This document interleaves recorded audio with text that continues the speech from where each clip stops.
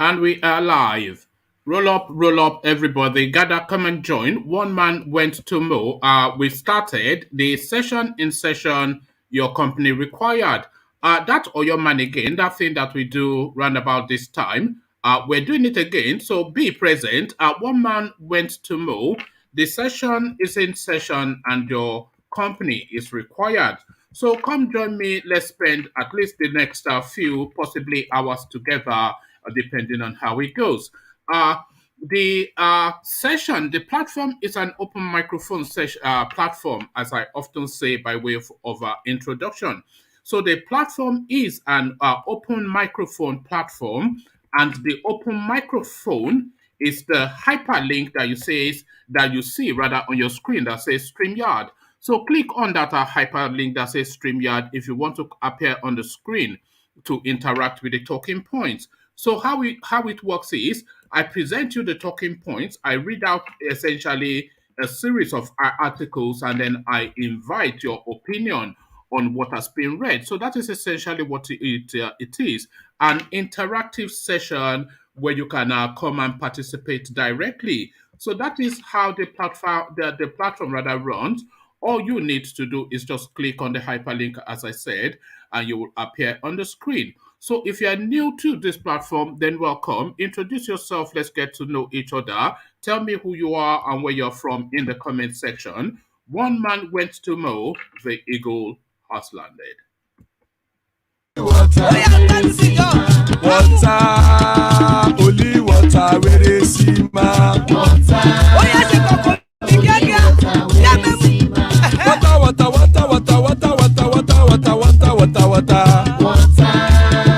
only water, where they see ma. Hapa o naido.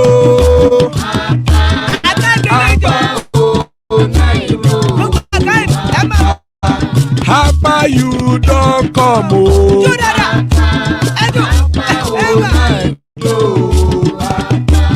Hapa o naido.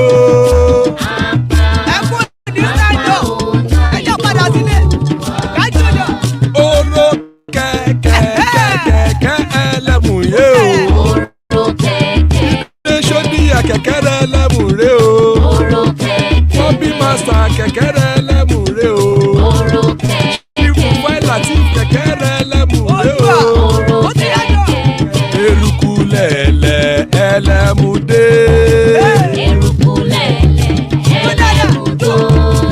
Eruku lẹ̀lẹ̀ ẹgbẹ́ ẹlẹ́mù dòde ojàre o. Eruku lẹ̀lẹ̀ Ghana ti dé ẹgbẹ́ bọ́dì o. Ọmọ ẹlẹ́yẹ ẹyẹ o ó dilé o. Odúyẹ̀lá ẹyẹ o ó dilé o. Petroleum ẹyẹ o ó dilé o. Petroleum ẹyẹ rẹ̀ ó dilé o. Ẹlẹ́kọ̀ ọ̀run mú ìní o.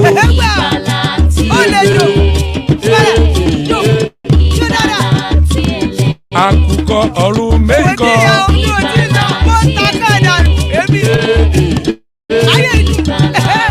Ikú kò ní ríwà gbéṣe o.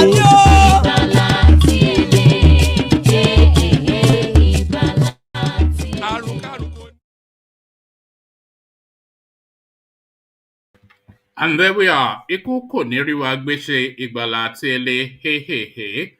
So, Iku kò ní rí wa gbéṣe. As guys, I bring you this. Bear with me. Northern states responsible for Lagos River's economic development. Masari speaking, the governor of Buhari's own home state. So quite why he's claiming Lagos and rivers for Fulani people. We'll find out soon enough. Buhari departs Abuja to attend 76th United Nations General Assembly. So Buhari now flies straight into the eye of the storm to confront the Nenas movement and Professor AKINTOYE. Frontally, Buhari departs Abuja to attend 76th United Nations Assembly. So they've been demonstrating for quite a few days now. So the guy now gets to speak to the rally to the United Nations. So what response then from Ninas? We await that space as Buhari flies in. They've killed the man who spoke truth to power on Boko Haram, Fulani headsmen. A lot of you may or may not have heard that Dr. Obadiah Malafia, one of the most fervent critics of the savagery that goes on under an administration under Malam Buhari, he passed away just about today or yesterday. So to that space people speak, they've killed the man who spoke truth to power on Boko Haram Fulani headsmen. Reactions trail death of ex-central bank boss Malafia. So we'll find out exactly what happened there, what the circumstances of death was, etc., etc. So Malafia dies, but Buhari now moves to completely take full ownership of NMPC for the Fulani people. He incorporates a company that nests NMPC within it and appoints a Fulani board.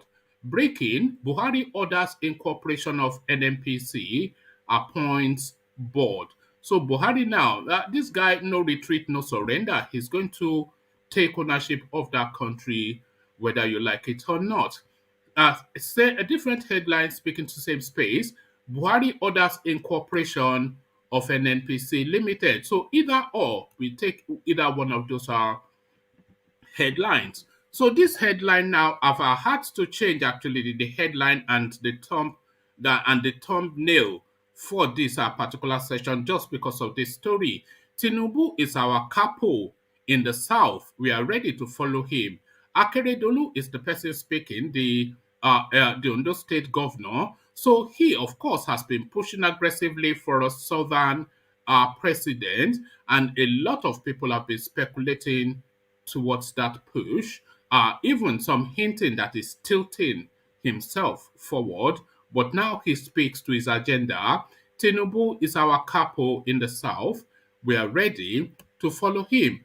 Governor Akeredolu speaks, so we find out exactly what he means by saying that. This headline now, this is just like a bonus one. I might or might not land on it.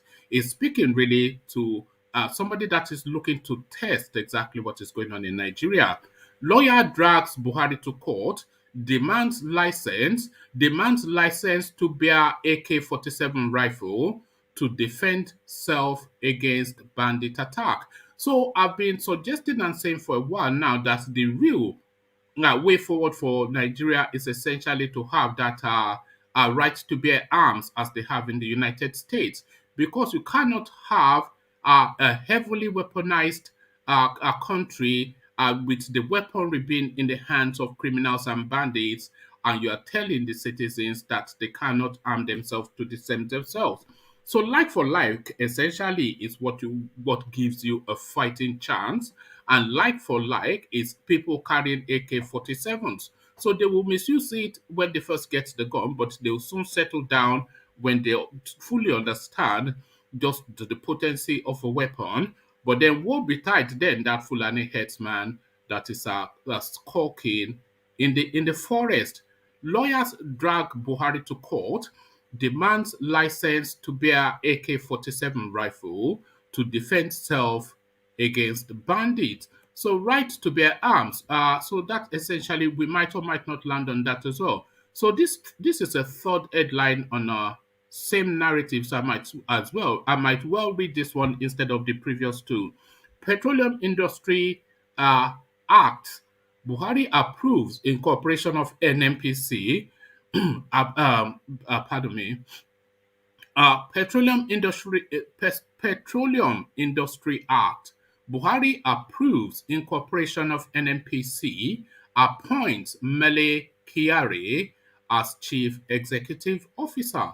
So there you are, fait accompli. The full ownership, they fully now taking possession of ownership of that country. So Fulani Republic of Nigeria now no order. So we go through that as well. So plenty to go through. I once described this chap as as an ethnic champion, almost a tongue-in-cheek. And a lot of people were saying that I was being a bit disparaging in that assertion. But he speaks, Tinubu is our capo in the south. We are ready to follow him. A headline attributed to Governor Akeredolu. The governor of Ondo State, Governor Rotimi Akeredolu, has said that the national leader of the All Progressive Congress APC is hale and hearty. So that seems to be a go-to phrase within Nigeria now, hale and hearty. So let me actually take that from the top again. The governor of Ondo State, Governor Rotimi Akeredolu, has said that the national leader of the All Progressive Congress APC is hale and hearty. Speaking in a recent interview on Arise TV, Akeredolu described Tinubu as the capo of the Southwest and South-South, adding that he was a leader everybody was ready to follow. Akeredolu said, I am not changing party. I move nowhere from APC. If I leave APC, I will be going back to my chambers. Whatever APC decides, I will follow. We went to visit our national leader. I was there because of a lot of rumors here and there. It was important we go and see for ourselves, and I was there. I saw him myself. There is nothing so alarming about his health that people are talking about. So we are praying he returns back on time because he is the capo for us in the southwest and the south-south. So this is Akeredolu speaking. So in several instances, we have read similar narratives, and a lot of people have scorned and poo-pooed and said, "Where's your source? When did he say it? How did he say it?" So here is he now saying it in his exact own words. Nowhere from APC. If I leave APC, I'm going back to my chambers. So I have a work to do. I'm a professional. Where we are more comfortable. I rather go to practice than stay too long. Yeah. So for me, whatever APC decides, I will follow. But we went, as you rightly said, I don't know if you call it pilgrimage, fair enough. But we went to visit our national leader. I was there, and because a lot of rumors there and there, it was important for us to go and see for ourselves. And I was there. I saw him. I've seen for myself. There's nothing so alarming or anything about his health that people are talking about. He's explained to us. He's had probably surgery, and everybody go through one surgery or the other. But he's recuperating very fast. And discussion with him, you will never even know that he ever had any surgery. So we're praying that he returns back on time, because if I use the word, I don't know whether it's permitted on the national television, it's the capo for us here in Southwest and South-South. So we're waiting for him to come so that by the time he comes, we take very important decisions, and I'm sure that he will support us. That is a capo, and we are ready to follow. I mean, for us to take decisions on matters together, and at the end of the day, whosoever the party picks, I'm sure all of us will rally that person. And there you are. You heard him in his own words. He is a capo, and we are ready to follow him. So they are from their capo. So, but who now is the capo of Nigeria? Well, Masari hints in that direction. Northern states responsible for Lagos River's economic development. A headline attributed to Buhari's own governor, the governor of Katsina State. Katsina State Governor Aminu Bello Masari has spoken against the collection of value-added tax by states, saying the North contributed to the economic development of Lagos and Rivers. Pardon me. Speaking exclusively with correspondents, Mr. Masari described the agitation over tax collection as a joke. What is Lagos without the rest of Nigeria? The market Lagos is boasting of is dependent on the larger part of the country. Benin Republic has a port, Togo has a port. Do they have the population to back up the port? Without us providing the demand part, what will Lagos be? Mr. Masari said. Mr. Masari told the media outlet that both Rivers and Lagos were reliant on population from other parts of the country to sustain their economy, adding that states benefit from each other in revenue equation. VAT serves them and us. We provide the bulk of the market because without the rest of the states, what is Lagos or Port Harcourt? Mr. Masari said. According to him, any state that thinks it can survive in isolation is joking. We provide the demand that makes Lagos what it is. Mr. Masari did not speak on how northern states benefit from alcohol taxes generated from southern states, while Sharia-backed state police in the north continue to confiscate and destroy alcoholic beverage that cross the state lines.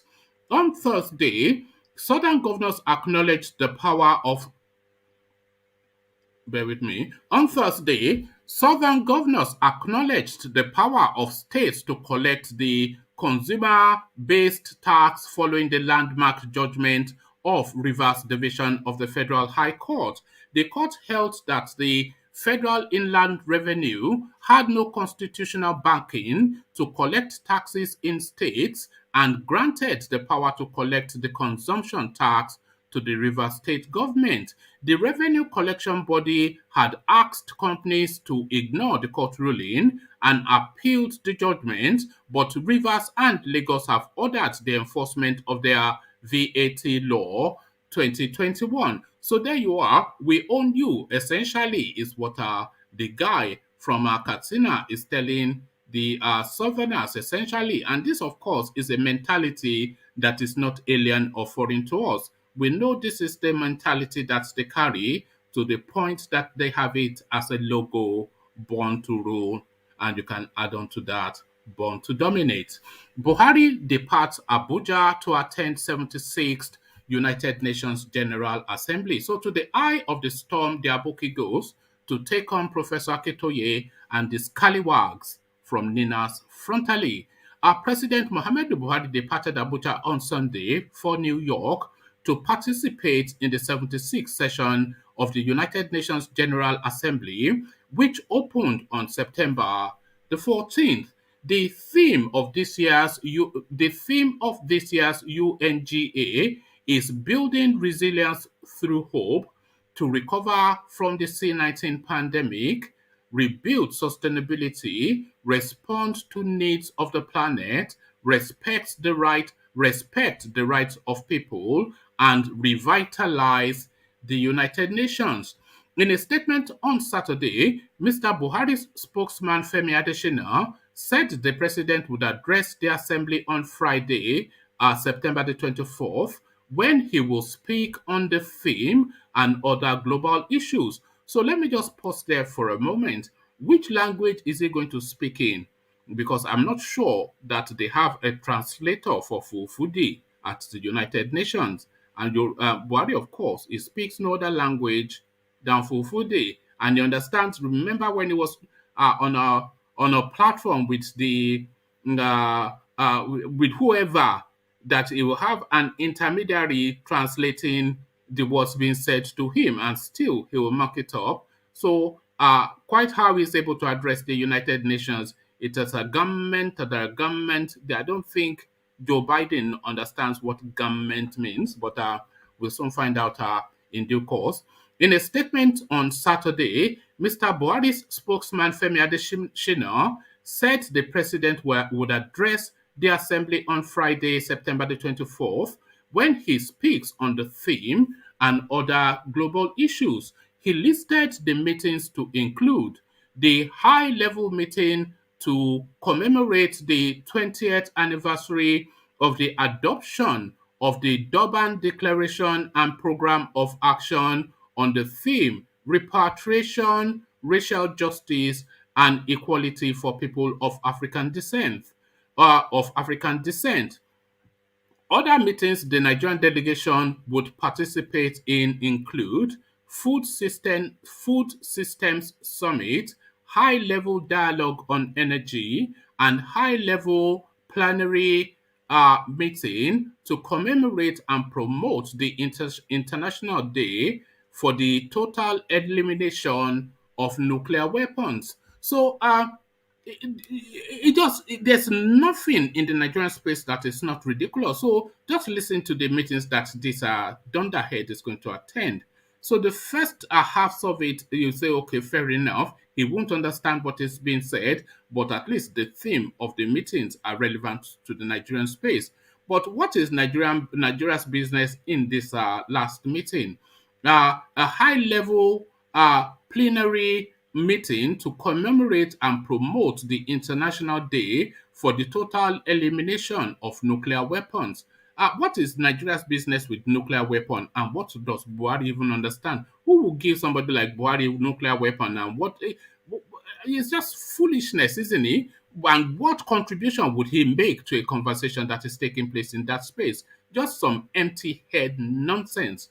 Mr. Additional said Mr. Buhari would hold bilateral meetings with several other leaders of delegations and heads of international development organizations, following which he would return to the country on Sunday, September the 26th. So September the 24th essentially is the day now that if you are ever a part of that movement that is NINAS, that protestation, the day now that it should be most vocal and most fervent, of course, is the day that the Aboki mounts the center stage. So go give him hell and what for? That is the day, the 24th of September.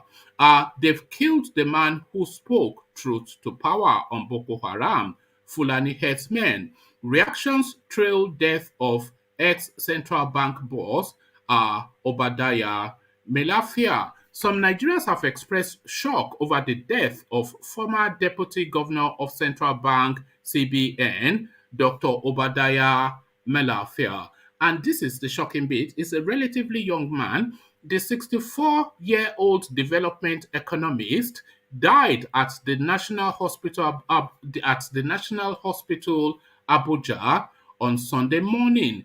Luka Beneyat, spokesman for Southern Kaduna People's Union, had said Malafia, who took refuge in Makurdi, Benue State, following alleged persistent harassment by the Department of State Services, fell ill on Saturday and was rushed to an Abuja hospital where he was pronounced dead on Sunday. The former deputy governor, who was the presidential candidate of the African Democratic Congress ADC in the 2019 election, was a known government critic and had advocated for public sector and exchange rate reforms. Malafia was born on December the 24th, 1956 in the Sanga local government area of Kaduna State. He later graduated top of his class at Ahmadu Bello University Zaria in 1978 with a BSc.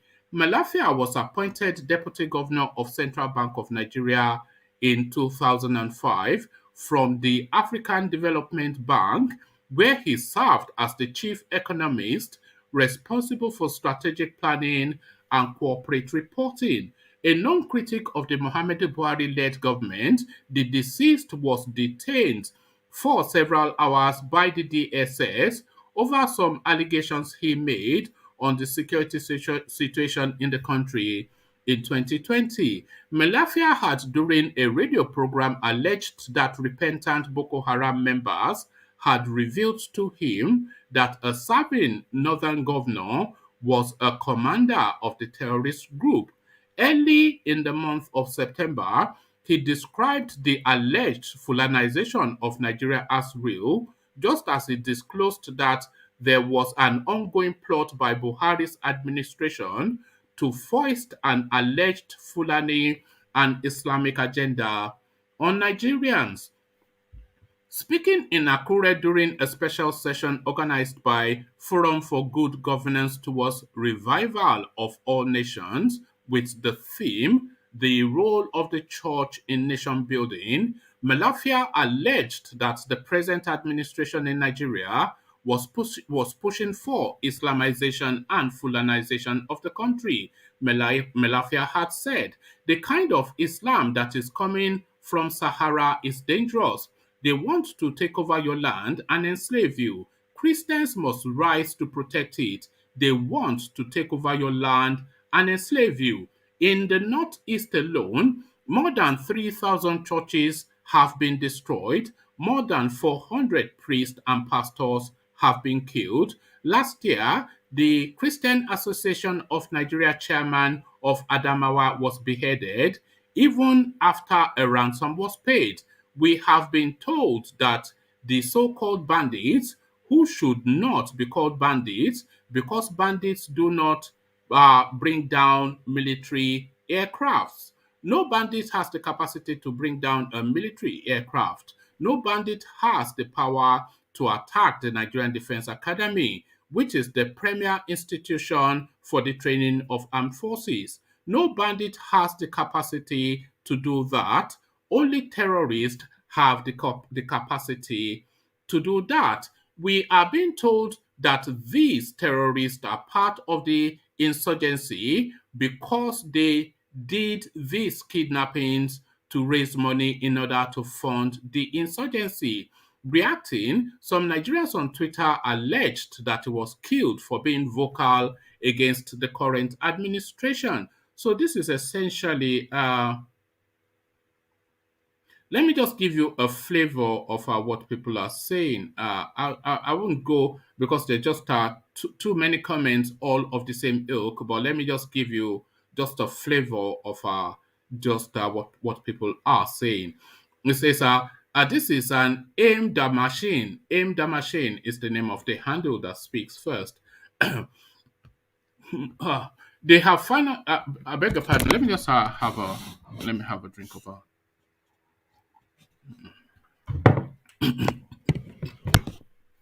They have finally murdered the man who spoke truth to power on Boko Haram bandits and Fulani headsmen.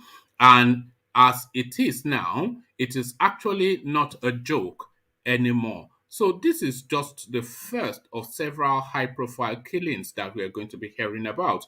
It doesn't end here, almost certainly.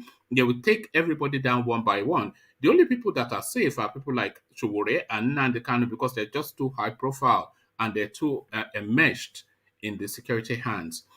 Here is another person, Mr. Ogo Tiza. This is his handle, and this is what he is saying. He says, he said this on, he said this, so he attaches a clip to his comment, but I'm not going to download the clip just for reasons of time. He said this in 2020. By 2021, bandits are already in the cities kidnapping emirs, attacking university staff quarters, university students, military officers, even the NDA was attacked, etc. It is difficult to rubbish late Dr. Obadiah's claims. So that is what he has to say. The claims almost certainly what I already just read out. Michael C. Oscar, the handle. OMG, what a great loss. The fight for freedom continues whilst you are in the other side of the world. Rest in peace, oh great one. I'll make this the final one, and the final comment goes to Sammy. Hashtag official NGI. He knew he could become a target, yes, yet he was willing to pay the price. My hero, RIP. So essentially, there's nobody absolutely categorically accepting or believing that this guy died of natural causes. He was Yamutut, which is, of course, the calling card of the Buhari administration. I wonder if anybody is doing the body count for the Buhari administration. If we have not surpassed the million mark by now, I'll be surprised at the amount of people that this guy has killed in just 6 years. Petroleum Industry Act. Buhari approves incorporation of NNPC, appoints Mela Kyari as a CEO. President Muhammadu Buhari has appointed Mela Kyari as Chief Executive Officer of the Nigerian National Petroleum Corporation (NNPC) as he approves the incorporation of the petroleum industry regulators. Making this disclosure in a statement on Sunday, the president's spokesman Femi Adesina said the appointment was in line with the Petroleum Industry Act of 2021. Mr. Buhari also appointed Senator Ifeanyi Ararume as chairman of the management board as he set up the board and management for the NNPC Limited. President Muhammadu Buhari, in his capacity as Minister of Petroleum Resources, has directed the incorporation of the Nigerian National Petroleum Corporation Limited. The statement by Mr. Adesina read, "This is in consonance with Section 53(1) of the Petroleum Industry Act 2021, which requires the Minister of Petroleum Resources to cause for the incorporation of NNPC Limited within 6 months of commencement of the Act in consultation with the Minister of Finance on the nominal shares of the company. Also, by the power vested in him under Section 59(2) of the Petroleum Industry Act 2021, President Buhari has approved the appointment of the board and management of the NNPC Limited with effect from the date of incorporation of the company." The statement read further.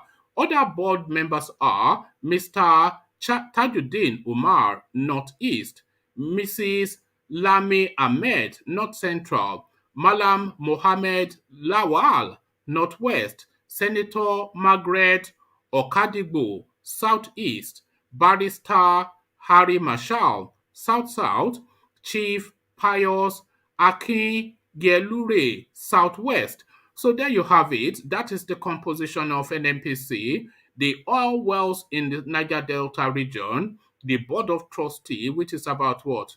That's 1, 2, 3, 4, 5, 6, about 6, 7 strong. Only one member from the South there. But of course, from the north, 1, 2, 3, and there you are. So 3 from the north and 1 from every other region.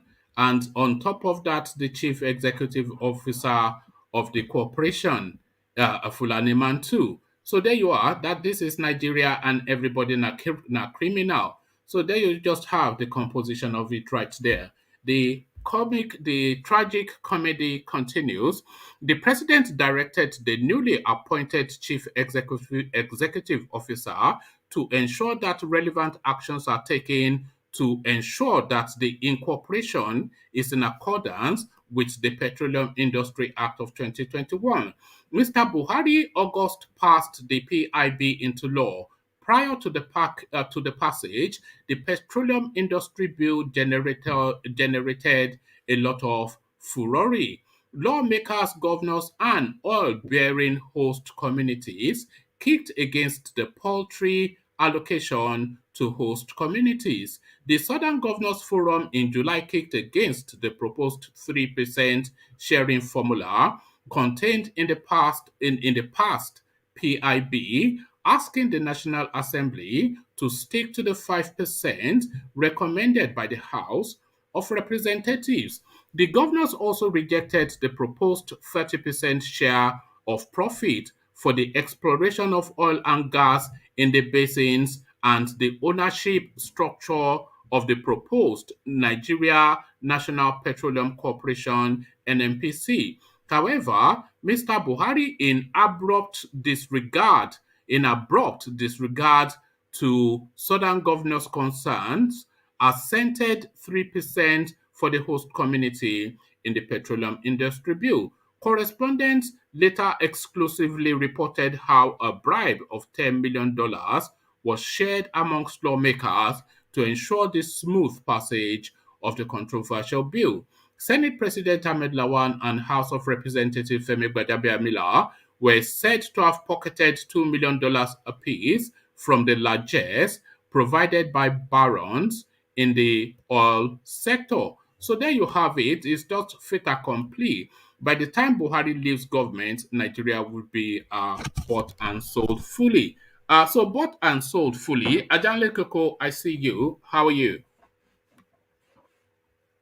All right. It looks as though our server I'm is. here. I'm All here. right. One moment. All right. Good to have you, Ajanle Koko. So let's start with your paddy man who we were discussing yesterday, Akeredolu. Tinubu is our capo in the south. We are ready to follow him. Akeredolu speaking. So what are you making of that pronouncement? I read it out and you heard it in his own words. So what is now your take on it? It's truly the capo, and Right. Akeredolu, as we know him, says truth to power all the time. He said it the way it is, that our capo is away. We are waiting for him to come. When he comes, we put it together and we forge ahead on 2023 for presidency. So he said it right. He's the national leader of their party. He's the strength of their party in Southwell, in the whole southern space. So, yes. But you don't approve of Tinubu, though. I mean, in fact, your blood boils anytime you hear that name. I've noticed. So, what are you now making of somebody that you respect, like Akeredolu, saying that somebody that you loathe, like Tinubu, is his capo? Eh? Well, there are two different personalities. Akeredolu is doing his job in the best way that I approve some of the things that he's doing, and I've seen him to be very courageous governor among all our governors in the West and in the entire South. So Tinubu is a different personality whose his ambition has becloud his sense of reasoning in such a way that he failed to speak when his people are being killed because of his ambition for presidency. I don't like that. A leader must speak when his people are being affected by one thing or the other. Without Yoruba, without the Southwest, he has no political base. Home is home. So the West have been there for him. They have stand by him all the time, politically, to position him as a political force to reckon with in the nation. If not for the people of Southwest, Tinubu will not be where he is today. But for him not to speak when Yoruba people are being killed in Igangan and in other places, all the insecurity and people were killed. We are talking about life here. There's a way you can choose your word when you speak. You don't need to be violent or speak usual statement that can be divisive. There's a way you can choose his word and speak to the situation. But he failed. He failed the people that were always with him on the political front. So that's my yes. There's a lot to unpack from this interview now that's been granted by Akeredolu Ajanle-Koko. So, firstly, the first place to go to is to start from the beginning. Akeredolu, of course, for months now has been championing that insistence that power should transit to the south, which a lot of people rally behind. But then, of course, that's an ambiguous statement because the south, of course, it traverses the entirety from Lagos to Cross River everywhere else. So power transiting to the south, it could be anybody from any southern region. It doesn't matter, but that's power transiting to the south. So that's the language that he has been speaking for a very long time. But now he has now narrowed that language down by saying that Tinubu is his capo. That where he goes, where Tinubu goes, he Akeredolu will follow. Does that not then give definition to Akeredolu's continuous push that power should transit to the south? Is this not him then saying that Tinubu must be the next president? Is that not what we should read then to his power transiting to the south thing that he has been championing? I wouldn't interpret it like that. That because he said he's their capo means that he will support him or follow him to wherever he's going. Akeredolu was just trying to acknowledge the fact that Tinubu is their leader. So, but when it comes to the presidency, he went to London to do Rankadede, Akeredolu. Oh yeah, he went to check him off to see what's going on with him. You remember that during the interview, he said whatever the party. Yeah, but that's an afterthought, though, isn't it? The thing that you're intending to say is often what you say first, and then you try and cap it off to tone it down at the end. That's just that's just politics, isn't it? Yes. He has to speak it in such a way so that it won't show to everybody that he is compared to only Tinubu and no other person. So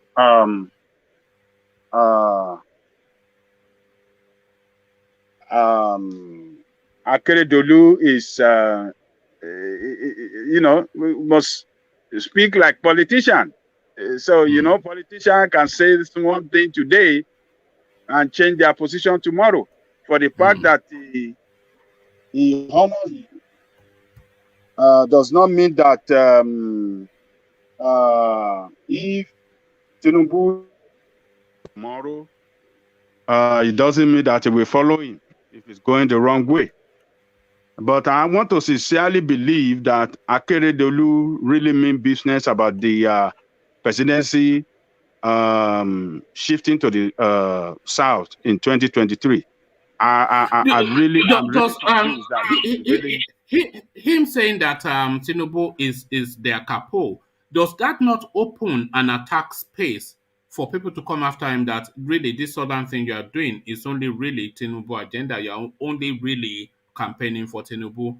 So him claiming that, because before we were just talking north-south, but now that he has nailed his colors to the mast of Tinubu, that just then, it gives some coloration to his agitation that is vested towards a particular interest. So he has introduced an interest now into that South push. Do you not think?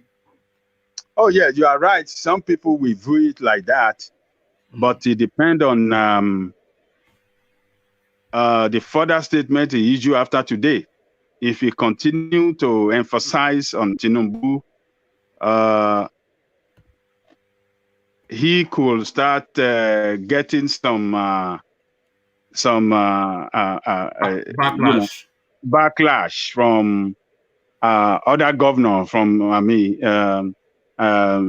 other part of the southern space. So, but I will hope that the way he said it today, he should just leave it like that. He should not say anything further on it. He should not, speak like he's championing Tinubu for president. He should just leave it like that, because and what are you? Sorry, carry on. because the health of Tinubu in the first place is not good for him at the moment for his aspiration for the position of president. People already have that notion that Tinubu is unhealthy right now. But when Tinubu comes back, if he sounds healthy, if he walk healthy, if he engage in a healthy manner, that can change the perspective again. So, but for now, Akeredolu should just leave it the way he sees. He honored him. He honored Tinubu by saying he's our capo. I see that statement as a statement of honor to Tinubu that yes, he's our leader, and they be with him. So, but he should not say anything further than that. He should just leave it the way it is, and let's see when Tinubu comes back and see how he will perform physically. So that will determine if people will still be on his side for the presidency or not. All right.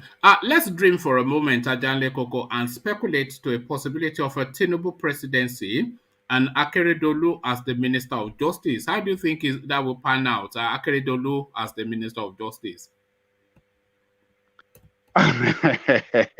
It will give them the beating of their lives. All these Fulanis. It will.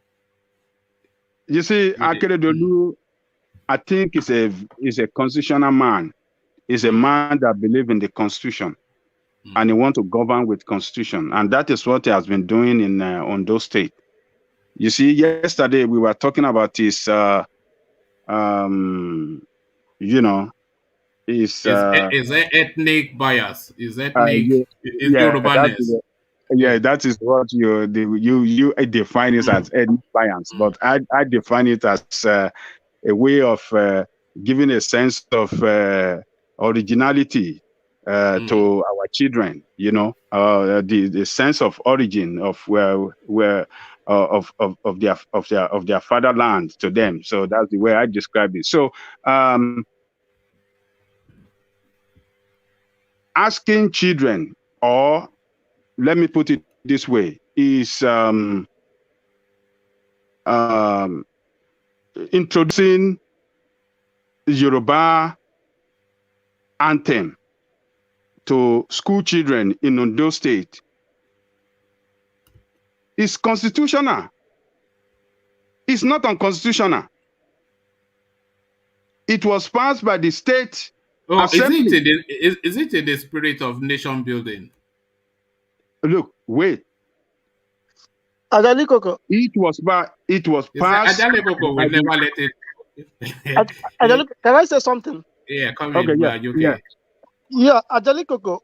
I mean, for him introducing that national anthem in Europe, on those states, I support him, because I remember when I was in high school in Port Harcourt, we used to have our own national anthem. You know, we still sing Nigerian anthem, but we still sing our own school anthem, composed by one of the students, which every student have to know how to sing. You know, sing the national anthem. So that's what I want to say. I don't see anything bad in them singing, you know, Yoruba national anthem on those states or in any part of Yoruba. Okay, thank you for that information. So let me tell you, one man is not unconstitutional. Is it in the spirit of nation building? Is it in the spirit of nation building? Anything is it in the spirit of togetherness? If anything that is constitutional is in the spirit of nation building, singing a sectarian anthem. A sectarian anthem. It's not sectarian. You look at it like that.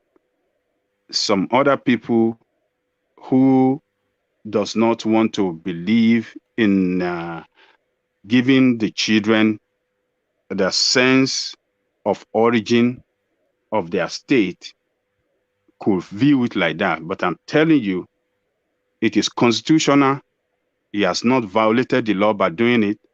And once what you are doing anything or you govern or whatever system or whatever thing that you put into play to govern your state does not run against the constitution of the country, you are in order. So the state assembly passed a law to that effect, and he, as a governor, a constitutional governor, must abide by what the state assembly represent the people. That is what the people of the state.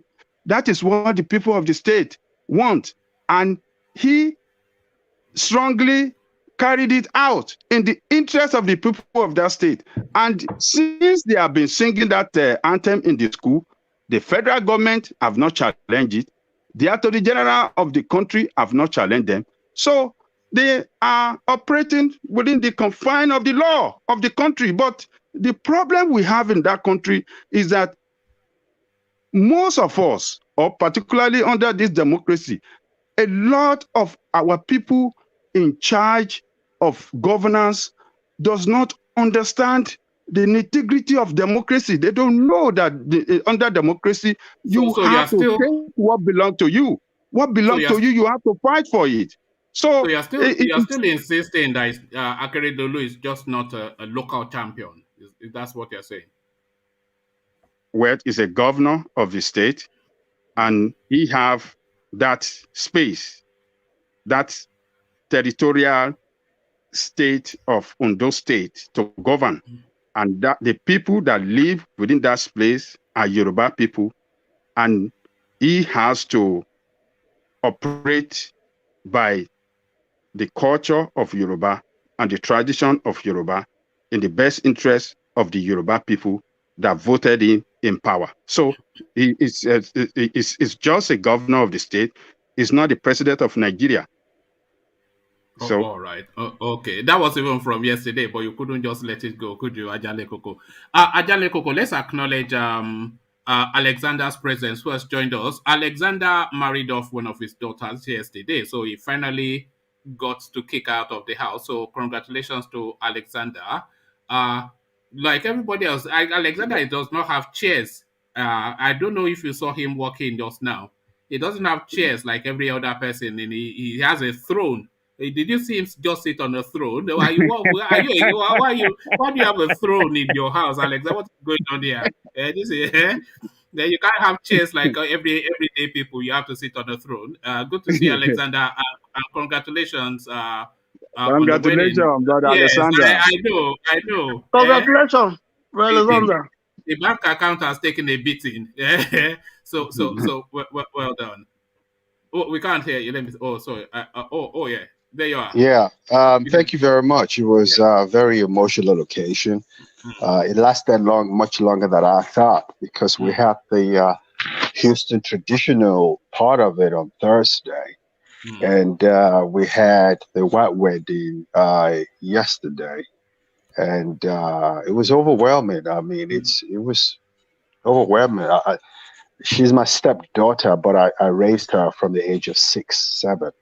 So she's your daughter then, isn't yeah, she, she's really? my daughter. Yeah. So but it was nice. I think my son-in-law must be from the same place as UK.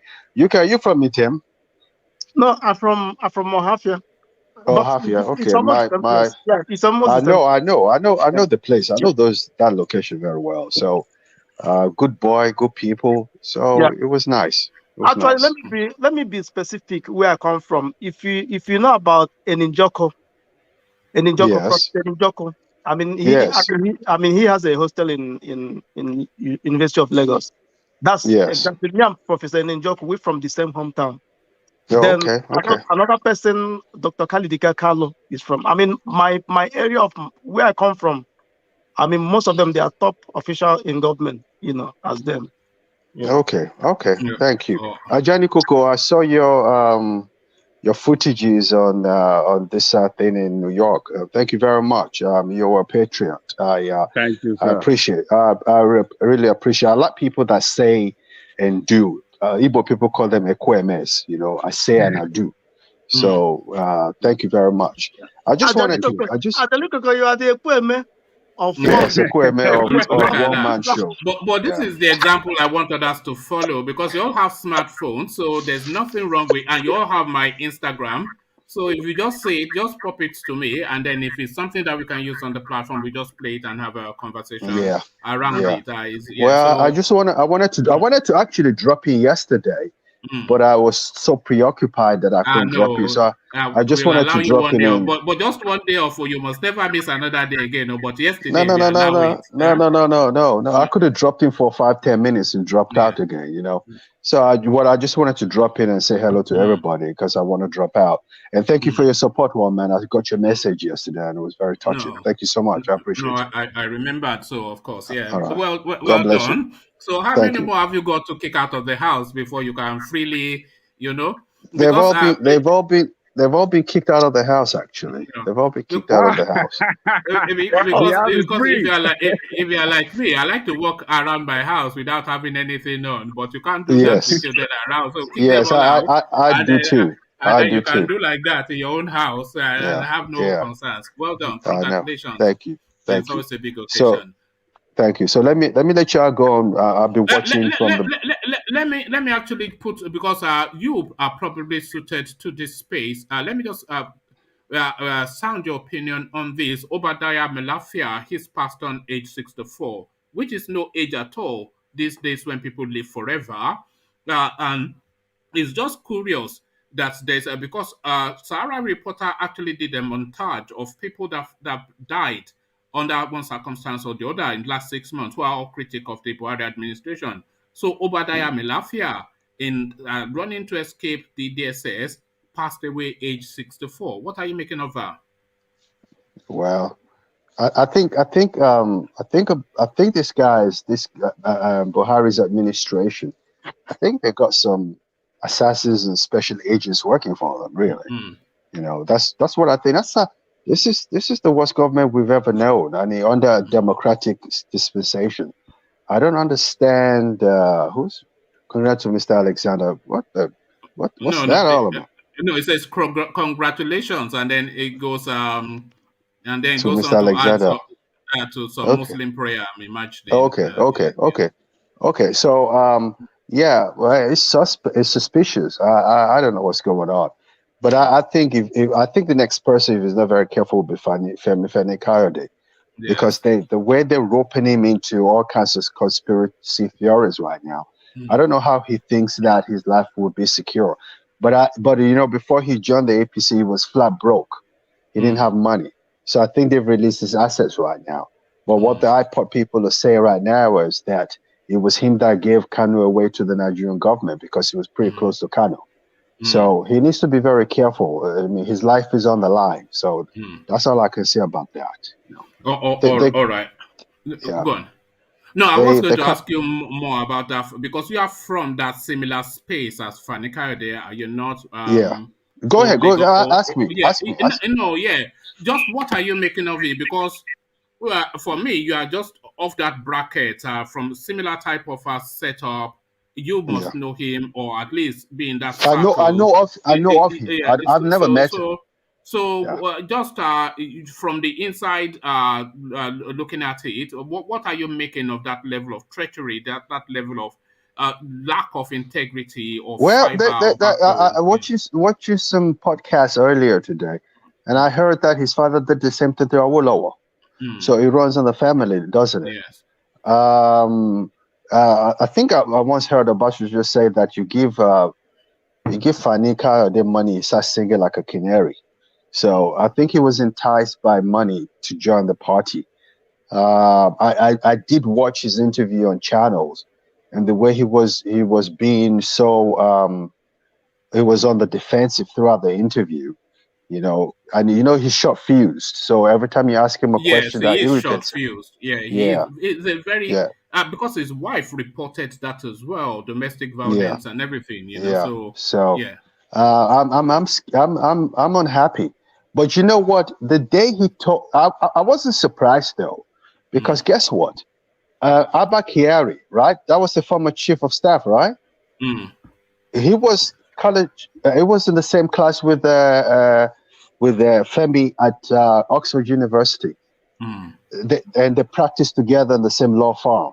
And he used to when he was the secretary of state. When he was what's it called? Secretary whatever. to the government or something. Yeah. No. When he was I can't remember aviation's minister. No, I'm talking about Kyari. When he was what's that his position? No, when he was chief of staff. When he was chief of staff, he spoke to he spoke to Femi on a regular basis. So I knew Femi was selling people lies just to court favors from the government. So I wasn't surprised when he switched over. I really was not. But he what he did was treacherous. It's unforgivable, and I'm sure Daddy Koko would agree with me. You were just saying about their days in Oxford. Yes. Bianca Ojoko, who was then Bianca Honor, she was there part of that set as well. Yeah, that was his girlfriend. That was his girlfriend. Yeah, no, that's where I was going. When Ojoko wanted to marry that girl, this is one of, because I've detested that Fanika for a long time. I won't say detested him, maybe that's too strong, but I've just found him in poor taste. So when Ojoko wanted to marry that girl, Fanika was all over the paper saying how he breezed through her when they were students. And, I read it too. I read it too. Just vulgar. He's just a very, I think because of his background, he's just a very cocky. He has no sense of, he has no humility about him. That's the problem. He's very cocky, and he's very condescending too. So, but it's understandable. He's an elite from Yoruba land, so you can, he's snobbish, So when you push his button a little bit, he'll let you know, look, my father was this. Is it a negotiation? Very, very quickly, it goes to my father was. We cannot do my father was. But his father was a big boy in the 60s. I can run my own father's CV too. But was he a Lagosian? No. A Lagosian? Where is he from? No, I think his mother he's from Ife. Ife, but right, okay. But I think his mother was from Ikorodu. Right. So that's the Lagos connection. It's usually Lagosians, isn't it, that are usually that arrogant? Because Yorubas are arrogant. Yes, if you have that kind of background. But then, especially, they have a unique arrogance to them. Yeah, but then he has an impeccable background. No, I understand. But he's just cocky. He's just a cocky human being. That's all it is. But I fear for his life. I don't think he's going to last too long because people. Didn't he have a drug habit once upon a time? Yeah, he did. He did. That's why he went to Ghana. He went to solve his problem in Ghana. He became a Christian in Ghana and all that. So he did. But that's part of the reason why he showed short fuse because of his former dependency on drugs. So that's pretty apparent. I picked that up a long time ago. But iPod and the traditional group of the Igbo clan, they really are very upset with it because they think he gave away Nnamdi Kanu. All right. They're very upset with it. We'll be tied. Right. You don't want to upset an Igbo man. Good to see you, Alexander. And again, well done for yesterday. Thank you. God bless you. He's cleared the house now, so he gets the house back to himself. So thank you. Ajale Koko, back to you. So to that space, Obadiah, that I was discussing with Alexander just now, let me take you there and sound your thoughts on it. 64, which is no great age these days. A man, I'm imagining, of relatively good health because he's a wealthy man. So suddenly he falls ill and very quickly he dies. So what are you making of that? Obadiah, age 64. It's unfortunate that a courageous man has to be killed. Either was killed or maybe something happened to him. We don't know yet. But maybe the family will release statement and let us know what really happened to him. But that man is a very courageous man with all the intimidation He did not give up. He fought all the time, fighting for the truth, fighting for indigenous people in Nigeria. A very courageous man. Most of his interview, he will mention specifically that these Fulani people are coming to kill us, kill you in your land, take your land. He did not hide his word. He was just saying it the way it was, or the way it is. If I want to, put it in the right perspective. So this man is. We need people like that to lead us, to be our leaders in all fray of our life in that country. He's a courageous man. We need more of him. And people should not be scared of anything now. We should just, what is going to happen is going to happen. He's been living in, what is it that he has not achieved in life?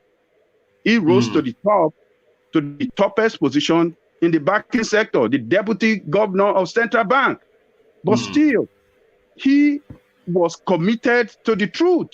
That this nation, the way this nation is governed, or the way some people are fronting their fulanization agenda, we should stop it. And that is what he fought for. May God, give the family the fortitude to bear the loss. And that's a loss to all of us that believe in a good country. A good man has gone, and God will, keep his family and guide them and protect them. That's my take. All right, thank you. I'm going to take you to Katsina State next, but before I take you to Katsina State, let me sound a note to UK to start preparing himself. You know, when Ajale Koko was defending Akeredolu being an ethnic champion, and you were trying to back him up, claiming that you were singing anthems in your school. Well, be careful what you say on this platform, because Tosin Ola is now going to force you to sing that anthem from your school. So go and drink water and start to lubricate your throat, because when I come to you, you will sing, because this is what they're demanding in the comment section. So prepare to sing as I take Ajale Koko to Katsina State. So Ajale Koko, northern states responsible for Lagos River's economic development. Masari speaking, Buhari's home governor, Masari, he is claiming that essentially how Lagos is able to, and River State is able to generate VAT is essentially largely to the north. So claiming Lagos State and River State as Fulani land, essentially, what are you making of this comment from the Aboki? He's just talking nonsense. He knows that he's talking nonsense. They develop Lagos State and Rivers, but they refuse to develop their own place. Does that make sense? Does that make sense?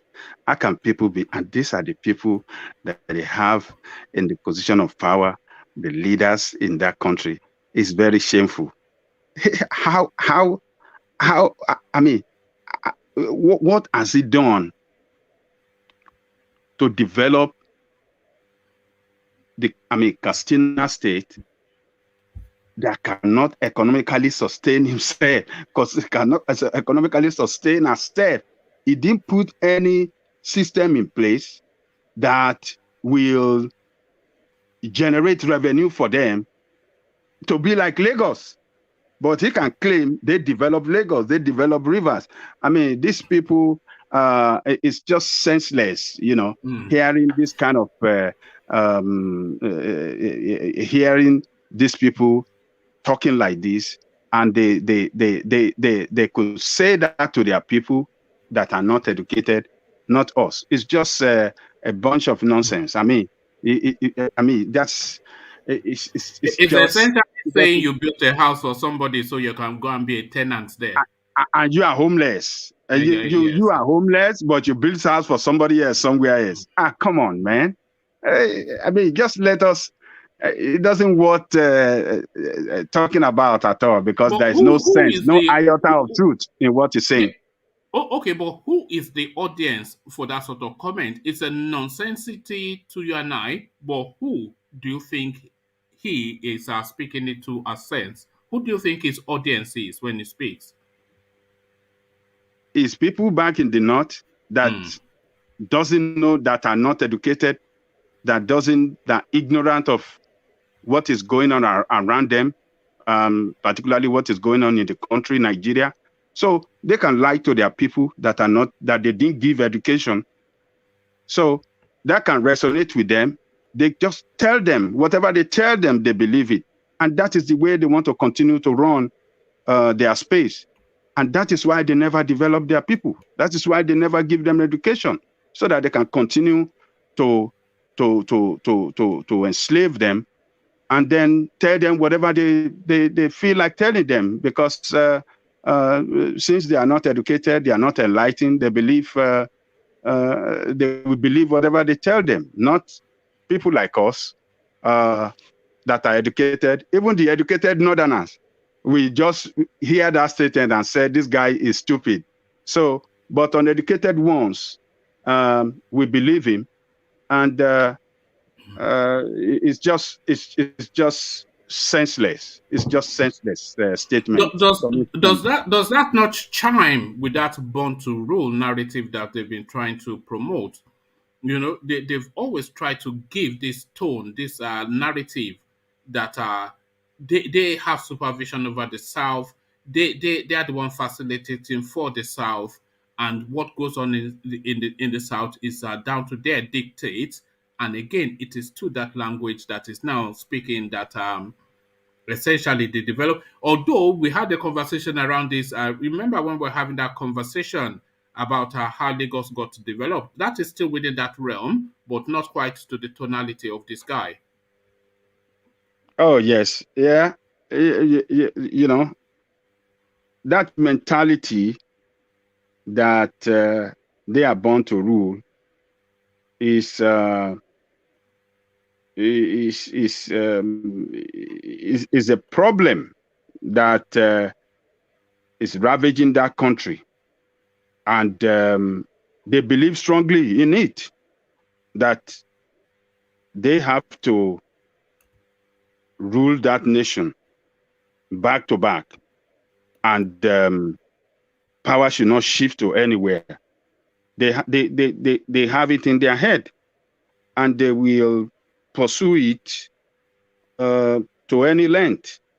And if we look at the history of that nation, the history of leadership of that nation, those that became head of state and president in that country from the South happened to get to that position by situation of circumstances. When Uzegu became head of state in 1966, after the coup of, when Unrosi became the head of state after the fake coup of Unzeku, yeah, because Unzegu failed, so Unrosi became president. So when Obasanjo became head of state in 1976, after the aborted coup that killed Yaradua, yeah, it was because they killed Muritala that was brought Obasanjo to be head of state. So then when Obasanjo became, what do you call it? The civilian president in 1999, it was because after the annulment of June 12th that gave the victory to Abiola, but we, Babangida annulled. The nation was in turmoil. The nation was in turmoil politically and was on the brink of collapse. So they resolved that we have to appease the South, and so therefore let us cede the presidency to the southwest. And that is what brought in Obasanjo. So after Obasanjo, Yaradua came in. Jonathan came in after the death of Yaradua.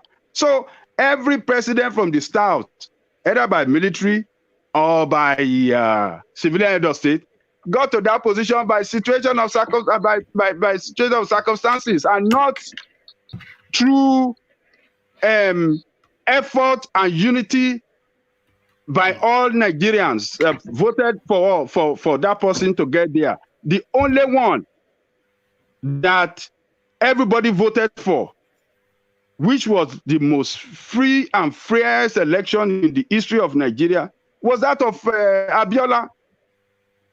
They are not the result. They didn't let him in. So that was their mentality. That is their mentality, that they are born to rule. Only them alone must rule. So the mentality is still there.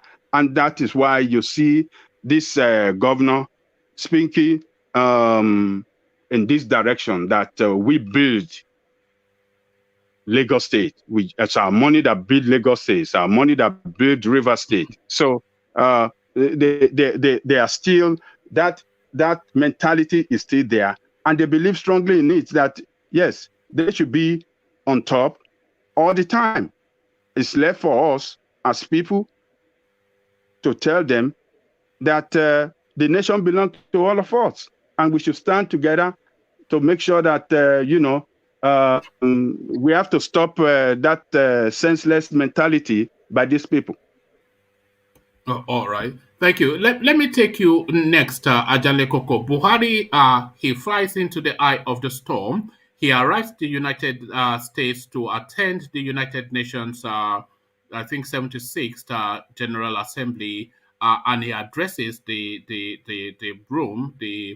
assembly. He addresses the assembly on the 24th of September, which is Friday. So Ninas, of course, are already making their presence felt. So how then do you think it's going to play out for Buhari on Friday?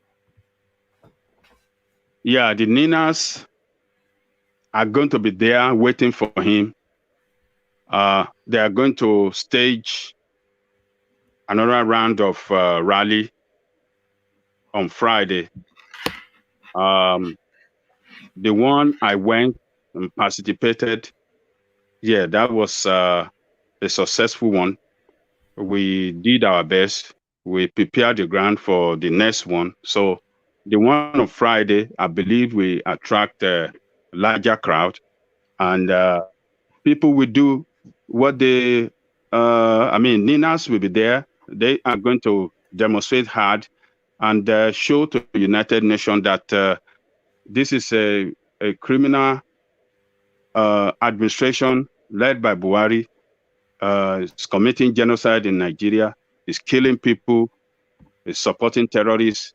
So they are going to be there. They're going to storm that place. They're going to be there in front of United States. They're going to make a loud noise. They're going to carry plenty of placard and plenty of images to show to the world. So I've spoken to some of my people that are going, and they are getting ready. They're going to be there. They're going to meet him with show to the whole world that yes, the petition that was written to file with International Court, Criminal Court of Justice and United Nations is they will back it up with that rally and demonstration, to send the message home to international world. So they'll be there waiting for him. They are not scared. They're not scared of him. The heat is on that criminal administration in Nigeria, and that is why they're sending messages or circular to all the newspaper not to carry the image of the rally, not to carry any report about the rally going on in New York, the one we did last time. But one newspaper stood up against them. The Punch newspaper carried the image in the front page. So I hope that other newspaper will carry that image in the next coming rally to show to the whole world, because that is going to be one of the That's I mean, when Nigerian newspaper carry those demonstrations, that would be one of those things, weapon to use against them at International Criminal Court of Justice. You know that people are strongly standing up against that criminal administration, same as the press and everything that matter in that country. Ajanle Koko, if people are undecided to go or which day to go, and if they are making that decision to go, would you encourage them to then try and time the day that they will go to that Friday? Because that Friday, especially whenever Buhari is making his speech, and that will be an event in itself, because we are not even sure which language he's going to use. We've seen him attempt English language, and that ended badly. But irrespective, whenever Buhari is making his speech, they should all be as mass a group as they can, making as loud a noise as they can, just cause as much commotion as they can, to attract as much attention as they can, so that they can explain to that attention what is going on in Nigeria. So would you encourage then that people who are intending to go to time it for when Buhari will be on the rostrum, fumbling his way through the English language? Well, people that are going should get to that rally venue, to the United Nations building early in the morning, because they are not targeting only Buhari. We want to create a very, a strong message to, if there's going to be any other leaders and the officials of United Nations that are going to be around there, we want to send that message to everybody. So getting there in the morning, get ready that you are going to spend all day there, because we don't know the time that it's going to speak, specifically on Friday. We don't know the time yet. Maybe the time has been released. I'm not aware of it yet. So, but getting there in the morning with other people that's going to be in the venue and start the rally and the demonstration as early as possible, and all day is the real job to do. So prepare for all day.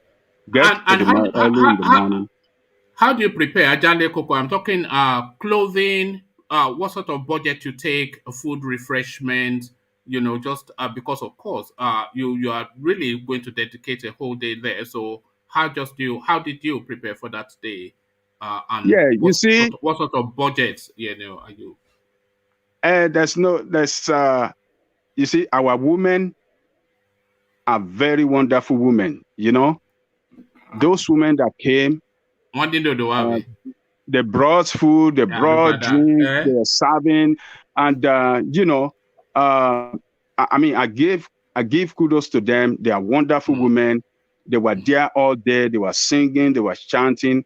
I mean, I was impressed. I was impressed, and I know that they're gonna put so much resource. Even the clothes, some of the T-shirts were given free. The first day I got there, I got a free shirt. They were giving everybody free shirt, free T-shirt. So, and we have some other people that are selling as well there. So it doesn't cost so much. I mean, they're going to serve you food, and you have some restaurant around that sell at the corner of the United Nations. There's a restaurant that they sell food and some other things there. So the most important thing is just to get there and get ready. There's going to be placard. They are coming with placard there.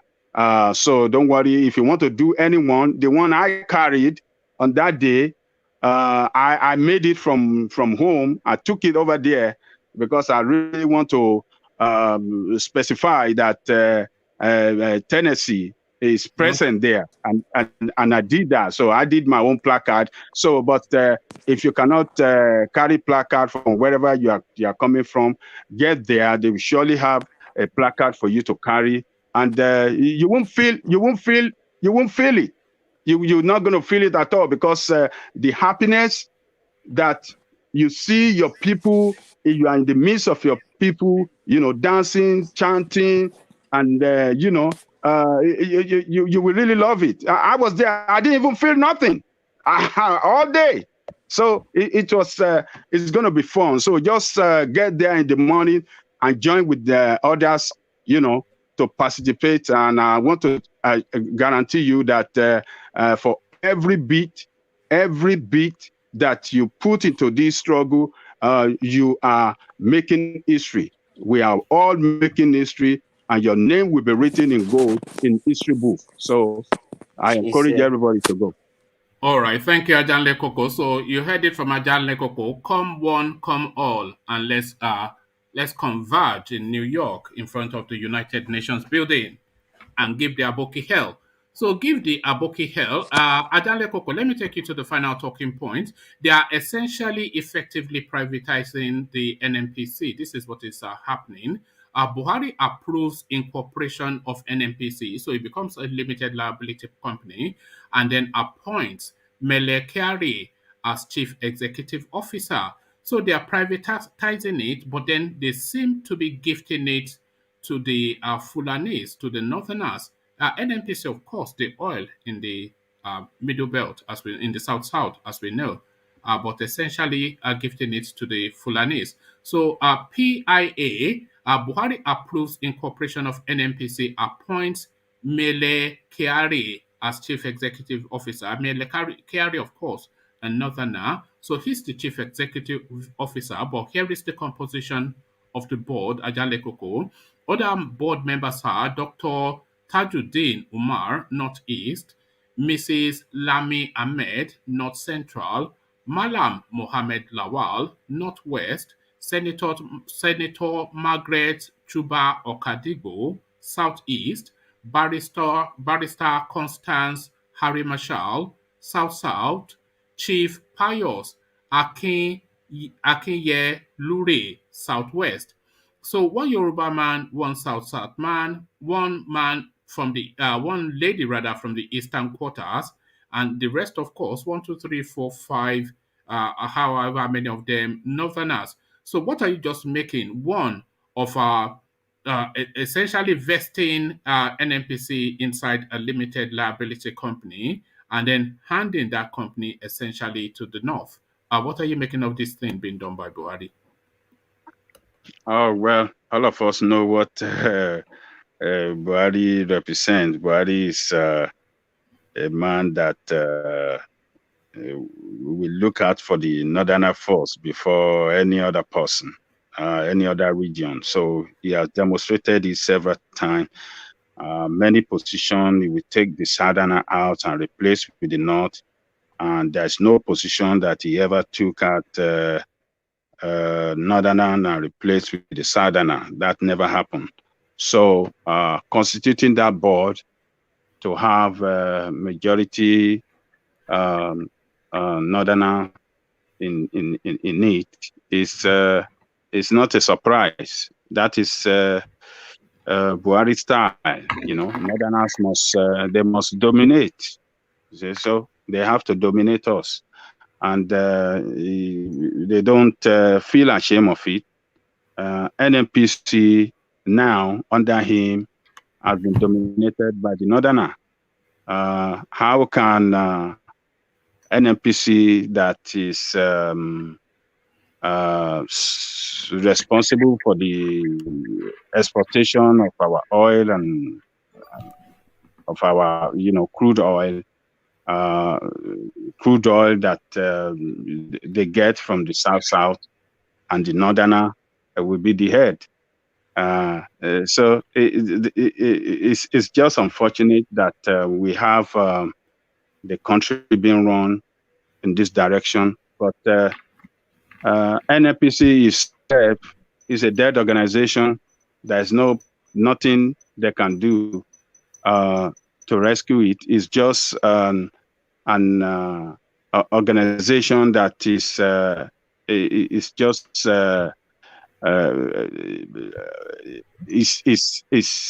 is an organization that has been running at loss for several years now. So it's not. It's an organization that will die a natural death. Otherwise, they will keep pumping money in there to stabilize it, and it can't get stabilized because you don't have the right people in the right position directing the affairs of that organization. So we just in a situation where we have mediocres in strategic position in our country, running the country down, and NNPC is just it's an organization that is just sucking money. It cannot survive it. They will eventually die a natural death. Once the what's that guy refinery comes on board, Dangote.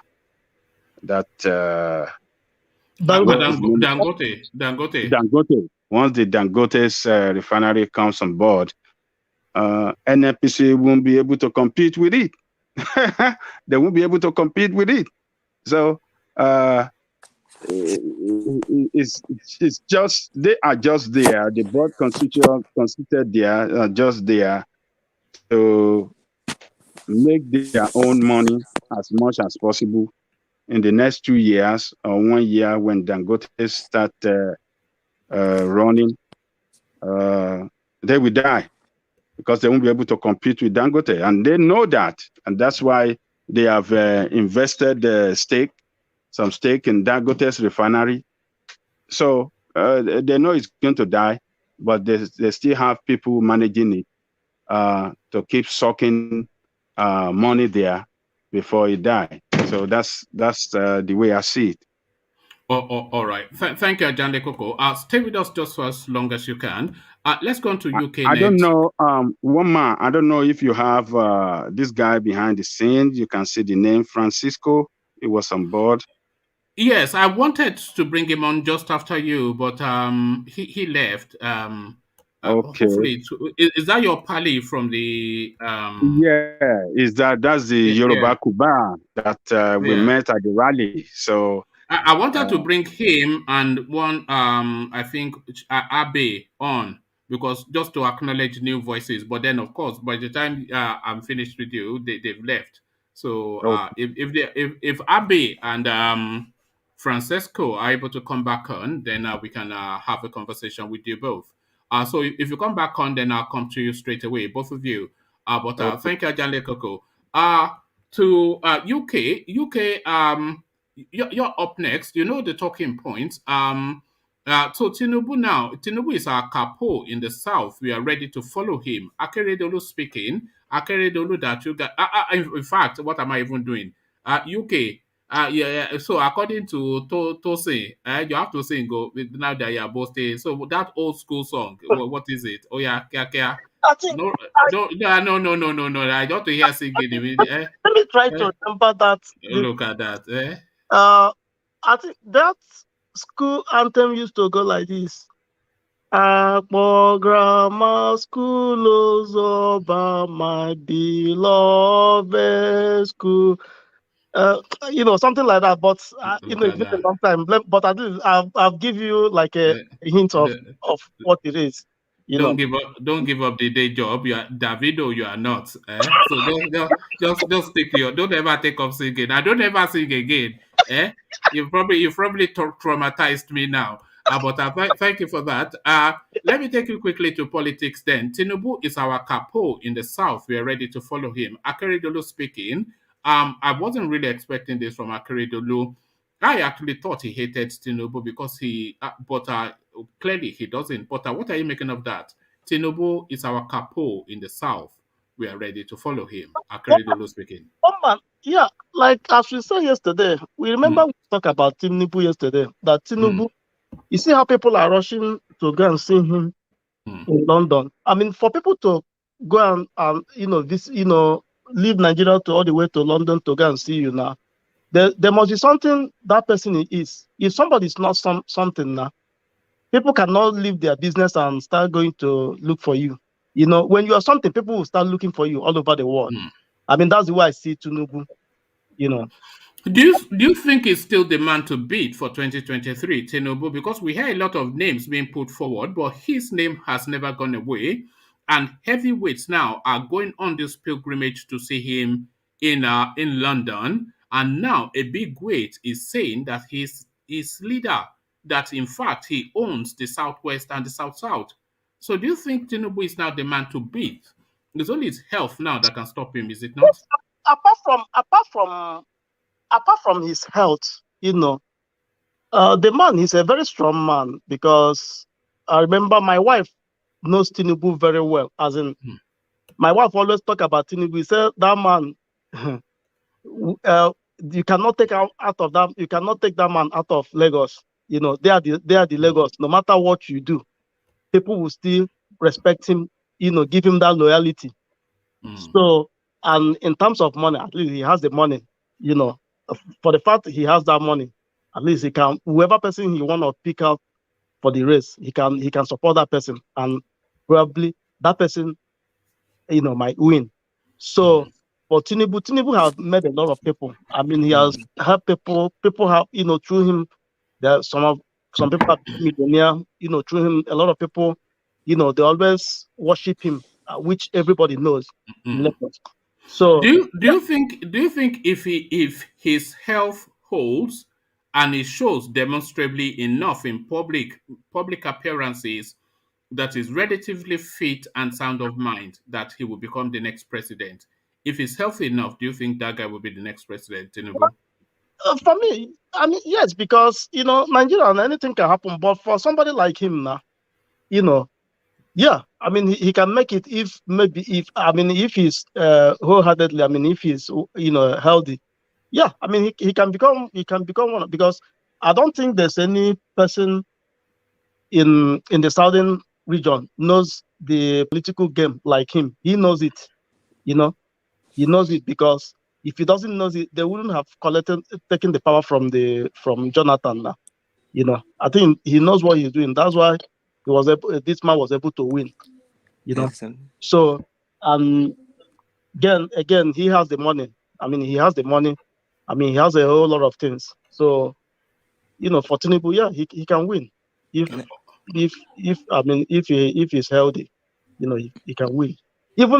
Even if he's not healthy, if you bring out somebody, that person can win. You know, I mean, that's my own speculation. You know. All right. I think Charles wanted to. Did you want to say something? Yeah. But you said Tinubu is me, but that's not your guy. Why can't you give Igbo president? See, you guys are forgetting that. Well, who name one Igbo man that can be president, Charles? Because you see, that's the issue. You guys won't even say Nigeria, give them president, but I'm saying Nigeria. Yeah, no, I'm asking you now to name one Igbo person that can be president. Maybe Peter Obi. Look at that. You've been listening to Ajale Kokwavi. Look at I'm this. just saying, if you guys say Tinubu, that's me. You're putting president again, no Igbo. What's the point? See, you guys want Nigeria to be together. Okay, who is Charles? Who is Peter Obi? What has he done? Peter Obi he has the business. He's a nice guy. I don't know. He's a nice guy. I'm just want to be president, because you have to tell me Tinubu. You're not your guy. No, but you said to make Peter Obi president. So on what grounds are you recommending him? What has he done? No, I'm just saying, you guys keep saying Tinubu. You say Yoruba guy. Why can you give Igbo president? You see? Yeah, so I'm asking you to come up with an Igbo name. I don't know any Igbo. I'm just giving. Well, there you are. I'm just saying, let Igbo try to be president. But see, you got to talk about Tinubu, but he's a Yoruba guy. That's the issue in Nigeria. You want Igbo to stay, then give the president for them to stay in Nigeria. See, you guys are forgetting that in the conversation. No, nobody's forgetting that. We often mention Peter Obi. I personally have a preference for Kingsley Moghalu. Rochas Okorocha is in play. So there's a lot of Igbo names in play, but it was just a Tinubu conversation. That was why you heard. Yeah, because if Tinubu wins the next election, then Biafra have to happen. You make that happen. Tinubu win the next election. No, Tinubu will never allow that. You Because can he's forget sick. He needs help. it will never allow that. You can forget that. You don't even anyway. Let me. I'll come to you in a moment, and then I'll drill you hard on that. Let me go back to UK. UK, northern state responsible for Rivers, Lagos economic development. Masari speaking. He's speaking to that VAT space, of course. You know the agitation for VAT to be retained within the states. But his argument, Masari, is that the market in Nigeria is essentially a northern market because that is where the mass of people are in Nigeria, and that is where the consumers are. So the consumers of whatever it is that Lagos has to offer and Rivers has to offer to make them a big economy, the consumers of whatever that is are essentially northerners. So he essentially, by osmosis, is claiming that the northerners actually made Lagos State and River State what it is. Essentially, Fulani owns Lagos and Rivers. What are you making of that? In what way is he talking about? Is it like the food produce or what? No, let's say for instance, they produce something.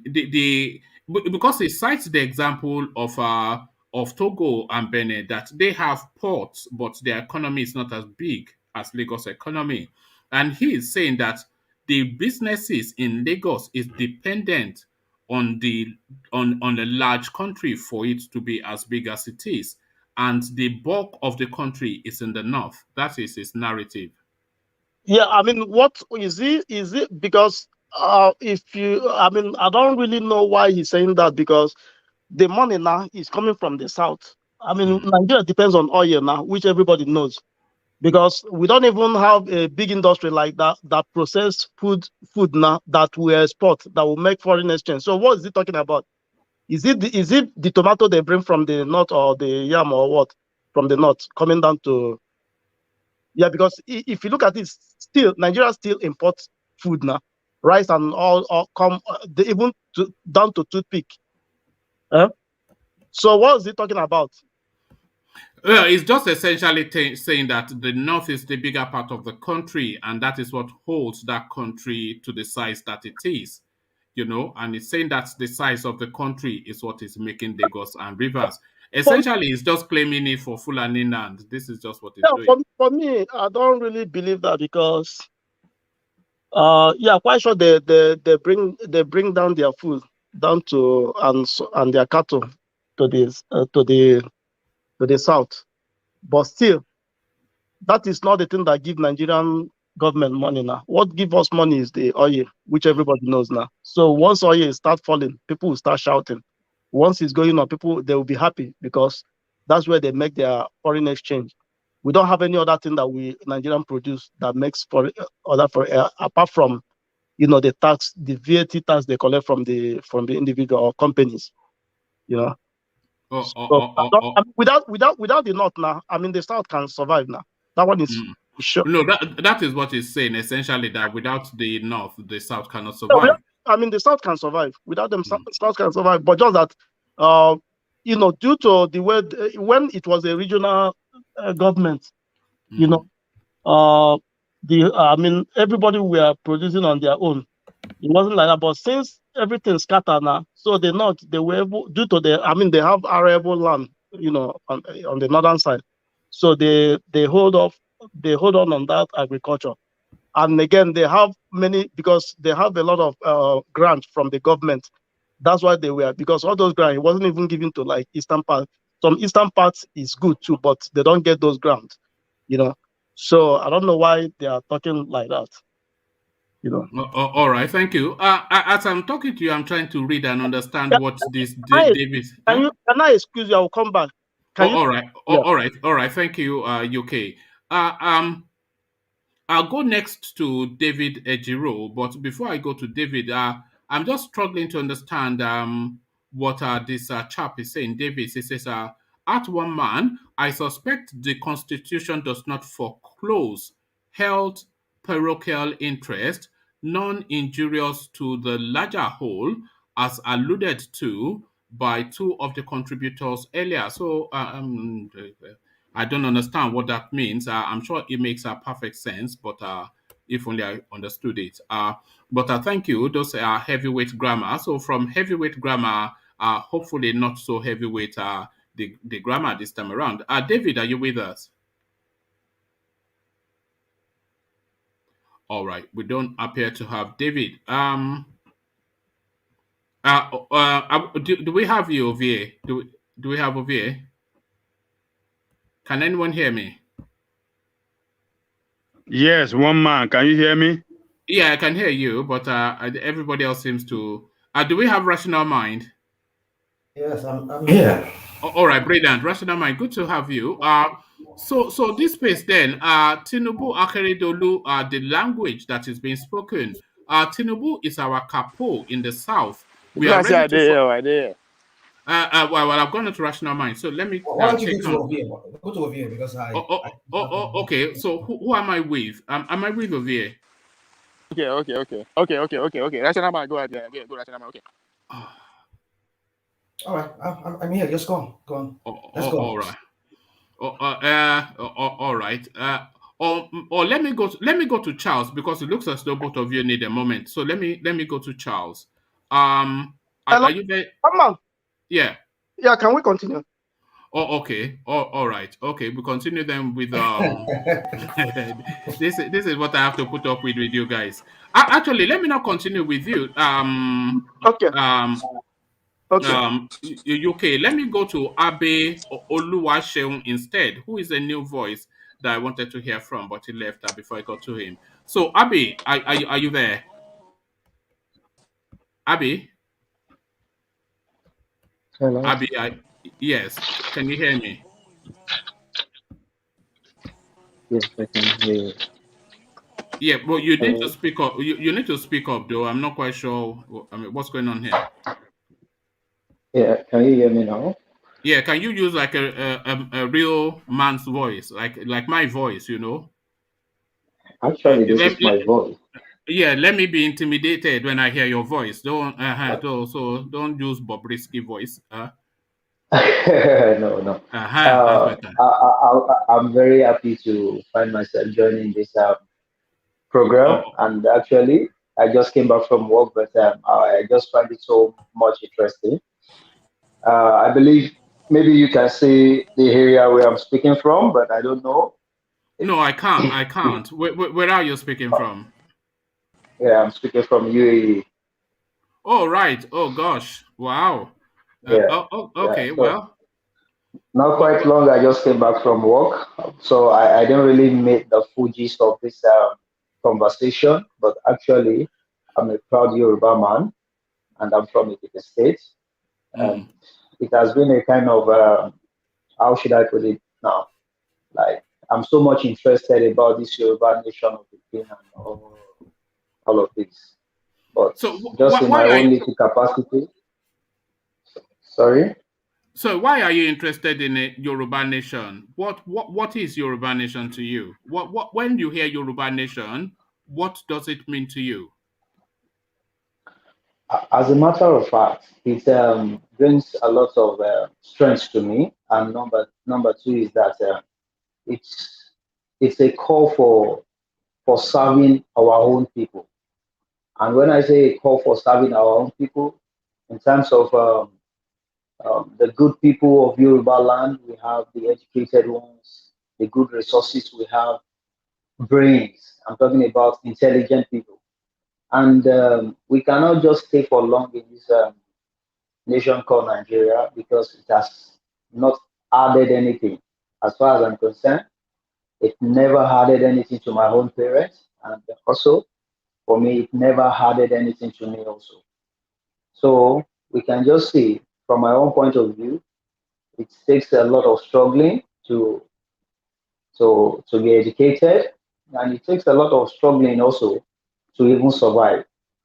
So that is why you see most of us, we just finding a green pasture, then we just go outside the country. But just to brief my words and to bring it together, see, just like the experience I have right here. Can you hear me? Just like the experience I have here in UAE. Yeah. Because I'm working with a particular company like that. So, and this company, what am I trying to say? one of our clients came and he just talked to me when this client talked to me and told me, I love the way you attended to me. And he's one of the local in this country. That is the citizen of this country, one of the local. So he told me, he said, I love the way you talk to me. He said, are you from the which country are you from? I said, I'm from Nigeria. Then he said, are you from the West? I now said, yes, I'm from the West. Sorry, Abe, to interrupt you. Ajane Koko, are you there? Yes, I'm here. Ajale Koko, I need to come off the platform for about 5 minutes or so. So can you run things for me? Just interact with Abe. I'll just take 5 minutes off. Yeah. That's cool. Ajale Koko. Okay. All right. Hello. Okay. Yeah, you can go ahead. Okay. So he said, are you from the West? Yes, I said I'm from the West. He said, oh, that is why you are so polite. So from that point of view, I get to say something like, even here, the locals here, they understand. The locals are the citizens of this country. So they understood some kind of values that we possess as Yoruba people. They now have the difference. They know the difference between the West, the East, the North, and all that. So what am I trying to say in essence is that I pray in my own personal way. Then also I've joined the Minas. I've tried to do my own quotas in any way. But right there in this country, there's no way you can make a protest. There's no way you can make a rally. There's nothing like that because it is against their law. So what I will just say is that I don't know. I don't know. I want us to just put it and let it become a reality. Let this Yoruba nation of the thing, let it become a reality. Like people are really suffering. Even here in UAE, some people they are just here stranded, as a matter of fact. So what am I trying to say? Let's make it a reality. When you see the locals in this country, the citizen of this country, they enjoy life. They enjoy good things. So and when we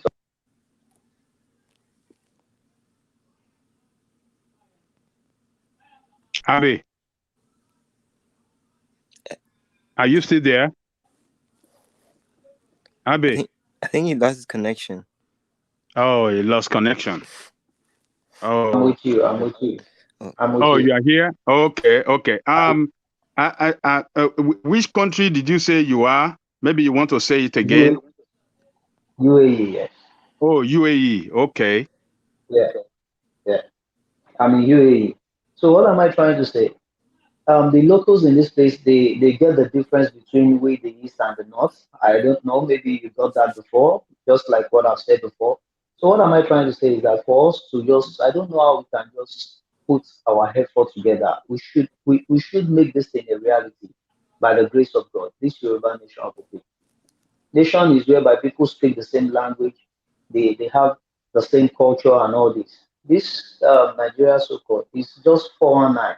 For how long will, will Yoruba people stay under this nation, this captivity? So, sir, I actually know what I feel and what it really means, to be here. And for me, I'm doing well, I'm doing fine, I'm okay.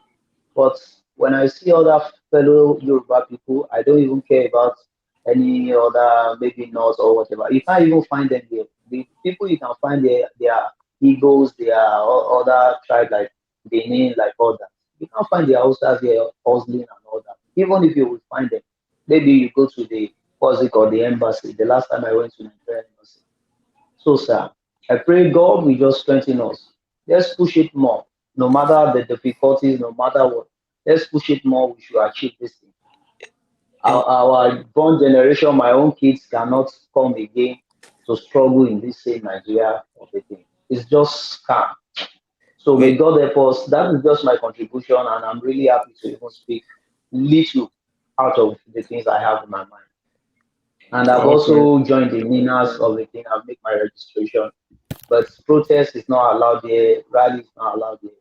But with my little capacity, my talking and all that, I've been trying to talk to people right here in UAE and all that. So we really need it, sir. May God help every one of us and strengthen us and make it a reality for us in Jesus' name. Thank you very much. Amen. Amen. Hey, I have a Hey, question for you. thank you. Huh? Can I I have a ask him a question for question? him. Okay, yeah, you can go ahead, rational man. Yeah. Is that what's his name again? I can't find him on the screen here. Is he still here with us? Yeah, I'm with you. Okay. Okay. Okay. So, Abe, I mean, talking about the topics for today, Buhari going to New York. Despite we heard that many other leaders they had to join in by like video conferencing to deliver their speech, as the case may be, but he wants to be there in person. So, and then he has to go confront Ninas, the whole agitation and the whole protest going on in New York for the Ninas. So, what can you speak as to that? Sorry? What can you say as to that? I mean, Buhari going to New York to deliver his own conference, his own speech. So, how do you see that playing out with Ninas, the protest going on in New York? Yeah, I think that's a very big one because for me, I think maybe Buhari himself, because he has what's this the name of this woman, is it Amina Mohammed or something. I don't know what they might have connived, because that's what I was even thinking. But I know it's not gonna work in the UN as but for me, I can't be there at the New York, but I just want to believe with the little quotas, because I listened to some of the things you said before I went to the kitchen. So I think with the little quotas people can just do there and protesting the black card and all that, I think it should be able to bring out something. And those who will represent the Ninas as a whole, I think they should be active also. And I just want to believe that first thing is just God. That's what I want to believe. And also the quotas, our effort, our tenacity and all that. So the God just help us, and that is it. Because I won't lie to you, sir, Nigeria is a scam, and that is it. Hey, I have a question for you. Do you believe Nigeria was split by 2023? Sorry? Do you believe Nigeria will be split by 2022 with the way things are going? No, I don't even believe it, because before Buhari was even elected as a president, I had this dream whereby I saw Buhari and some wicked foes like that in my dream, that they want to sell Nigeria, that they want to make this nation one country, like Islamic country. I had that revelation. It came twice. As a matter of fact, there's nothing. God Himself is in this Yoruba nation of the thing. So when I saw it, I said, God, so this is what you were speaking to me, and I can bet it with anything with my life that Nigeria is going to break, and that is it. Because God Himself is against this country. He wants it to break, and Yoruba people are coming out of that so-called scam country. So I believe 2023, there's no election. I've told every members of my family, you tell me you want to go and vote, all this, forget about it. You cannot take 1 naira from my own money. So nobody is even going to vote. I've motivated every members of my family. No election 2023. Not only 2023, any election, anything so-called election. So that is how I think we can just motivate our people, speak to our immediate families, talk to them. I think these people, they should understand and see the benefits of having our own nation. I don't know. I think some people need to be educated, whereby if it is possible, we bring them outside Nigeria to come and see things, to come and see the way people are living well, living large. They should not think maybe rapture is coming. Everything they think it is all about rapture in Nigeria when they see this. No, it is just wickedness of these leaders. So 2023, there won't be election in Jesus' name. That is just my prayer. And this thing, this Yoruba nation of the thing will come to reality, either the devil like it or yes, in Jesus' name. So that is just my prayer. And may God grant our effort. Do you like what Alpha doing? He say. Thank you, Abe. You see, I am for Yoruba Nation as well. So when we speak for Yoruba Nation, we that are in support of Yoruba Nation, you see, we have to congratulate ourselves. It's not an easy thing to do because of so many pressure. But once we believe that what we are doing is right and we're on the right course, we believe that we shall get to the promised land. It's unfortunate that you are in a nation that you cannot hold rally or you cannot demonstrate. So we are not going to encourage you to do anything that is that will contravene the law of that country. So you just keep your head low. But there are certain things you can do in support. You can support financially. You can support Ilano Omo Odua, financially, if you don't mind doing that. Okay. Yes, I was at the rally, 1 million man march called by Minas in New York City. And I was there for 2 days. And I participated in the rally. We demonstrated in front of United Nations. We carried placards. We shouted so loud and, all day long for 2 days. We did it. So it's a matter of conviction. We are convinced that, yes, we, Yoruba Nation will come. And we are not going to give up. So I want to salute you for your courage and for coming on this platform. You see, this platform is a platform where we discuss all matters going on in Nigeria, particularly political matters. We discuss this in detail. We break it down, and we share our thoughts on all matters. And so, like me, my name is Ajanle Koko. Everybody knows that I stand with Yoruba Nation, and I don't hide it. And as well, I believe in the sovereignty for all indigenous nations in Nigeria, like Biafra and others. So, thank you for coming. The moderator is back, so we will take you up on other topic. So I just want to thank you for coming on the platform, and I hope you'll be joining us every day so that you can share your own idea about Nigeria too. So over to you, one man. All right, thank you, Adele Koko, for.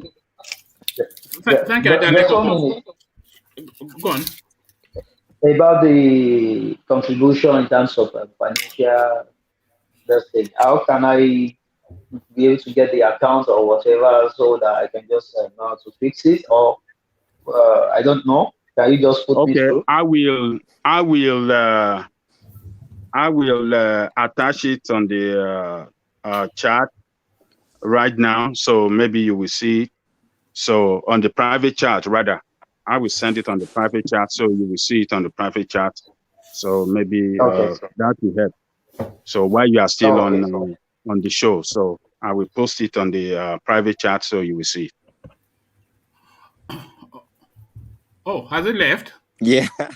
Abba now, and you see, when you start asking people for money, Ajale Koko, this is what usually happens. No, I think the guy, maybe he had one man. The guy said that he came back from work. Maybe he's tired now. Maybe he just want to rest. No. I'm only joking. I think he lost connection. Okay. He is back. Abby, when you heard about money, you did a run. What's going on, eh? It's not my fault. No, it was the network. It was the network. It was the network. I know. I'm only pulling your legs. What is your currency over there? Dirham or something? Or what are they spending? Yeah, dirham. Yeah, we spend dirham. Yeah. And what is that to the naira? Hello? No, I was asking what the exchange is to the naira. Yeah, we And spend the rams here. The rams. yeah, no, I was asking what the exchange is to the naira. Actually, now I think it's about 147 now. Okay, there you are. Yeah. Okay. Thank you for all that, and thank you for stepping into the breach, Ajale Koko. So let me take you to the talking points now, Abi. So Abi, this is what Akeredolu is saying. He's saying Tinubu is our capo in the south. We're ready to follow him. This is our governor of Ondo State, Rotimi Akeredolu, and he now coming out into the public space now, essentially pointing to Tinubu as the person that is looking to replace Buhari. So, what are you now making of this support that that Rotimi has declared for Tinubu?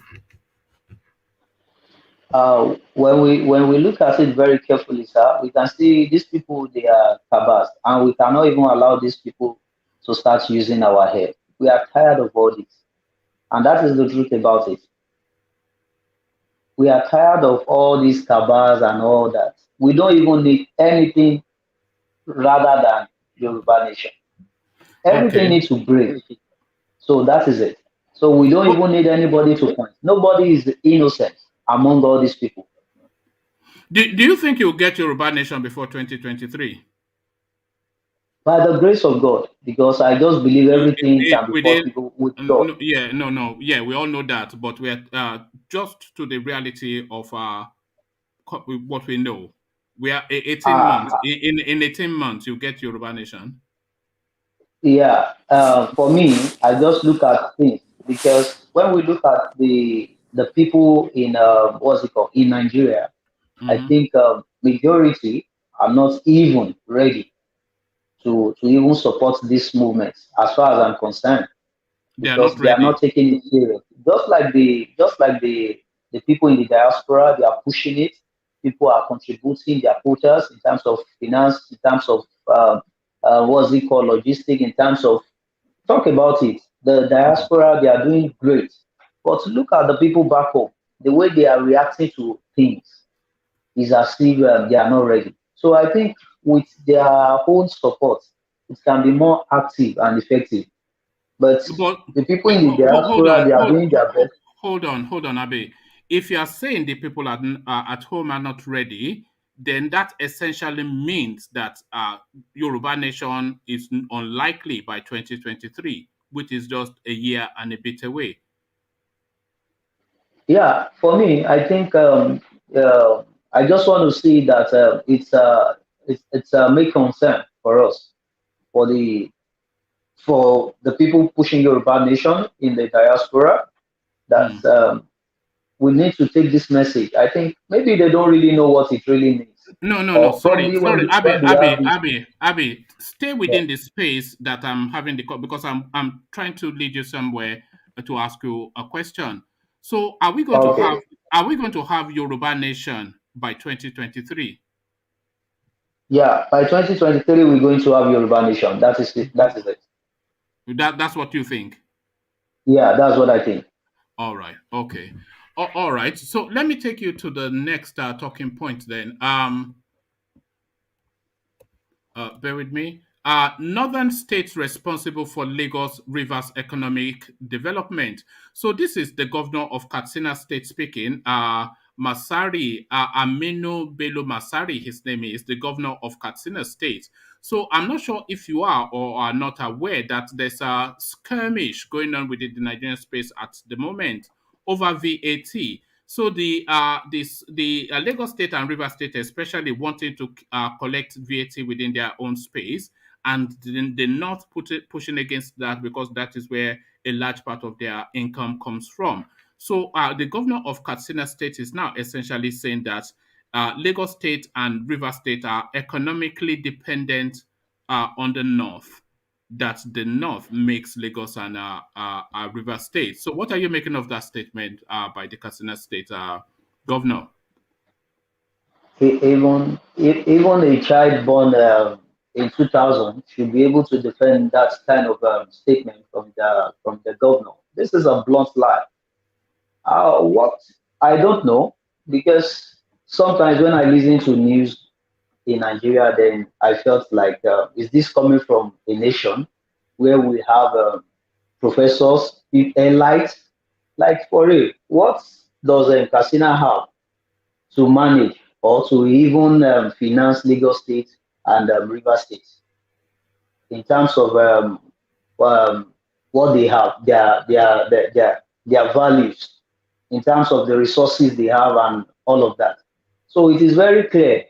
It is very clear to everybody, and I think that is a first statement to me. Is first. All right, thank you. Okay, so to this then, you say you are for Yoruba Nation, so you should be aware of NINAS, the indigenous movement, whatever it is that they are called, NINAS. They are having demonstrations at the United Nations at the moment. It's the organization led by Professor Banji Akintoye. So they're demonstrating at the in New York, in front of the United Nations building because there's an assembly going on there. So Buhari has now departed Nigeria to go to New York to address the United Nations. So what sort of reception are you expecting him to get from the people demonstrating there, from the NINAS movement? So Buhari confronts Professor Akintoye, essentially. What are your thoughts? Yeah, for me, I think it will not be too easy for him because he should be able to feel the heat. That is it. He should be able to feel the heat, and I think Buhari cannot withstand somebody like Professor Banji Akintoye and our fathers, the good heads that we have like that. So I think for Buhari, he cannot defend such. Have you ever heard of a YouTuber called KSI? He's a Nigerian boy. Have you heard of him? No, I've not. Okay, all right. Okay, I was going to ask you a question, but if you don't know him, then that makes it redundant. Okay.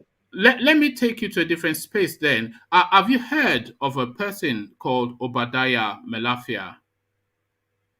Yeah, I've heard of the name, but actually I don't really know much about Obadiah Malafia. But Okay. I heard it's a kind of resounding name. Yes, it's he used to be a deputy governor for the Central Bank of Nigeria, but also more recently noted for being a virulent critic of the Buhari administration. So he has recently passed away, and people are just speaking to Yeah, his yeah. people are speaking to his memory. So do you have any memories of him, Obadiah Melafia? No, at all. Oh, okay. Let me take you to Yeah. the final talking points then, Abi. Have you been following the Petroleum Industry Bill, which has now been assented to the Petroleum Industry Act? Have you been following that narrative? Actually, I've not. I wouldn't say more than that. I've not. Okay, so the Petroleum Industry Bill essentially is a bill that is looking to reset the oil industry, and part of that resetting is now they've set up a limited liability company, which they have now nested the NNPC within. But the composition of that limited liability company, the chief executive officer, a Fulani man called Mele Kyari, and 3 out of the 6 board members from the north, and the other 3 representing each of the geographical zones. So the southeast, the south-south, and the southwest. So what are you making of that heavy bias in the composition of the board of the new NNPC? Hello? Yeah, can you not hear me? Yeah, I can hear you now. Did you hear the question? Yeah, the question is, I think 4 of them is coming from the north and 3 is coming from the south. Yeah, so what are according to you what I read. Yes, what are you making of that lopsidedness? This is just still what we're still talking about in terms of is it marginalization and all of that from the Buhari government. So these are the things causing the problem. When you section most of the good benefits of the country, you section it to the north, and you think other people they are not relevant. So these are the things that are boiling in the minds of people and causing all this problem in our nation. in their nation, sorry, in their nation called Nigeria, because it should not continue that way. Which one is your nation? Yoruba nation, Abi? Yoruba nation is my nation. I'm talking about their nation look now. at that. Eh? Is it registered with the United Nations? Who knows what is Yoruba nation? Eh? I'm very, very optimistic about it. Very, very optimistic. Yeah, just some made up something. There will never be a Yoruba nation. You can just forget about that one. No, one man. I disagree. Sure, 100%. It's coming. I can see it coming. Exactly. Look at that. Yeah, I can see it nation. coming. There's Yoruba nation and Biafra. No, these are just wishful thinking. These are just these are just yeah. We just you better buckle your shoes and fasten your belt because you're in Nigeria for the long run. How long have you been in Dubai? Are you in Dubai? Is it Dubai that you're in? No, I stay in the capital. That is Abu Dhabi. Abu Dhabi. How long have you been in Abu Dhabi? Now I'm spending like 1 year and some months now in Abu Dhabi, but I was in Dubai for like 1 year and some months also, so like that. So I was in Dubai before, but my work transferred me to Abu Dhabi, so I'm working right there in Abu Dhabi now. All right. And how are you finding it there? What has the experience been like for you? It's a lot of experience. If I start talking about my experience in the UAE, man, I can't finish till 6 a.m. this morning because it's a lot of experience in terms of. I believe anybody that can survive in UAE can survive anywhere in the world. That is one lesson I've learned about UAE. And when you first come to this country, you find it somehow very difficult. That is, if you come genuinely and you come with your own hustling, you find it very difficult before you can take your balance. But I can tell you, as soon as you can gain your balance, then you can get a good work and you are doing well, then it will be a thing of the past. But in terms of accommodation, I think it's very expensive right here, and there's not much bill, but in terms of accommodation, the way we pay the bills for the rent and all that.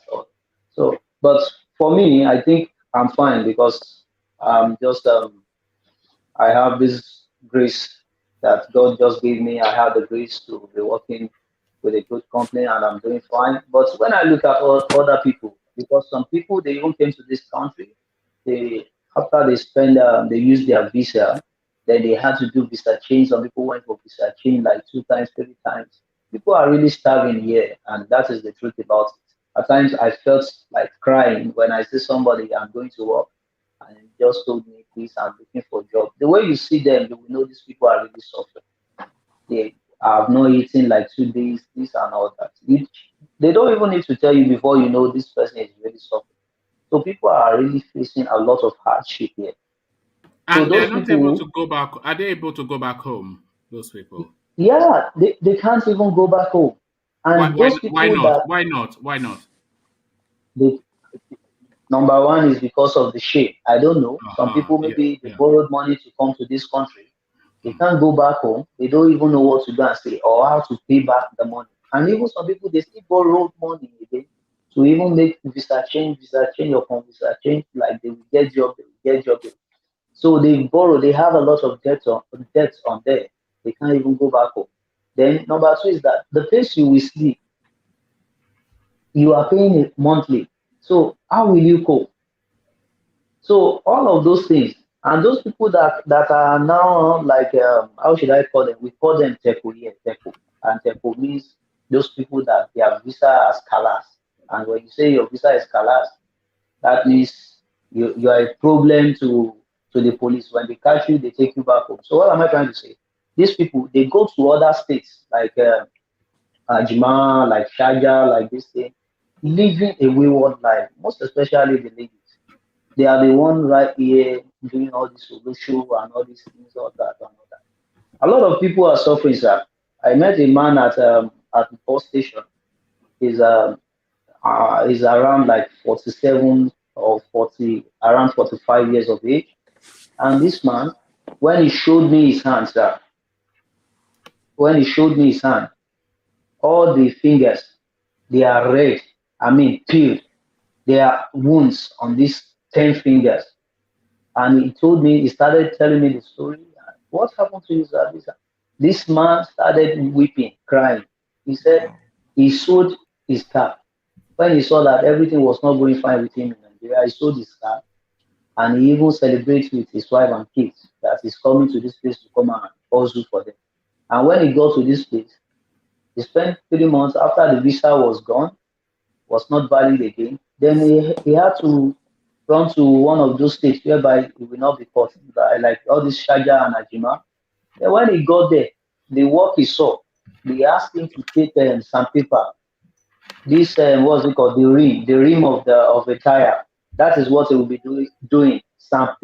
Making sandpaper. Make sure that thing is shining. So the way they even use them, the way and all that, they suffering this. So there are a lot of experience. Slave labor. Even this is more than slavery. This is just like how should I even put it? Like it's just a punishment after death. Like a punishment after death. That is just it. Because these people they are not themselves. Is it the shame of having had this big exit from Nigeria and then coming back not successful? Is it the shame of it that is keeping people there? Or are they being held there against their will? Or they don't have the money to come back? What is holding people that are not able to survive in that space? What is holding them there?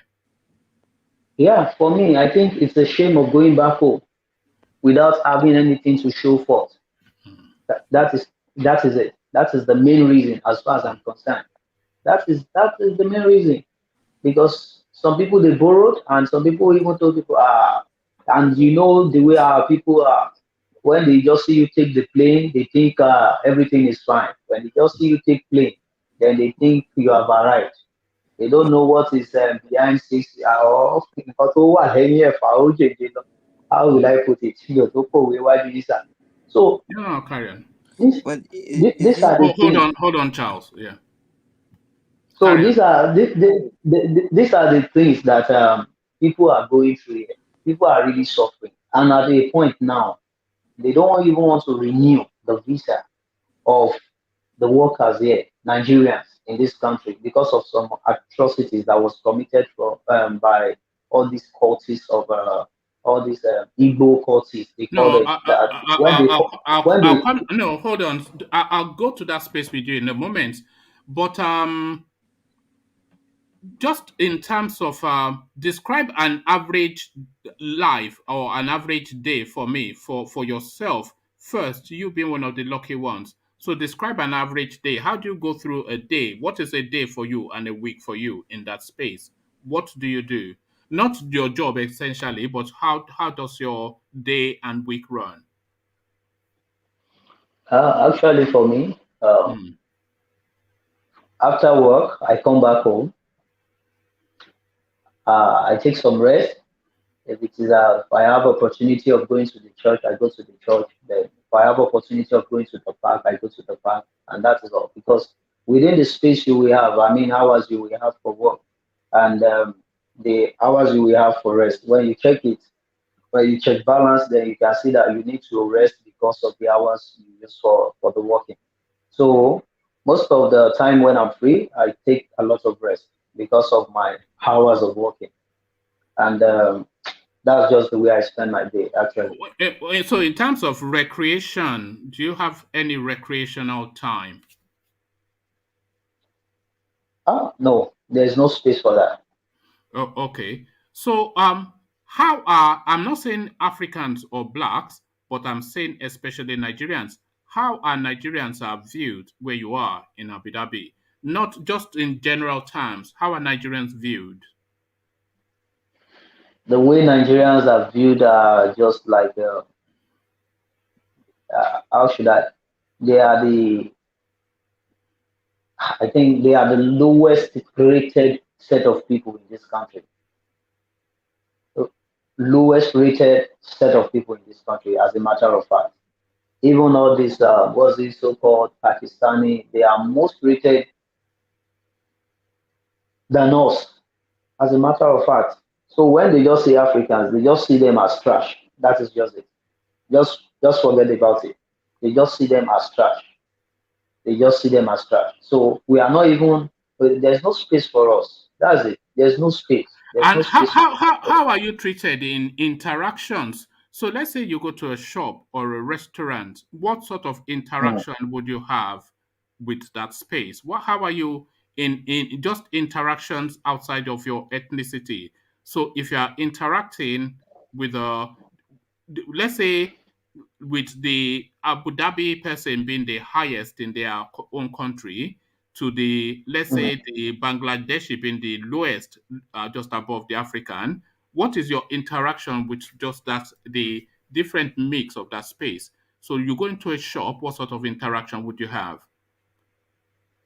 Yeah, actually, for if I go into a shop or a restaurant, but let me just put it like this, maybe in a shop like a supermarket or something, the way they treat us is quite different from the way they treat others. In terms of maybe you want to get something from the cashier, maybe the cashier is a Filipino or from another nationality. The way we attend to you is quite different from the way it's going to attend to other nationalities that are not Africans.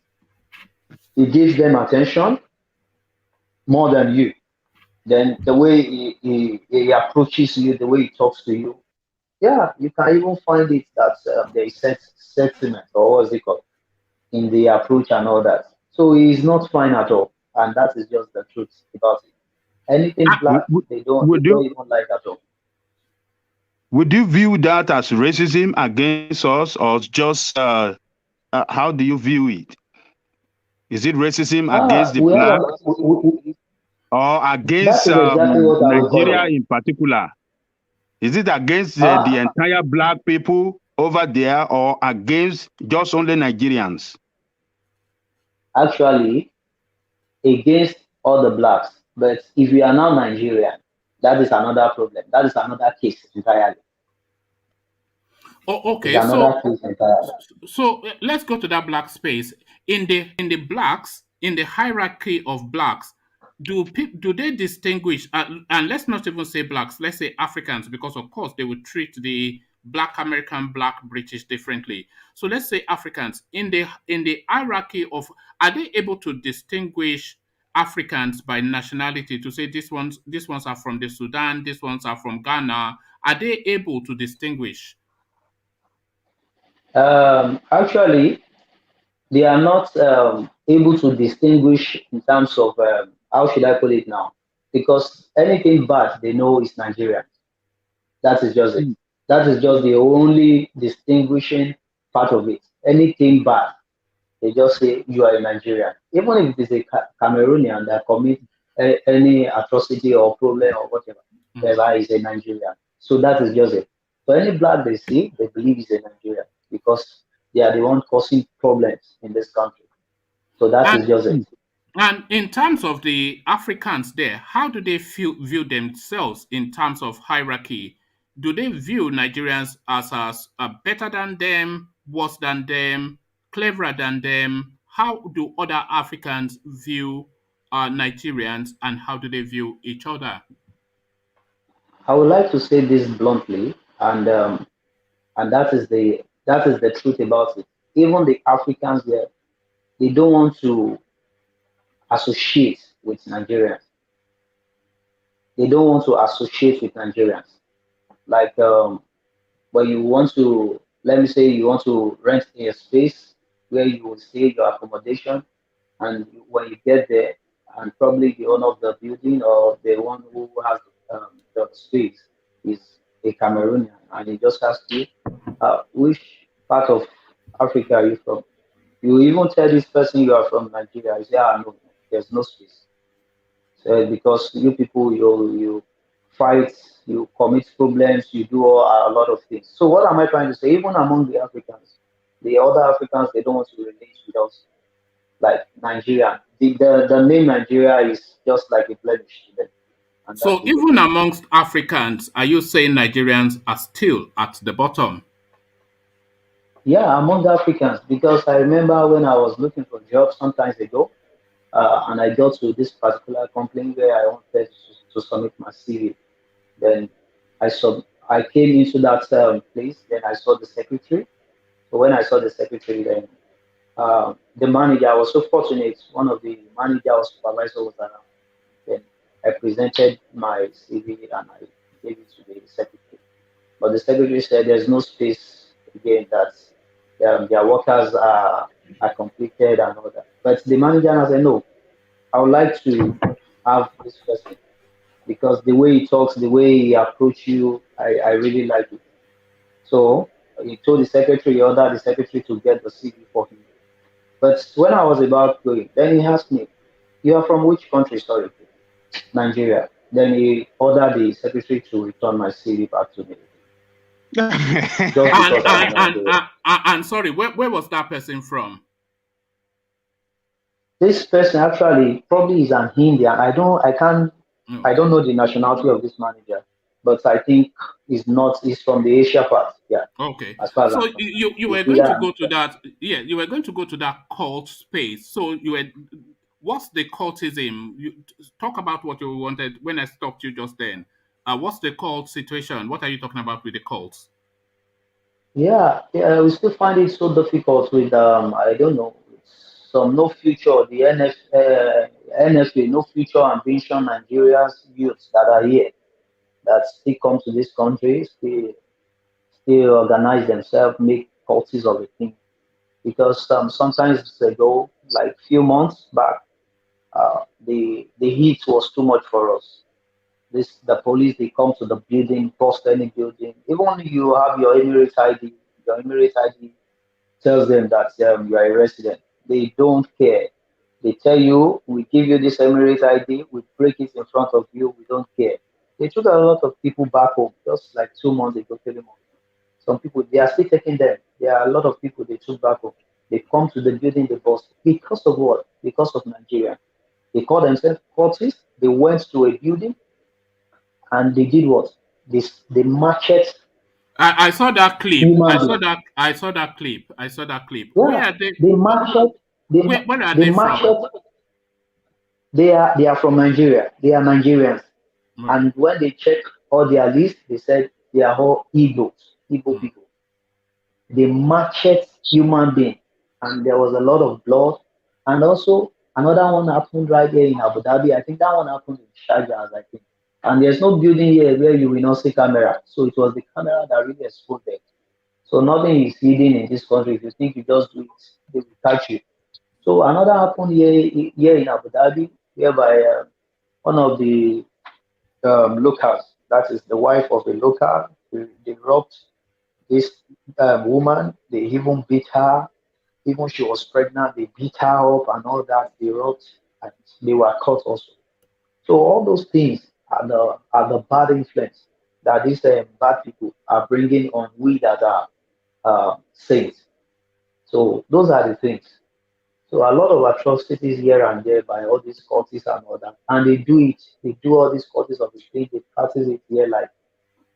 And when you check those set of people, you can even see they are not on visa again. They are just using their life uselessly right here. And what is your plan for yourself in that space? What is your plan for yourself in that space? For me, uh, really, I have good plans for myself. And this place is not a place where you can say you want to stay for long. Actually, it depends on, let me say, if you are having good salary, maybe you can even say you want to stay. But actually, for me, I think Europe would be the best thing for me to put in for, and which I'm making my efforts in doing that. Because this place, you can never be a citizen. There are a lot of things that you cannot benefit. A lot of things. So it's not a place where you can rest your mind. Have you got land at home? Yeah, definitely. Have you started building? Yeah, definitely. Okay, so try and make that part of your plan. So at least whatever it is that you have to go through there, if you have to leave, you are able to point to something to say, this is what Yeah, sure. I endured that for, you know. Exactly. Exactly. Yeah, that's a very good point, sir. But another thing is to invest again, to come to Europe or do a business that will need a lot of money, not because of myself now, but because of the children and because of the future, and to have something to rest on. One man, That is let me what. ask him a question. Go on. I want to ask him a question. Sorry, before you go, Abe, I hope you don't mind that we are putting these questions to you. It's just that it's a space that fascinates me, and I want to know the Nigerian experience there. And you are the Nigerian experience that we've come across. So I hope you don't mind us asking you questions. I don't mind. I don't mind because I'm really happy coming to this platform. All right. Rational mind to you. My question is just not personal. It's just something general. Yeah. Because sometimes we heard that they stop issuing visas to Nigerians, or is it flights? I don't know. So so far, have you seen anybody from Nigeria coming in on a valid visa, or what's going on? What's the situation right now with visa for Nigerians? I mean, especially Nigerians who wants to come there and work. Actually, I've not seen a new person coming to this country from my own side. And then the only thing I just know about it is about the renewing of visas for those that are working before with the company. Like some people are working with the company, and the government of this country said they are not going to renew any visa for any Nigerian to continue working here. Like they have to go back home. So there is this experience right here now, and some people are just really in kind of unbalanced state now for that. So that is just the problem we are facing right away. And so people who have already had the residential or work permits and it expires, they want to renew the work permit. So are they going to find it difficult to renew it, or they can automatically renew it? It's just for the law only applies to new entrants, people who just coming in. Is that what it is? For the new people coming in, I don't think I've seen anyone coming in for me at my side. But for those people who were working before, I don't think they can renew. I think they have to go back home. Would you recommend somebody coming there to Abu Dhabi? To work or to come and enjoy? No, to work. To come and enjoy, I'll go to in a moment, but to work first. Would you recommend it? That's the first half. And the second half is, what sort of jobs are available to Nigerians? Is it the manual work? Is it the office work? Is it the IT work? Is it the specialism professional work? Or is it just a mix of everything? So would you recommend it, and what is available to Nigerians in that space? Actually, for me, a lot of works are right here in UAE. There are professional works, whichever works, any other works, they are there. But for Nigerians, for Nigerians, yes. It's open for everybody. Okay. But the only thing I would just advise is that it is very slim for a Nigerian to get job easily. Very slim for Nigerian to get job. But when you talk about the professional, like all these nurses, if you are a nurse in Nigeria, if you come to this place, if you have your certificates and all that, I think you can still get job somehow. You can get job because of the issue of the COVID-19. Because we have a lot of Nigerians that are nurses here in this country in terms of all this COVID of the thing, giving all this vaccine and all this treatments and all that. So I think it is just very slim for Nigerians to get job in this country. But if you come to this place to get a job, I think you have to prepare yourself very well. You have to be sure. You have to be connected. But coming to this place with the mindset of you want to come and get a job, then you just enter here, knowing nobody, you just came here. I think it only takes the grace of God. Yeah, one man. Go on. Yeah, can I say something? Yeah, I have a cousin. He has been in that state where this guy is over, I think, 7 years now. But he worked with oil service company. That should be ADNOC. Yeah. So he worked with all his, No. though he didn't come from Nigeria. He finished school in Germany. So from Germany, he got that job. No, that's a different experience. That's an European. That's an European. That's an. Okay. That's an We get a European. job Yeah, that's straight an away. Straight European away. experience. Without passport, we get a job with good pay. So, what's the freedom of religion over there? What's it like? I mean, are people who are not Islamic allowed to freely practice religion? Actually, this space is all about laws. You have to follow the rules and regulations here. When it talks about religion, those people practicing their religion, Muslims practice it, they know how they do it, because this place is Islamic based. So they have every freedom, every right to do anything they want to do. But for the Christians, I think our own it's not like openly like Nigeria, whereby we have churches being built all around the space. This place, we have to, for my own church now, we have a space where we use in one of these buildings. I think it's hotel. So we rent a place where we are using for church. So you don't even know where there's church. You don't even know. You can't even see a building called church or whatever. So this is just a kind of space, maybe one of these hall in the hotel where we rent on Sunday. Sorry, on Friday. We don't go to church on Sunday. Yeah. It's only on Friday. That is the religious day. So You were we describing. only go there. You were describing the life of the Nigerian female in that country. So, what is the life of the Nigerian female in that country? It is very terrible, very very. The guys are still like finding their ways. You know, guys they will still find their ways and all that. But the ladies, their life is not even terrible. It's miserable. It's miserable, miserable. That is the word I can just use, because if I should go deep into the life of the female in this country, I will feel very bad. Like seriously, it's miserable.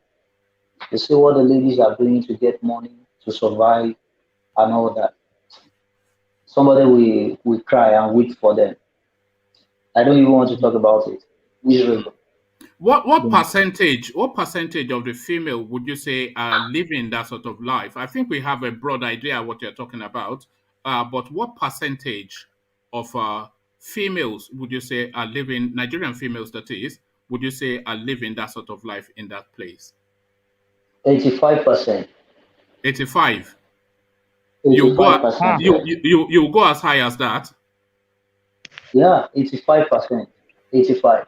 Because even in my own area here in Abu Dhabi, if I should take a record of the lives of the females here, it's terrible. It's terrible. I wouldn't lie to you. If I should go to a building,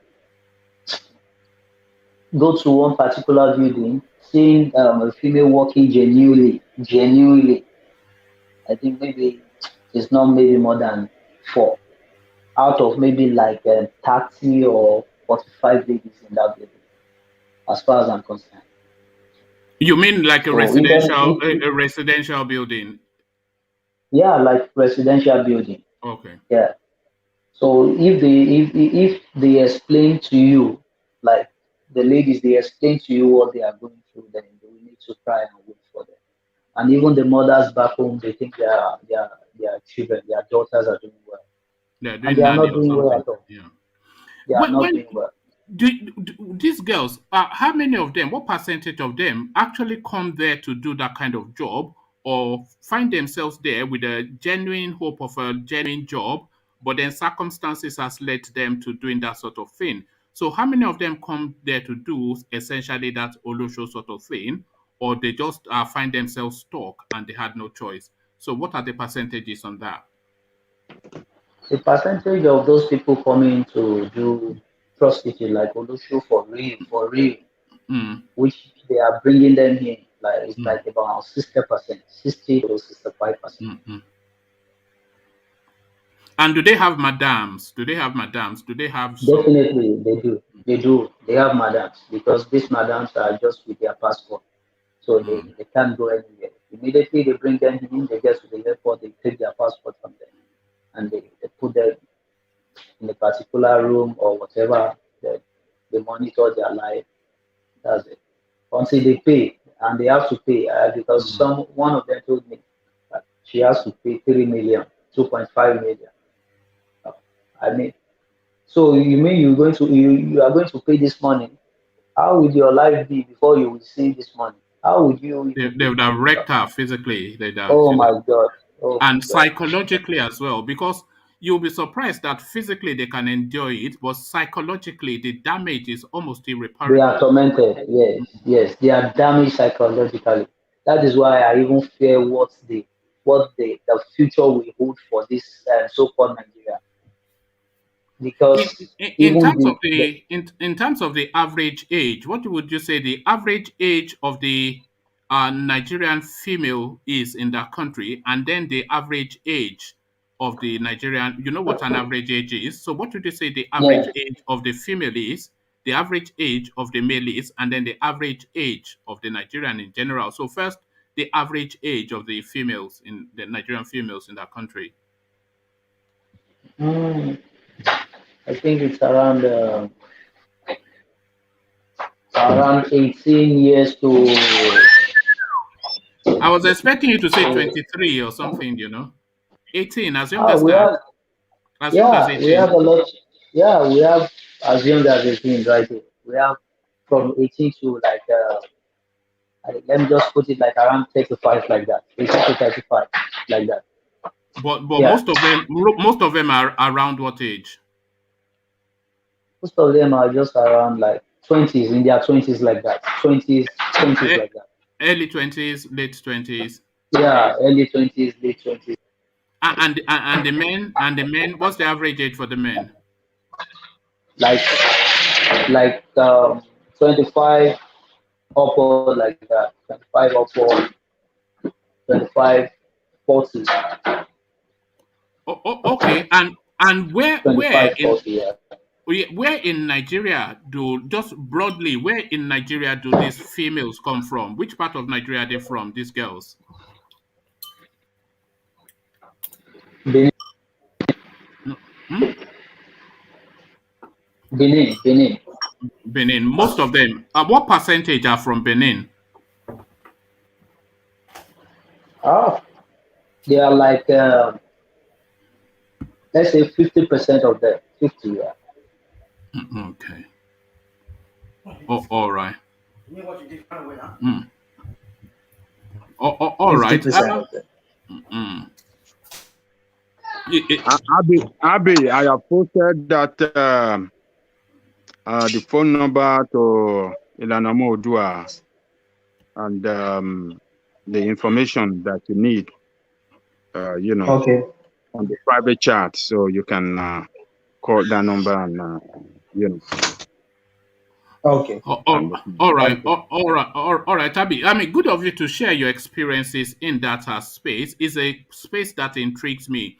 I've been to Dubai before, just on a visit, and what struck Okay. me the most was the heat. How are you able to cope with the heat? Because I was only there for what, a week, 10 days, and I couldn't even go out in the afternoon. How are you coping with the the, heat? the heat is another case entirely. Please, I'm connecting your iPad. I'm connecting your iPad. What kind of nonsense is this? Come on, iPad to what? Where's your iPad? Hello. No, this is what we always fear, that we will hear a conversation that that is both Professor Batao battling with his daughter. But sorry, carry on, Abi. Okay. So I think for the heat is another case entirely to be treated about. It's not easy about the heat because it's a long time of heat. Then we have a kind of short is it winter? We like call it. It's not even winter because we just solely experience some some few months of cold and all that. But the heat is terrible. All Yeah. right. Okay. I mean, keep yourself together. If you want that home feeling, you can always come here anytime and have a chat with me and Ajanle Koko and the rest of us. You're always welcome. And we want to keep in touch with you just so we can, see how you are getting along. And you sound like you're doing well for yourself. So well done. Yeah.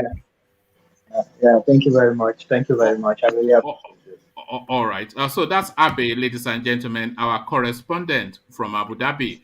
Also, thank you, Abe. Let's go to truth to power. Actually, rational. Let's go to rational mind. Who, if it's ready for us? Are you ready for us, rational Well, mind? just go to truth to power. I'm still here. Just go to truth to power. All If you right. want to go with me, it's okay. I'm fine. But I'm just saying, if you want to go with truth to power, No, I was just wondering if you needed a moment, but let me go to truth to power. Truth to power, are you there? Yeah, hello, good evening. Yeah, I'm here. Hi, how are you? Good to have you. So back to the politics and back to Akeredolu calling Tinubu his capo and his leader. So once upon a time, I thought the relationship between Akeredolu and Tinubu was one of arrogance, with Akeredolu keeping him at arm's length. But alas, in the Idobale position, our man from Ondo State, in the Idobale position to our man from Lagos State. So, what are you making of Keridolu's comments referring to Tinubu as his capo? Yeah, yeah, good to be back here on the platform. Before I speak to that space, the last few days, I must commend the goings on in the United States of America, especially with respect to the agitators, the protests, and all that. And I must commend Ajanle Koko as well for being a part of that that space. So back to the question you've asked me. Yeah, I think I listened personally to that interview. Keridolu's interview.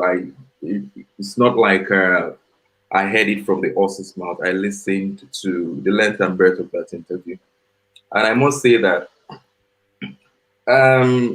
of course, for every governor, every politician in the Southwest, he has a larger than life character, especially given the antecedents. For many years, Obasanjo tried to wrestle Lagos from that man, but it was practically impossible. So it's something of a very imposing edifice in that Southwest space in Nigeria. So I wasn't shocked at all, especially when Akeredolu used the term Capone. He's our Capone.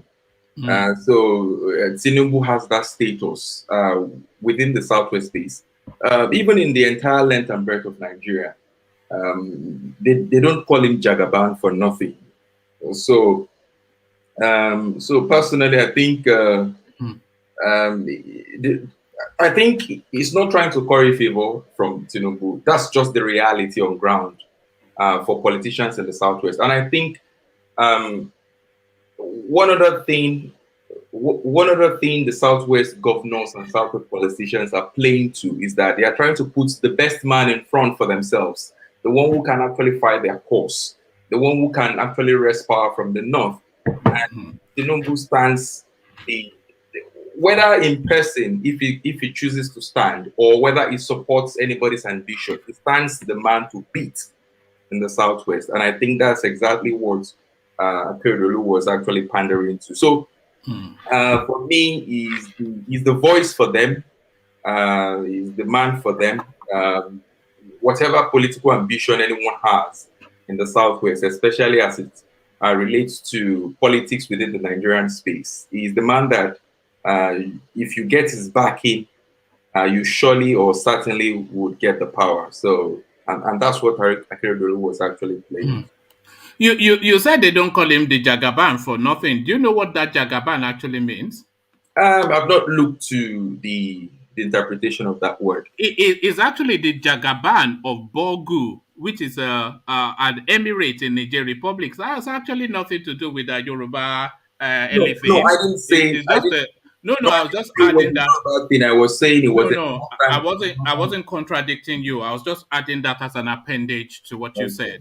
Okay, so but what I was going to ask though was that do you think essentially that Akeredolu is seeking political cover under Tinubu because he feels he may have exposed himself too much, especially with the sort of politics that he has been playing in recent times against the Fulani headsmen, against the grazing pushing for a southern governor, essentially, do you think he feels he has put his neck too far out and he needs to be under Tinubu's cover just to protect himself? Do you think he's essentially seeking political coverage from Tinubu?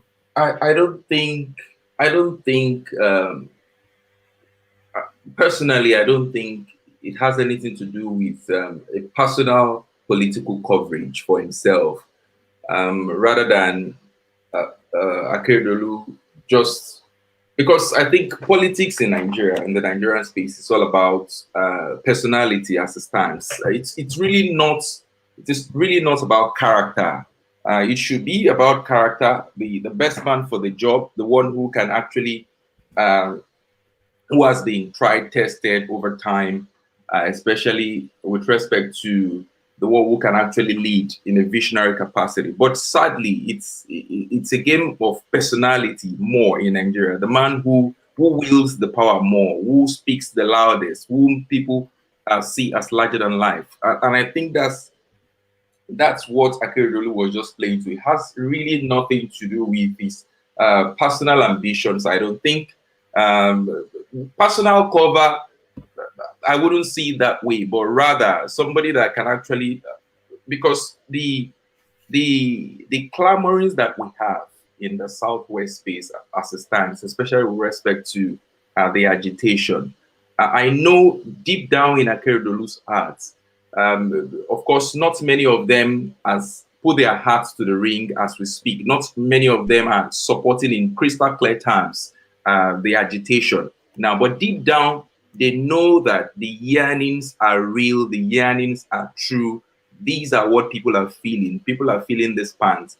And they know that even if they cannot get that, or they cannot come out, because of course they are a political party, they are come under those platforms to get power. They cannot renege on their affiliations with their party. But even if they cannot get that, they can get something close to what we want in the Southwest. For example, maybe a Southwest president, maybe some sort of federalism in even though it might not be in the purest form yet, but some sort of federalism and autonomy. So the only way we can get that is to play to the Tinubu narrative as we speak, because it's one of the very strong voices now that we have in that space. And I think that's what Akeredolu was playing to, not necessarily for his own personal ambition or his own personal cause.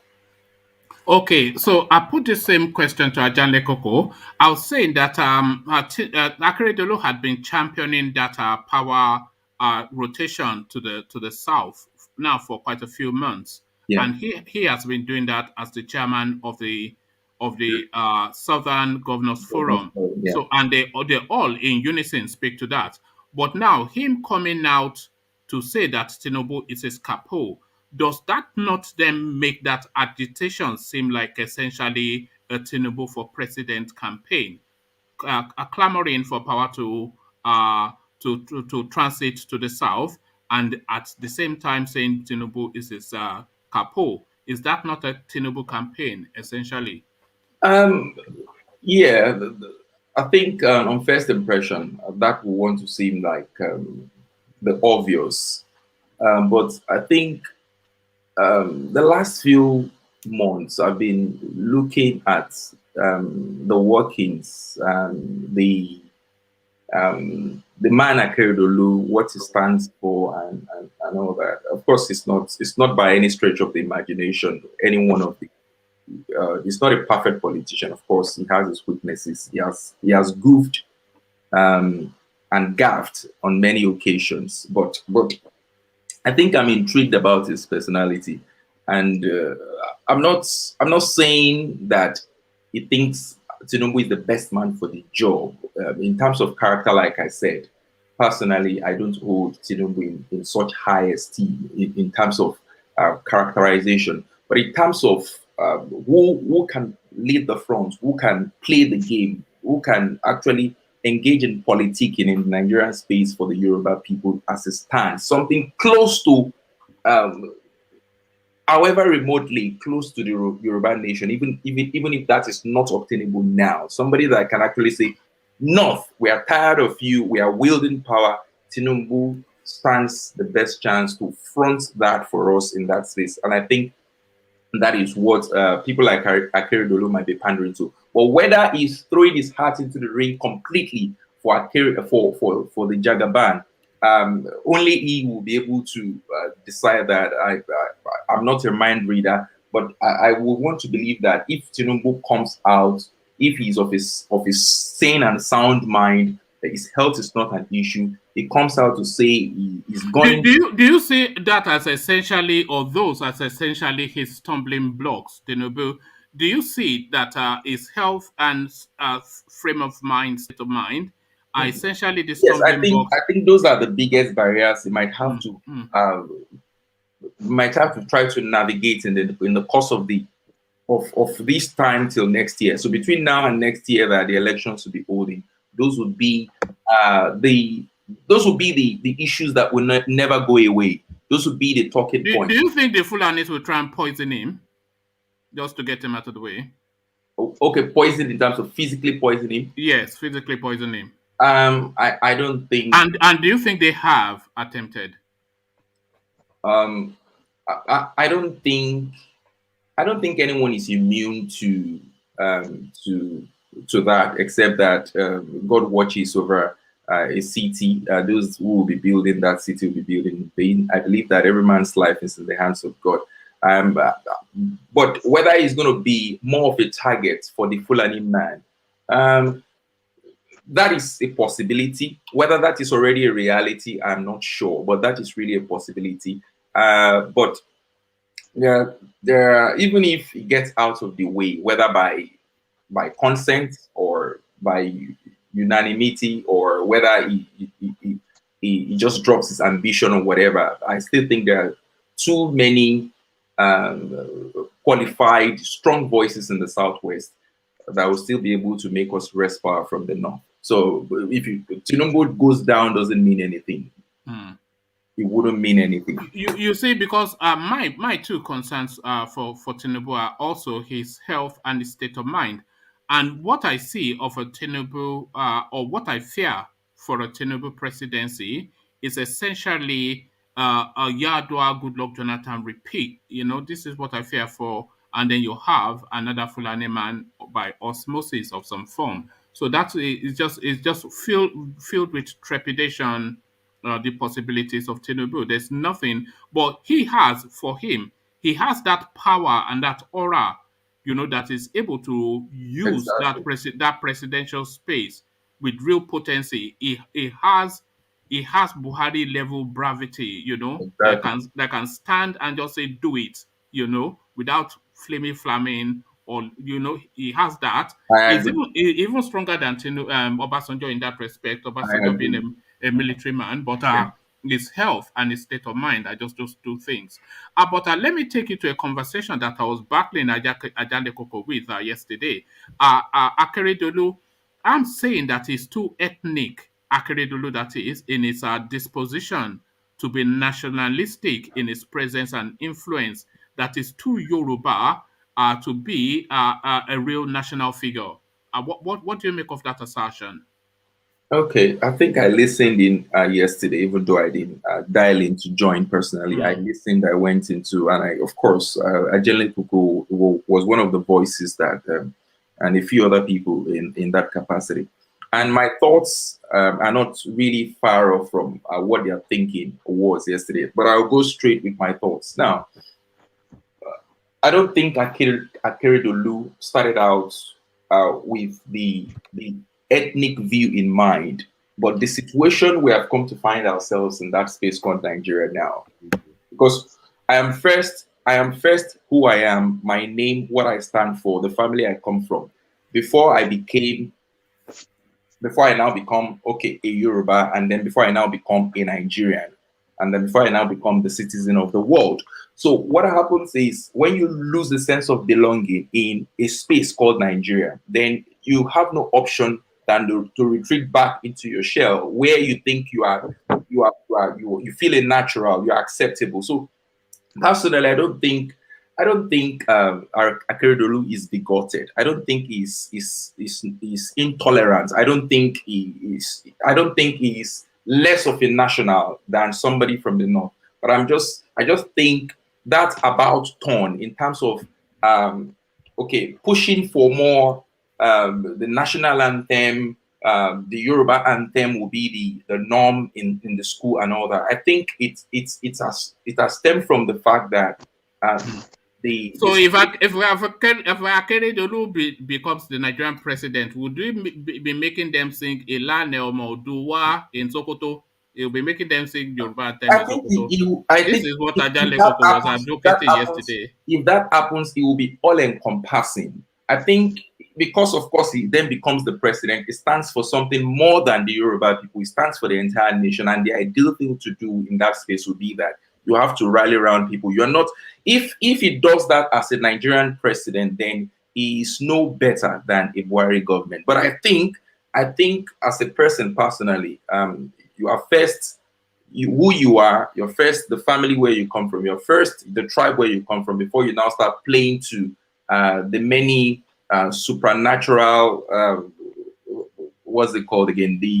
This funny concordance that we have, or contraption that we have called Nigerian. So if he's saying that they should push these things in classroom, it is because, of course, it didn't start out his government that way. It is because of the many yearnings of our people, how we are marginalized, as it were. And is trying for the Ondo boy, the Ondo girl, to feel that sense of belonging. You cannot, even if the Nigerian thing fails, the Yoruba thing will not fail. You forever remain in Yoruba. And I think that is what Akeredolu is actually trying to push. Not necessarily that he's out for war against the man in Kaduna or the man in Kano, or say no. If it comes to that space, I believe it will be more globalistic, more all-encompassing if he does become the president of Nigeria. And he has to be less of a Yoruba man in that space and more of a Nigerian. Do you think he has what it takes to be president? For me, there are core traits and qualities that a leader must have. Do I think he's the best person for the job? No. Do I think he will make a good job of the president of Nigeria as things stand now? Yes, I think he will make a far better president than Buhari is. No, don't compare him to compare him vis-a-vis Fayemi. So vis-a-vis Fayemi. Oh, I think, okay, of course, the Ekiti governor is also a brilliant man, I must say. But in terms of steel and character, because to steer the ship called Nigeria, you need a bit of strength of character.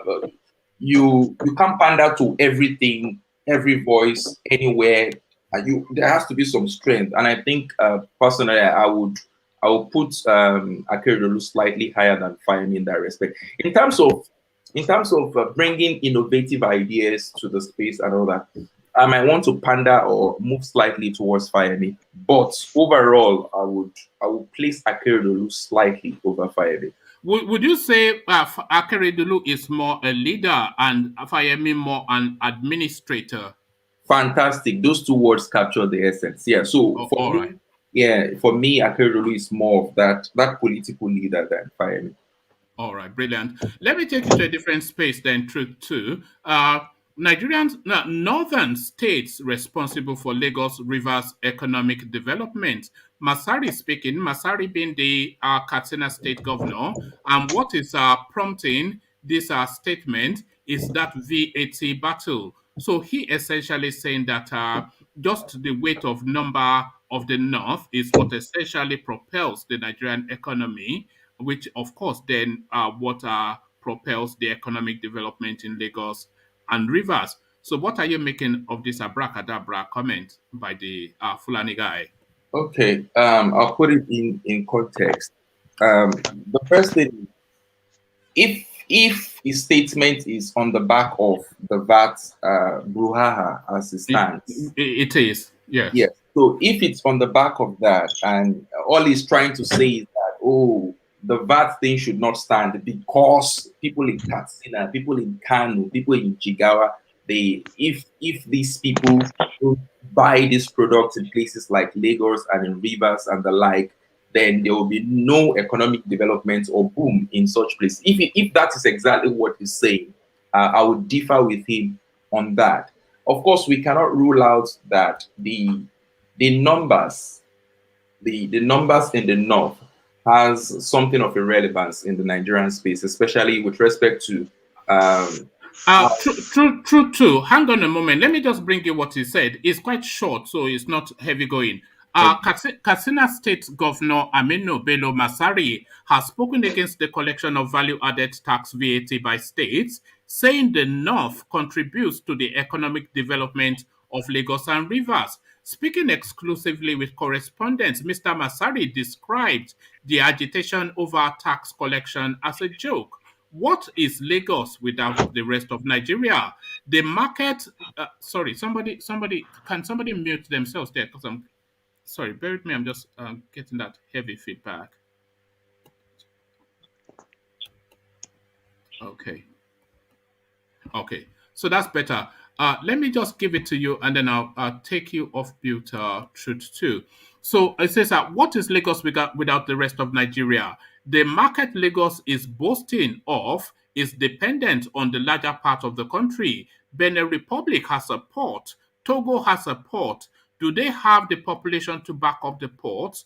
Without us providing the demand part, what will Lagos be? Mr. Masari said. Masari told the media outlet that both Lagos and Rivers were reliant on the population from other parts of the country to sustain their economy, adding that states benefited from each other in the revenue equation. So what is saying essentially is that it is the weight of the population of the north that carries the economy of Rivers and Lagos State. So that is his argument, truth too. Yeah, so but what he's saying to me is balderdash. It doesn't make any economic sense. So when you produce in Lagos, you produce first for your people. If your goods are good, even if people in the north, for example now Nigeria divides, and we have the Ilana Modua, say for example in Yoruba space, in all the core Yoruba states, and we do produce things there. If the north as an independent nation wouldn't buy from us, and people from Benin Republic, they see the value in what we're doing, they will come and buy. So it has nothing to do with it has everything to do with the value of the thing you're producing. So it has nothing to do. There will always be demand. If by bias people in the north don't want to patronize people in the south, there will be people in other spaces that will patronize people, the things that are. Of course, people buy cars from the United States, from Germany. It has nothing to do with whether you are affiliated to such people. It has everything to do with the value of the thing you're buying. So what he's saying does not make any economic sense. People in the north, they subsist on these things that they get from these markets in Lagos. So it is a mutual, a symbiotic relationship. You want something, somebody has made provision for it. You have to bring out your money and buy. If you're not buying based on bias, some other people will buy based on value. So what is this saying? It makes absolutely no sense to me.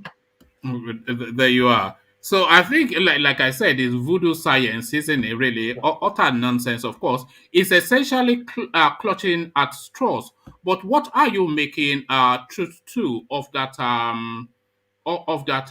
VAT space? What are you making of it? What is your reading of that space? Okay. Yes. I think going by the constitution and going by what we say we practice, which is federalism, I know there are so many shortcomings and weaknesses in our federalism as it stands.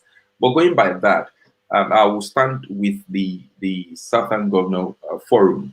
I believe that it should be taken by the states. I believe that the states should be the one in control. They should be able to control their resource, or especially the taxes that they get on the value of product that are made in their space. So I don't see why the federal government should be poking their nose into this matter, and the FIRC is actually going to court I believe it will fail. It will be dead on arrival. I don't think they will win. I don't think if the judiciary knows exactly what it's doing, I don't think the FRC fight will stand at all. And I think, like I said, I think I go with the governors in this case. Of course, there will be people that will suffer, even like Akeredolu and the like have said. It's not like because you're taking baths, it will be all rosy. There has to be some trade-offs that you have to make.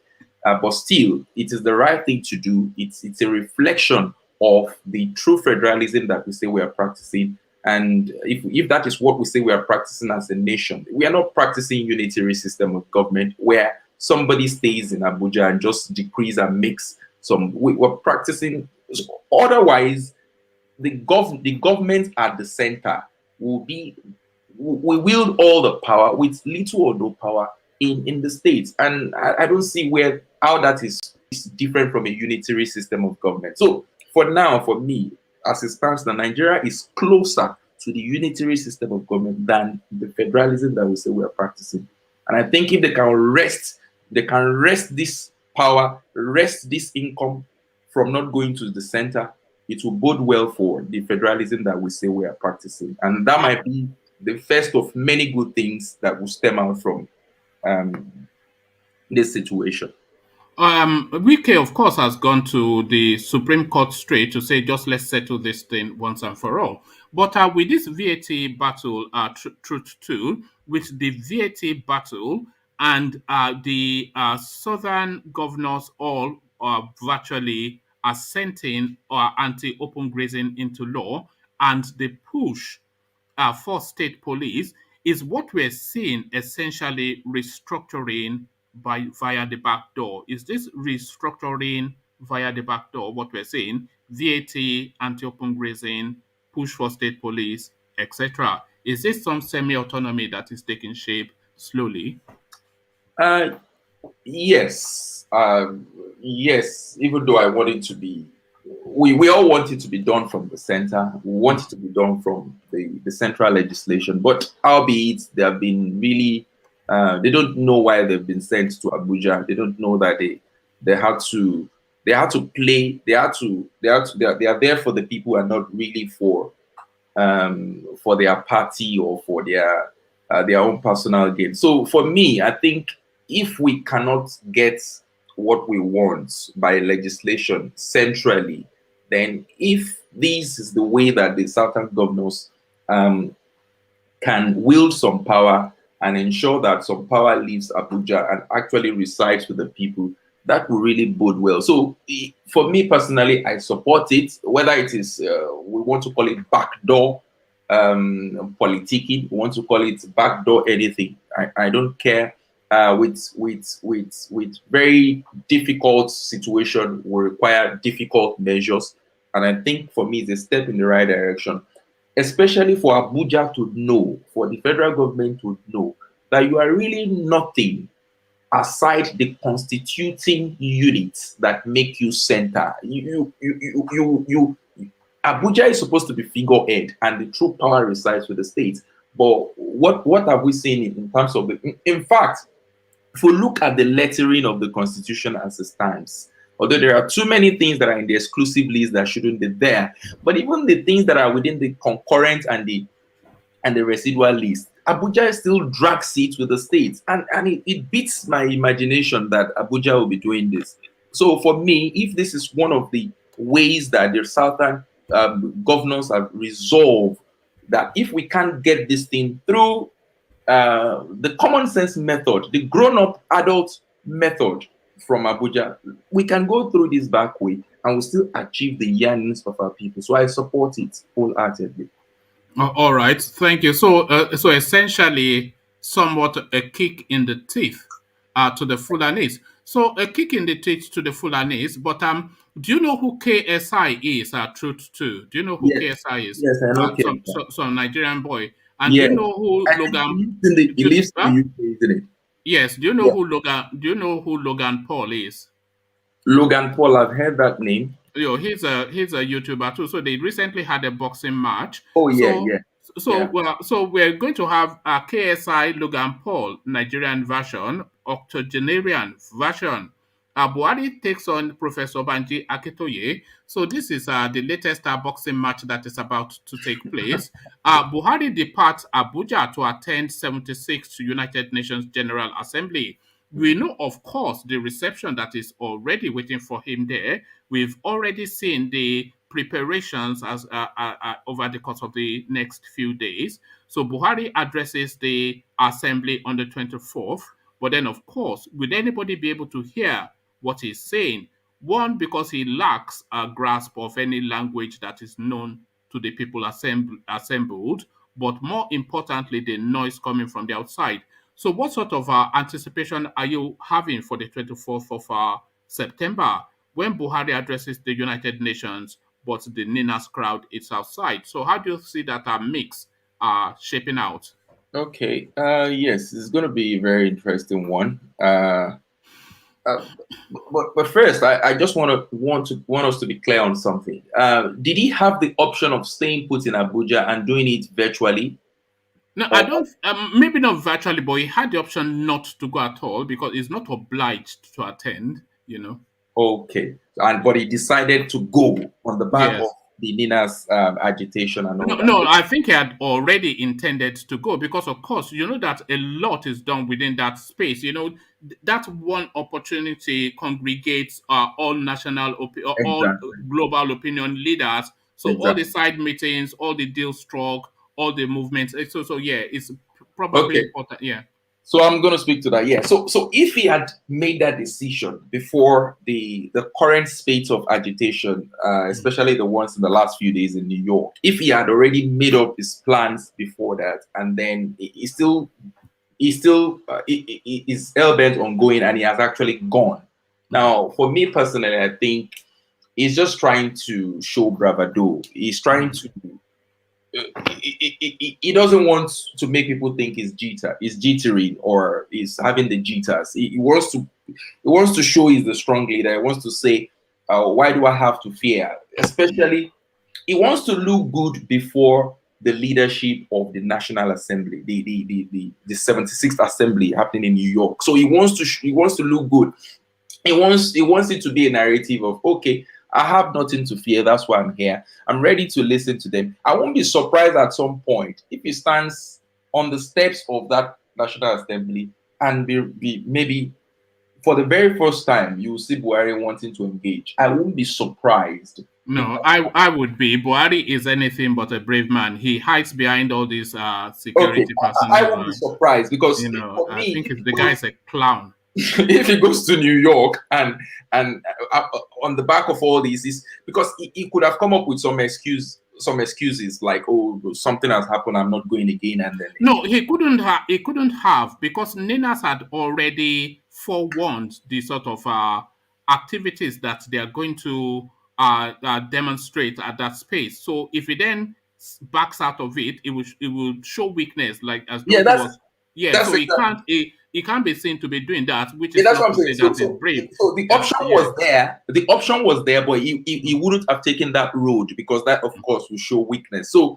for me, it's like I said, it's just that bravado to say that I mean, no fear of anybody. Therefore, there will be no flights. I'll go there. I will face them, and whatever happens. Especially as he wants to seem that democratic leader that he really is not, because of course there'll be questions put to him by some of the leadership of it might not be an official platform, but there will be side talks and what's happening with your country and all that, and he wants to look good, he wants to say some very palatable things, but I think the reception will be really hostile.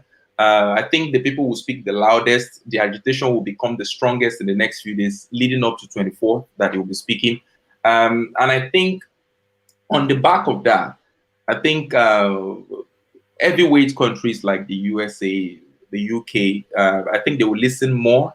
They want to give the people the benefits of the doubt and listen more and probe more into some of the claims of the people, and that can only bode well for the new Nigeria or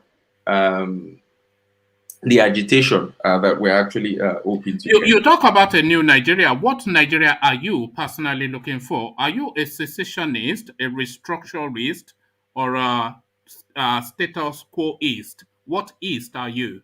Okay. Yeah. I'll tell you in the order that I want things. So I'm not by any stretch of the imagination a fanatic of any one of the propositions, but I'll tell you in what order I want them. So first and foremost, if I had the option of what we have now, I want a Yoruba nation. So if I cannot get that, then I want restructuring. Okay. And what form, what shape would that restructuring take? The shape and form that it's the subtle way the governors are going about it now. I don't think that shows that we know what we're doing. So I want okay. Let me describe my restructuring to you, because it's often an ambiguous question and people never really. My restructuring will be a very strong sub-regional space with a very loose federal space. What do I mean? You control largely your resources and you pay 30-20% to the central pool. You have sort of like a regional police, which is nested within a national security structure. And what the center has oversight on is essentially things like international relations, national defense, sports, things like that. So all these loose things, but essentially the core weight of the country will be vested within regional sub-ethnic nations. So that for me is what restructuring would look like. So how would they look like for you in that sort of like a bracket? I think your model is idealistic at best, and that's what every well-meaning Nigeria should seek to get. For me personally, your model is the paragon of model, and personally, I think that's obtainable in Nigeria. And as it stands, that's really what I'm looking forward to. A situation like you said, that the sub nations they wield more of the power. It's more regional. You keep what you get and then pay to the center. Of course, pay to the center. But of course, in terms of territorial integrity and defense and all that, that will reside with the center. But essentially, the economies within the region should be defined by the strength of what is coming out from every region. So the politics and the defense and all that, the federal government can wield all the power, speak for the people on international fronts and all that. But when it comes to what you get, and that I believe is what obtains in many civilized and developed nations. They have that sort of structure in Somaliland. Somaliland is made up of maybe about 7-8 this description that I gave you.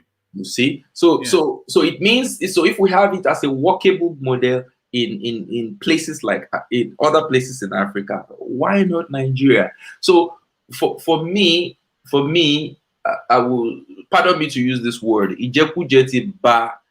No, is that Niger Delta oil well, isn't it? If you remove that thing, Nigeria would work. But just that free and easy, plentiful money. Exactly. You know? So when people, especially when people really, and I think the oil thing, as of course everybody knows that it has been more of a cost than a blessing.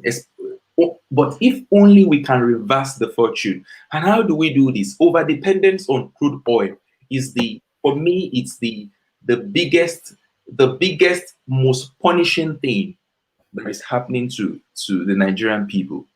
We cannot, if we can just dare to look away from crude oil and say, what can we do with the brow of our eyes, with the sweat from our... No, we shouldn't look away from crude oil. We should just use it for the purpose that it should really serve. I'm not saying, yes, I'm not saying, of course.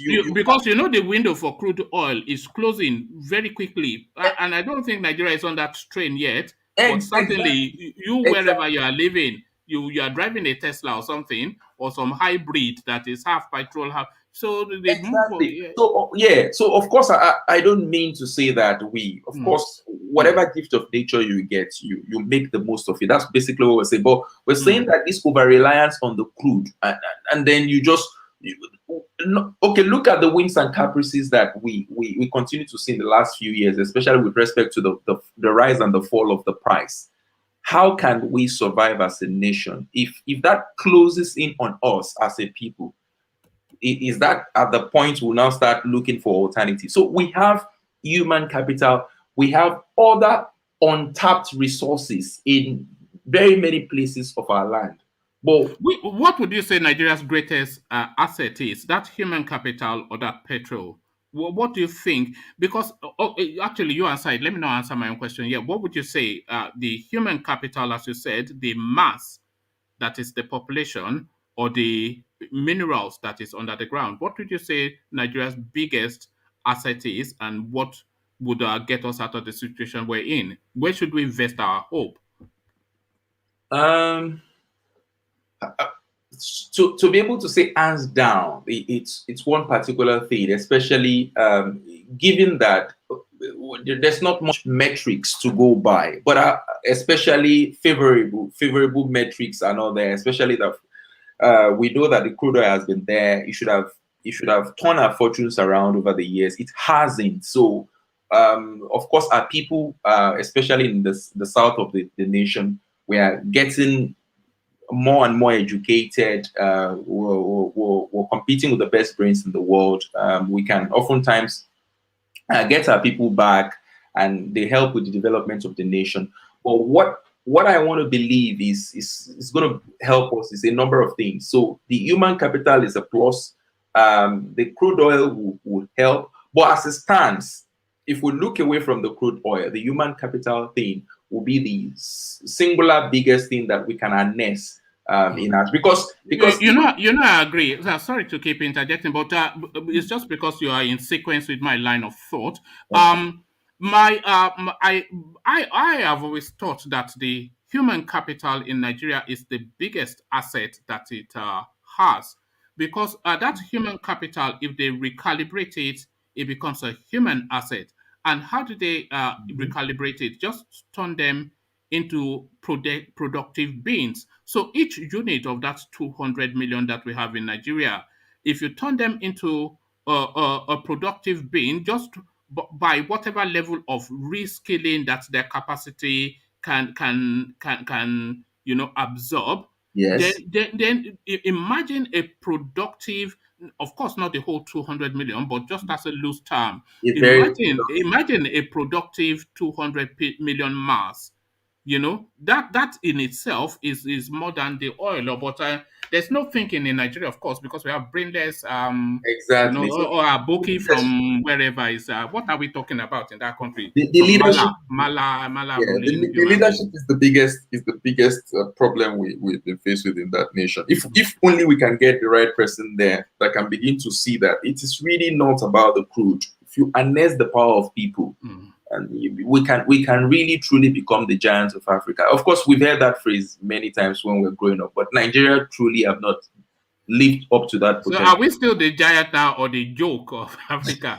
Because we just had a narration from one of our brothers from a resident in one of these in Abu Dhabi. Yeah, I was harrowing, very harrowing experience. Yeah. It's just I do. Yeah, I on a personal level, of course, I've not been there to live there, but I know a few people that over the years have lived in that space, and I still know somebody that actually he was tired of the situation there, and they returned back to Nigeria only about a few months ago. So I know maybe not firsthand, but from people, friends, and people's experience, I know exactly what that young man was talking about there. And it's really sad that Nigeria can leave some of its population to go through such difficulty and so many harrowing experiences in that space. because those people, they don't really care. They don't care. No, they don't. They see you. Their Yeah. dog is better, probably more respected than you. Yes. They just treat you like They- garbage. exactly. We say human rights is in the back burner in Nigeria, but even in such spaces, they do it subtly. They just black people are nothing in that kind of space. Even Qatar, because my wife used to work many years in Qatar before she returned back to the UK. Even Qatar, they are just slightly better than UAE, but they are the same people in that space, Saudi, Qatari, and they are just very, very hellish people. Yeah, so once upon a time, the giant of Africa, now the joke of the world. Let me take you to a different space, truth too. Our Petroleum Industry Act, Buhari approves incorporation of NNPC, appoints Male Kyari as CEO. So that Petroleum Industry Act, they are quickly moving into that space. They've incorporated a company and nested NNPC within it. So it now becomes a limited liability company. The chief executive of course, a Fulani man, what nothing else under Buhari, of course. But then the composition of the board that has oversight of that space still heavily weighted to the north. Dr. Tajuddin Umar, Northeast, Mrs. Lami Ahmed, North Central, Malam Mohammed Lawal, Northwest, and then Senator Margaret Chuba Okadibo, Southeast, Barrister Constance Marshall, South, and Chief Pius Akin, something or the other, Southwest. So that is NNPC. NNPC, of course, the assets in the South, but the representation from the South just one. Heavyweight Fulani, the lopsidedness as always. What are you making of that? Just that space. Yeah, what can we say? The man says he chooses these people on the back of merit, not necessarily on the back of, but that it's means we are all illiterates in the South, Abby. exactly. So it's clear that he's blinded by. In fact, in Buhari's dictionary, is the president of the Fulani man. It's not speaking or fighting for the average Nigerian person. He doesn't really care. So and that's what we see again in terms of the composition. But I really fear for the leadership of Nigeria, because if you can't look past this parochialism, looking just in your space. You can't look past this tribalism and look to efficiency and expertise. Where is it going to take us as a people? His children is in that country. However rich these politicians, this elite are, Nigeria will always be the home for them. Even if they travel out and they have big mansions and everything, Nigeria is always the home for them. So in the next few years, 5 years, 10, 15, 20, what is the kind of Nigeria that Buhari wants to see if he's still alive? I don't know whether these people, they don't think. I really don't know what. The World Bank has already told him just a few months ago. The World Bank came out with a report that come 2022 or 2023, Nigeria would have regressed by 30 years, and the calibration of the, or is it 20 years? I don't know. The calibration anyway, they say that Nigeria will hit the spot that it was at 2010 when it reaches 2023. So the guy is just, I don't know. So it's just wild. While the world is moving forward, it's taking us backwards. Well, what are you expecting now? When the whole narrative of this 6 years of this guy, the whole narrative is if cows have rights over human beings. That has been the conversation for 6 years. Imagine. Is that not what we have been talking about for 6 years? Imagine. If cows have superiority.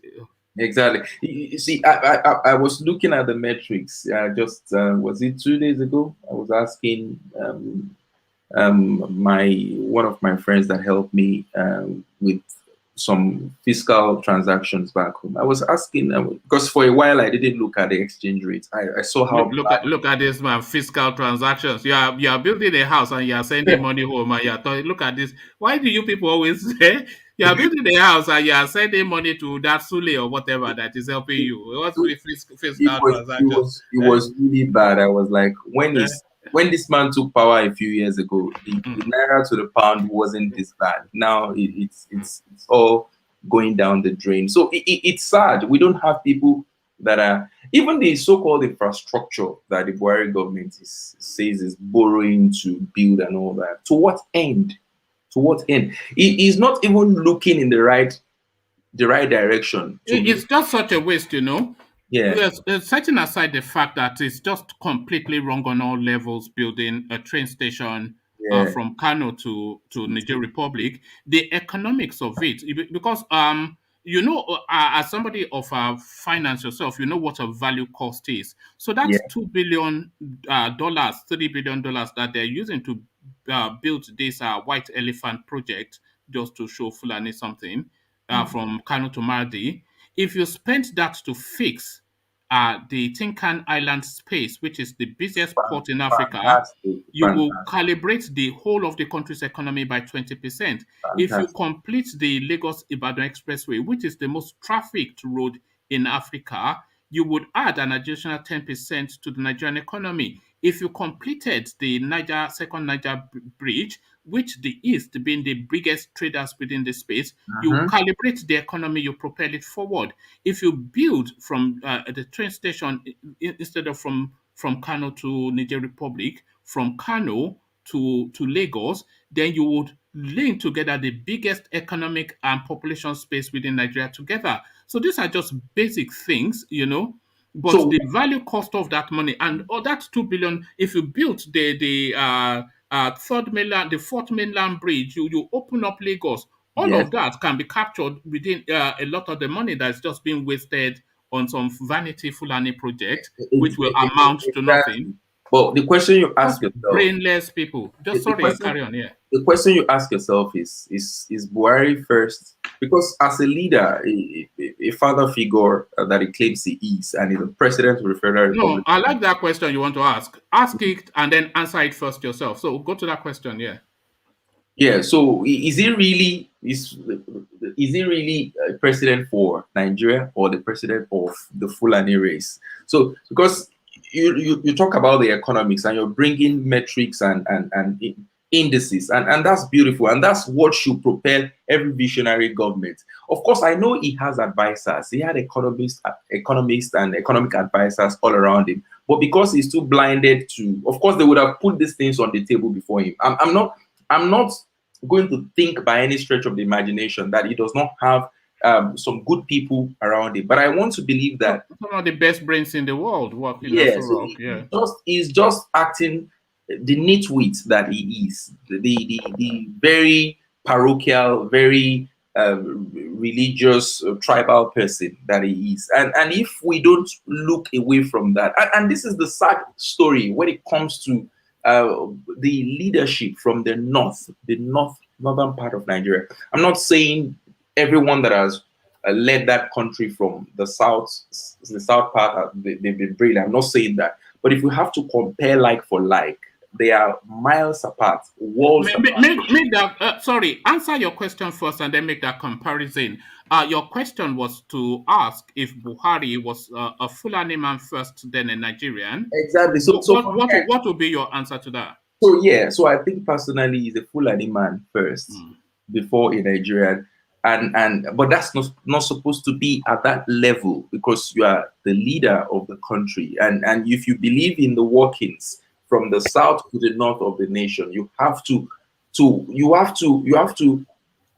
embody the yearnings of the man in Bayelsa as much as the man in Kaduna or Kano. But he is proving that he's not someone to be trusted with the future of Nigeria. So Do you think Buhari feels any affinity to the man in Bayelsa, the man in Imo? Does he feel any affinity towards these people, any sense of brotherhoodness, or does he view them with suspicion? Which of those two do you think is? He would say he does, but his actions, of course, are saying otherwise. So personally, I don't think he does. I think for him, home would only be the Katsina and the surrounding places. I don't see a situation where Buhari can can rely in any way or put his hopes or aspirations in anything coming from the south of Nigeria. He's that one man that sets in the ways.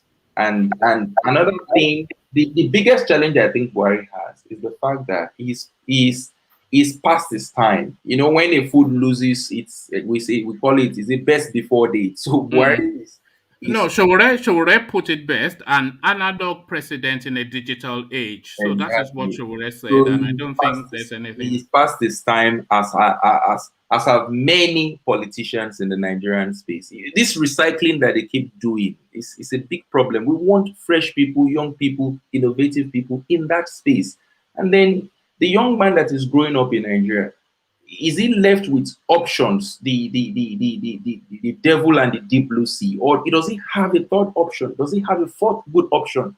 That is the problem. Especially these two giant political parties in Nigeria. They are the biggest problems we have now. I was listening to, I don't know whether you of course you know Jega, the past Jega. The past INEC. Yes, exactly. I was listening to him, and he was saying it, I think about a month ago or something, and I think he's registered a new party himself. He said the biggest problem we have now are those two parties, and if power is not rest from those two parties, Nigeria will never move forward. And I share in the sentiment. Of course, I'm not saying he's any better, because of course he would have greased his palm. It was the one that rigged Buhari in now. Exactly, they would have greased his palm on many occasions. But again, at least for once, he came out with the truth to say that the future of that nation cannot lie in any one of those two big political parties. Well, imagine your options in 2023 will be Tinubu or Atiku. So damned if you do, damned if you don't. But before I sample another voice, Truth Sue, and a real delight to hear from you. You were hinting at the space just then, comparing presidents. So give me your top three in terms of, we know they are all terrible in Nigeria, but in terms of the past leadership that we have had, both military and civilian, give us your top three. Okay. I think, of course, they are all mediocre leaders, mediocrity at its best. But we can put Shagari somewhere, Obasanjo. No, give it in hierarchical order. So number one, number two, number three.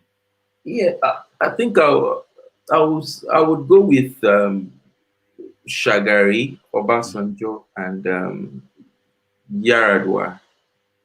Okay. All right. My hierarchy will be Obasanjo, Goodluck Jonathan, and I would have put Babangida there, but it's just too many atrocities. You see, just too many. Yeah. Of course, I thought about IBB, but of course, again, if you go to how do they say it? You don't go to something with stained hands. You don't come to grace with dirty hands. So IBB did too many things that presented him in bad light. So I don't have any sympathies towards him. Even now, I don't have any. And it could have been by far the best president we have ever had. Yes, economically, he had the brains to do it.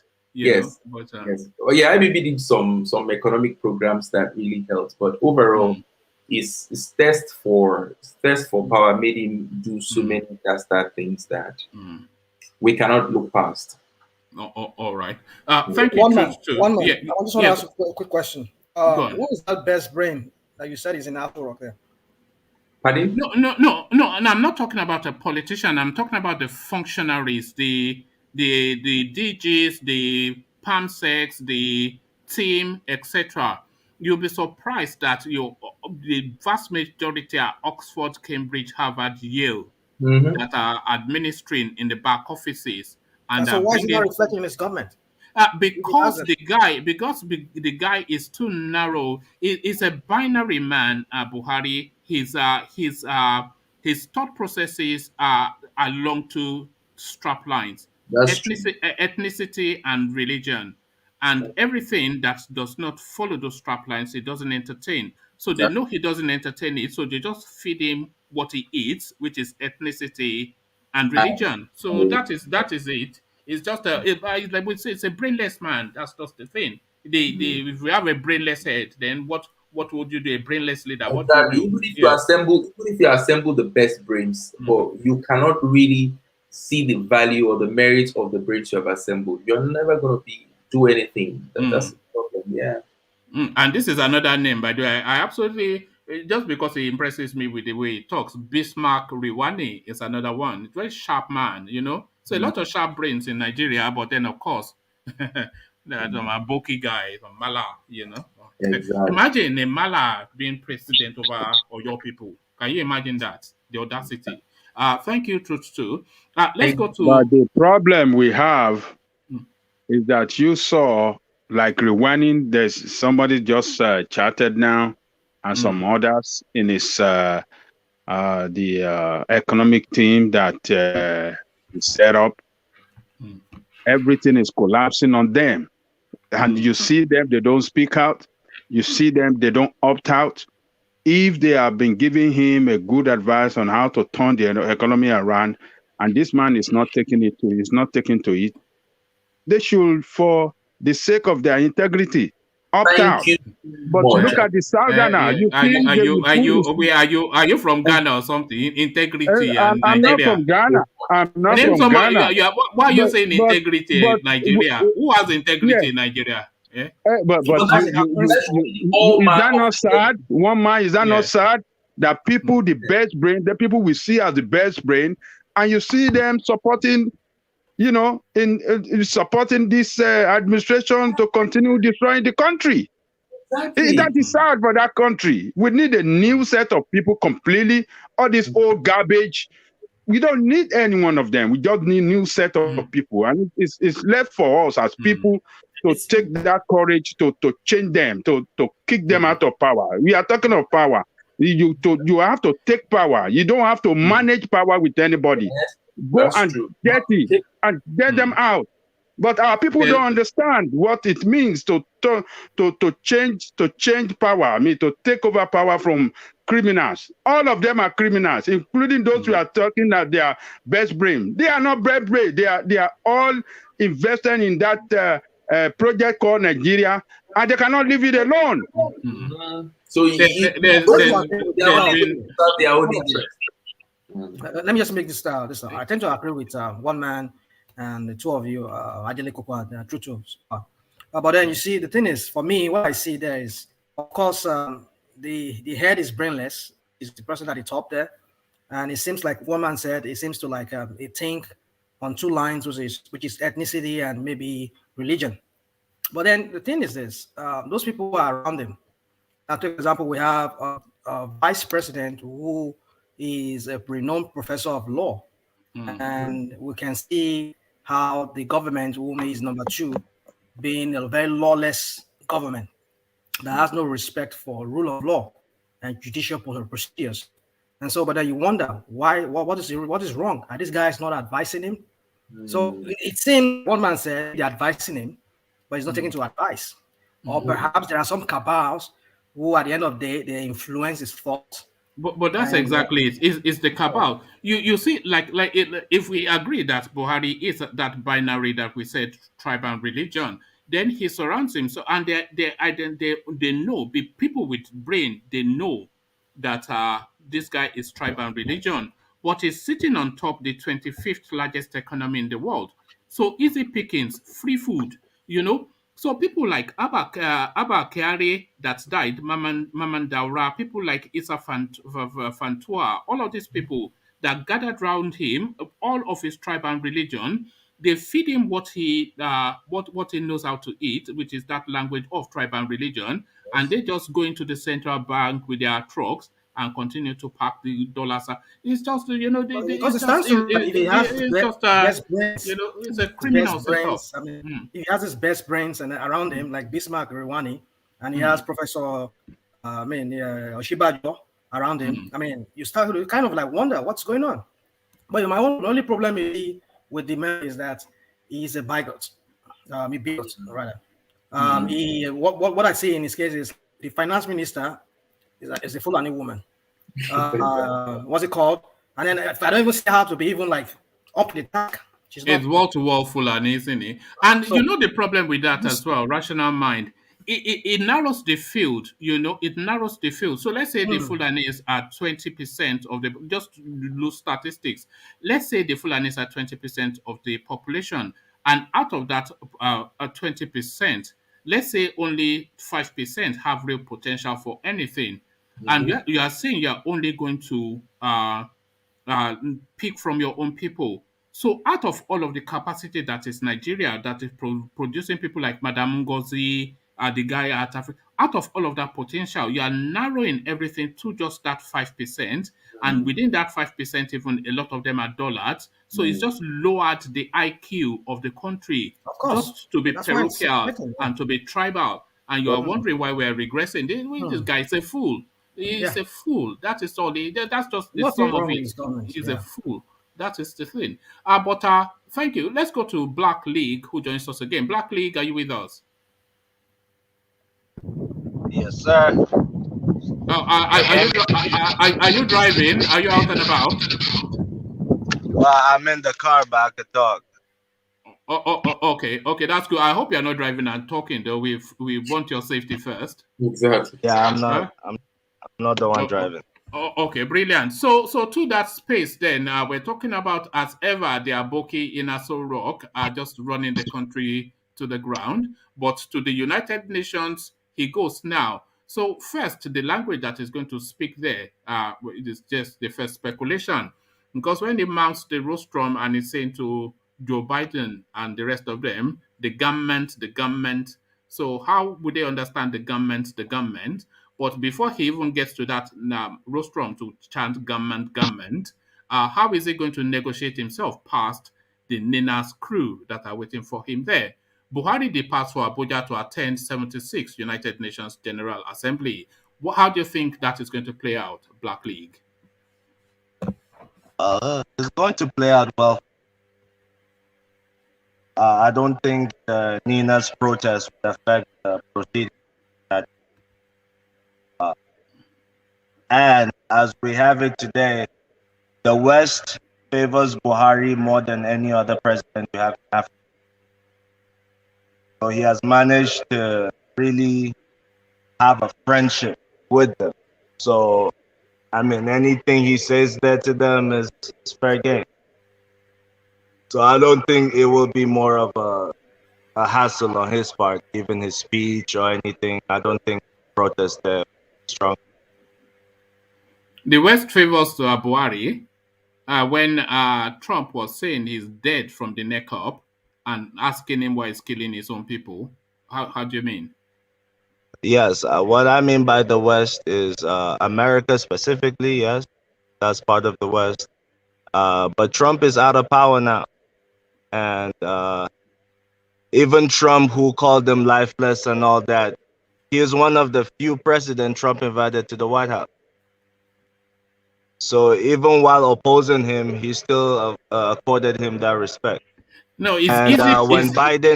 When Biden came in power, all the jets and all that started arriving that the Air Force in Nigeria ordered from here in America.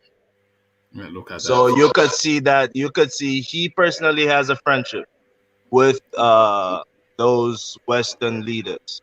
And I don't know any African leader who's closer to them than Buhari, as it is today. I'm not sure how much of Nigerian language you understand, but do you understand the word mugun? Mugun. Have you heard the word mugun before? Yes. I know. So it's mugun to them now. They just see this dumb person sitting on top of oil. Of course, they will take advantage of him. So it's just a mugun. Well, in politics, it's all about interest. So if his interest aligns with theirs, then that's a perfect relationship for what they got going on. Oh, okay. And you are not anticipating any impact for the Nina's protest? Oh, no, not at all. All right. Okay, why did they then send the advanced party of Ibrahim Gambarini then to go and smooth this part? Yeah, because Ibrahim Gambari is his chief of staff. and Ibrahim Gambari used to be a staff of the United Nations. So Ibrahim Gambari is the most qualified person in the cabinet sense. We're losing you slightly, but I don't want to let you go because I know you have some interesting takes on what we're talking about. Do we have you back? Yes. Can you hear me? Okay. Yes. Yeah, now we can. Yeah. Okay. So I said Ibrahim Gambari used to be a staff of the United Nations. He's a world-renowned diplomat. So I think he's the most qualified in the cabinet today for him to send. All right. All right. A difference of perspective there. I see it differently, but then of course that's the beauty of it. Yeah, but this has lasted before Buhari. The West has had a very close relationship with the Fulani tribe. Ever since the 1900s. That's the only group of people that the West have been able to work hand in hand, have a successful relationship spanning over 100 years. Well, how so? What are you talking about? I'm specifically referring to the indirect form of government in northern Nigeria. Right. When the English refused to use direct form of government like they used in all parts of southern. When they came to northern Nigeria, they made a deal with the Fulani. So the Fulanis you see all this revisionist stuff. I thought we'd gone past that. Is this Danfodio again? Are we back to Danfodio? Some fabled Danfodio something? Is it? Are we? No. I'm going back to the facts. These are documented. All right. This is was indirect rule used in the north or not? Well, I couldn't really say for certain because my history is a bit hazy on that. But I'm not going to take. I'm not going to take your word on it. But no, I'm sure anybody watching us on this panel who knows about the colonial regime in Nigeria knows that the northern Nigeria. Can I interject 1 minute? Please do. We have we have a revisionist in our midst. You said that the Nina's rally is not going to have no impact, right? Yeah, I don't think it's going to have much impact. Like why is the government issuing circulars to newspaper in Nigeria not to carry any report about Nina's? About the rallies going on in the United States? Well, every government would want to look good. So anything that will make them look good, that's exactly what they'll go for. Okay, that's to tell you that what you are saying here is not true. They are feeling the heat and they don't want the world to see, they don't want the world to know their atrocity, to see the truth part of atrocity they commit in Nigeria, which Ninas has exposed them by filing petition with United Nations and International Criminal Court of Justice, which is back with rally in front of United Nations. So they are feeling the heat. So don't say that it's not going to make impact. It's making great impact. No, if I may jump in here. Yes. Well, can I respond real quick before you? No. Let him respond to Ajanle Koko first. Yeah. So he has the order. Yeah. Go on. Okay. Yeah, Ajanle Koko. What I mean exactly, but it's not going to have much impact, is as far as the results. The results, the group is really looking forward to securing the Southwest. Am I correct? I cannot hear you. What did you say? I said, as far as the results go, I think the group is focused on bringing security to the Southwest. Am I correct? No, they're looking to secede. They want to form independent indigenous nations. That is really their want. Yeah. Yes, and what's making that demand loud and clear is because of the security situation in the Southwest. Am I correct? Well, that, as well as the backwardness and lack of cranial function of the man in Aso Rock.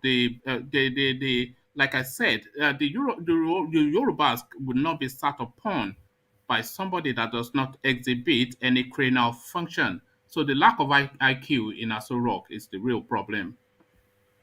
Yeah. So as far as impact, because the IQ of the man in Aso Rock are not, you know, with the style of government there is in Nigeria, people could say there was a Yoruba president in the person of Obasanjo for 8 years.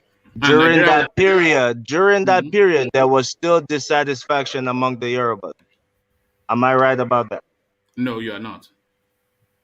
Well, according to records, because I've been following politics since about 2002. So I was the latter part of the President Obasanjo administration. I followed dedicatedly till today. I still follow politics. So at that time, first and foremost, the Yoruba people didn't even vote for Obasanjo. He got the least amount of votes in terms of percentage. Well, that was on the first time. That was the first time in office. On the second time in office, Yoruba voted for him overwhelmingly. Yes, so that's what's because your point? he made it. That's because he made it a policy to A policy go at of the what? What do you Yorubas mean? to solicit support from the Yoruba. But I said all that to say, really, what I meant by impact of the Nina's protest in United Nations. I don't see it as being much impact. I think they would have much more impact if the 1 million men that go there donate $1 each. They would have $1 million. That would make some impact in any part of Nigeria. Yeah, I don't know whether you understand. What are you? Can I just hold on? Let him have the space to flesh out his position. Just so, because Black League has been here before, and he takes a different look onto the Nigerian space. So one man, I just want to chip in something, please. Just go on. Just go on. Go on. A second. Yeah, Black League. What Ajali Koko said is true. The Nigerian government is getting the hit because from the Ninas and from the IPOB, you don't know what is going on the ground. So let's watch and see. We just give them let's give them from now to the ending of this year. You will see what will be going on. That's what I want to say. No, hold on. Nothing will go on. They've been there 6 years. Nothing has happened. So I don't see anything happening. Let me move you to a different space. Sorry, did you want to say something? Quickly. When you were saying that there will be no much impact, I think in addition to what Ajali Koko said, you see, if you look at the whole narrative of the IPOP thing with the Aso Rock, initially they gave them no recognition. You hardly even hear them mention that name IPOP, even Nnamdi Kanu. But at some point, they started mentioning them, especially when they started, when Garba Shehu started talking about them. That was where you knew that there's something that they found out about IPOP doing to the Nigerian government that is affecting the country. So suddenly now we know, I've been hearing them talk about Ilanamo Odua or Ninas. So suddenly they started talking about IPOP being seen in New York, which they never even mentioned. They instructed the Nigerian media not to report it, like I said. But the media aide to the president came on the national TV or sent in a statement saying that the IPOB were seen with Ninas in New York. So what I'm trying to say is that they're feeling the heat. They knew that these guys are doing something that is kind of like putting that government in a bad light, and they see that that's it to the government or to that country called Nigeria. And so, maybe not really as you might want them, the impact to be felt, but I know these guys, they are really making some impact. That's all I have to say. All right, thank you. Black League, let me just move you from that space to a different space because I want to sample your opinion. One man, can I make one point before you move in? Oh, okay, go on. Yeah, for your information, I was at the last rally in New York City, and I spoke with a UN official who told me that the rally will definitely have impact. I haven't submitted, I mean, after Ninas have submitted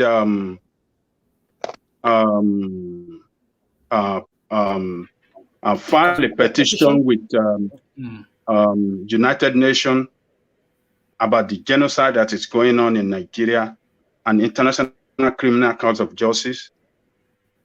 They said the rally that we are doing we are on the right path because they are looking at us right from their offices and they are wondering who are these people that whenever people come out in front of United Nations and demonstrating for several hours, they normally send officials to go and ask them who are they, what is going on, and they will take the report in to follow whatever petition or whatever that they are pursuing. You know, okay. It works. Don't say that it doesn't work. You people don't know anything. You stay outside. You just look at political issues and then you condemn the move.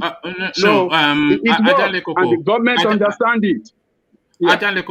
Let me just to move it on and maybe to help Black League out a bit. I don't think it's necessarily saying it's not going to have any impact. What I think he's saying is that it's not going to have sufficient enough of an impact to have any sort of a meaningful impact. So it will just be murmurings and just a bit of outcry, just an outburst. It's essentially going to be an outburst. Things will peter down, but it's not going to affect any real paradigm change. Essentially, is what he's saying. Which in terms of self-determination, because I hear that's the goal. Yes. Yes.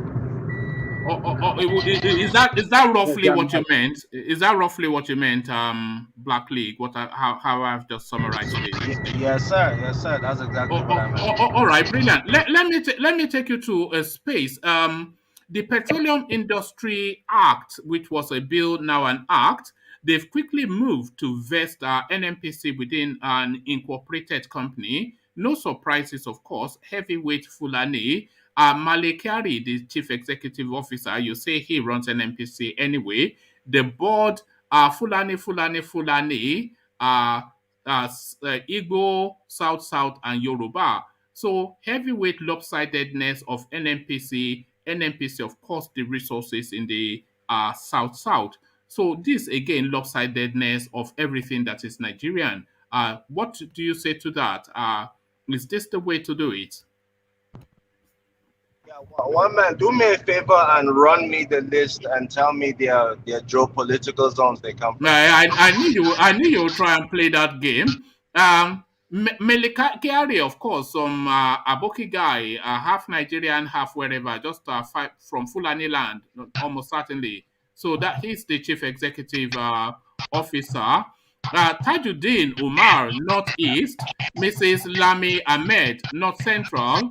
Malam Mohammed Lawal, Northwest. Senator Margaret Chuba Okadipo, Southeast. Barrister Constance Harry Marshall, South. Chief Pius Akinyelure, Southwest. So you will be saying to me, of course, that those are the 6 geopolitical zones in Nigeria. Is that where you're going to? Yeah, precisely that. I mean, that represents 6 geopolitical zones. The Mohammed Lawal guy could be the Hausa Fulani guy. The other guy is a Kanuri guy, and the Ladi somebody is definitely not a Hausa Fulani name. Lami. Yes. Yeah, that does not sound like a Hausa or Fulani extraction coming from the North Central. You know, that's that Kwara, Kogi area. So, and then 3 from the 3 geopolitical zones. And Mele Kyari, the NNPC boss, is a Kanuri man. There you are. So what has that got to do with the South? Where the oil is? Where is their representation? Where is their advantage? The South representatives have agreed because they have one representative since they're going for geopolitical zone. That's the agreement they have gone with. Really? Yeah, the All right. South political representatives. I knew that was where you were going, but No, well, but one man, if the people elected to really voice out these opinions, I believe there should be at least half of them from the South. But what does my belief have to do with reality? In reality, the political representatives from those regions have agreed to sharing it per geopolitical region. So my belief would have no effect. No. I'm still going to take you to that space, but I'm going to sound you on one more thing, and then I'll take you to that space where you often speak to, because I'm going to nail you down. I've been trying to nail you down, but you ran away. But unfortunately for you, you came in today, so I'm going to nail you down today. But let me give you this one first. Northern states responsible for Lagos River's economic development. Masari is saying this. Is that VAT space, of course, which I'm sure you're familiar with, and he is saying that it is the weight of their numbers in the north that propels the economy of Lagos State, which then gives them an entitlement to the earnings of Lagos State. Is that logic to you?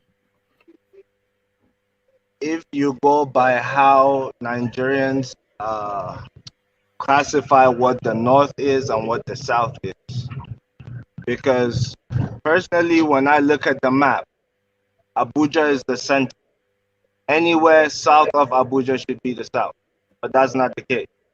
States like Benue, Kogi, states like that fall under the North. So that would give them, of course, more population than the South, because the geographical area the North covers land-wise is about 70% of the country. So if Masari, first of all, I just think it's political speech, because of course he's against the state controlling the VAT. He wants from, but from the way Nigerians have agreed to call it, because we could sit here and still refer to states like Benue as northern Nigeria. That gives northern Nigeria the advantage. And therefore, if the oil is coming from the south and stuff that the south produces, of course, there's a large population in the north who are there to, transport those items to the north. That's just how Nigeria has been configured all through the year, because you will see certain things. For example, the cows that we've been talking about for some years now, those cows are not consumed in the north as much as they're consumed in the south, even with the population in the north. So you see that relationship of it's supposed to be mutually beneficial. That's how it was intended to be. You see things like the kola nut. In the east, the kola nut is almost spiritual. In the west, the kola nut has a very high significance, but the kola nut is largely grown only in the north. They barely eat it up there. So I think that whole concept of Nigeria coming together in the real sense of a federation, where every region would actually control their resources through their own elected representative, in the real sense, not what we have right now, because everything top dominant, and the top really doesn't have the capacity to run Nigeria. The north does. The center only knows power in the center, so it would leave all the regions in deficit, because they are not fully represented and they do not control what they produce, which is what's happening right now with South, with the VAT, with the PIB bill and all that. So I'm really very solution oriented. The solution to this is to keep the representatives accountable by participating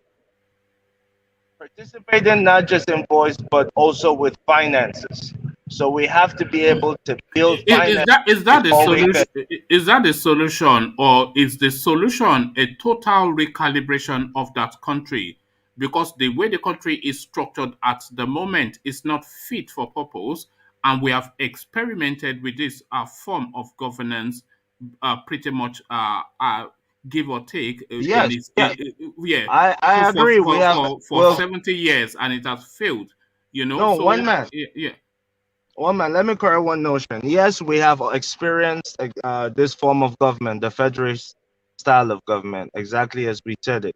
And that's when Nigeria, that was the golden age of the country Nigeria. No. That's Sorry. That wasn't what I was going to. I was saying that we have experienced what we have uh, as currently. We've experienced it in different incarnations over the period of 70 years, give or take, and it has failed.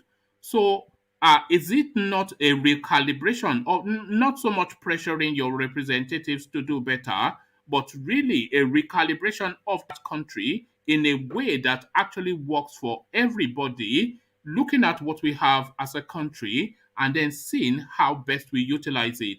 And that, of course, is a restructuring language. That country, no matter what, it has to be restructured for it to have any meaning. okay. So is secession part of restructuring or not?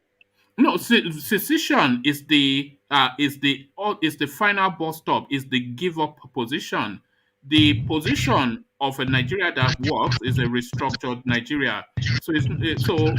For secession not to take place, then restructuring has to happen. Yes, and I agree because when Nigeria was structured the right way, every region was basically trying to compete with other regions, and that was for the good of the entire country because everybody was trying to produce.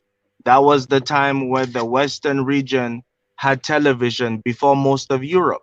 People don't know that there was great advancement in the country where yes, there was a Nigeria, but Nigeria as a government at center was only in charge of immigration, the military. If some other country tries to come take us over and stuff like that, And stuff that football, only yeah. yes, stuff that only federal government should be in charge of. But today, if there's no light in my village, I'm calling the president's name. He doesn't have the capacity to do that. All right. So to that president's name, do you think? Let me just let me not let me make it an open-ended question. Do you think Buhari is fit for purpose? How do you Hmm? how do you mean specific? Do you mean? Do you think rather that Buhari is fit to be the president of Nigeria? I think Buhari is I think physically too tired. No, not physically, just in the totality of the requirements of the job. Yes, in the total requirements of the job, I just think he's a bit too. First of all, you have to first look at his history. So I think Buhari is a little too fatigued to hold such a position because Nigerian president, that position is very complex. Simply because we do not practice what we say we are. We call ourselves Federal Republic. That name Federal should be added. We're not a Federal Republic. So Nigeria, on paper, yes, you could put Buhari there. But how is practice in real life, in reality in Nigeria? No, I think the president is too fatigued.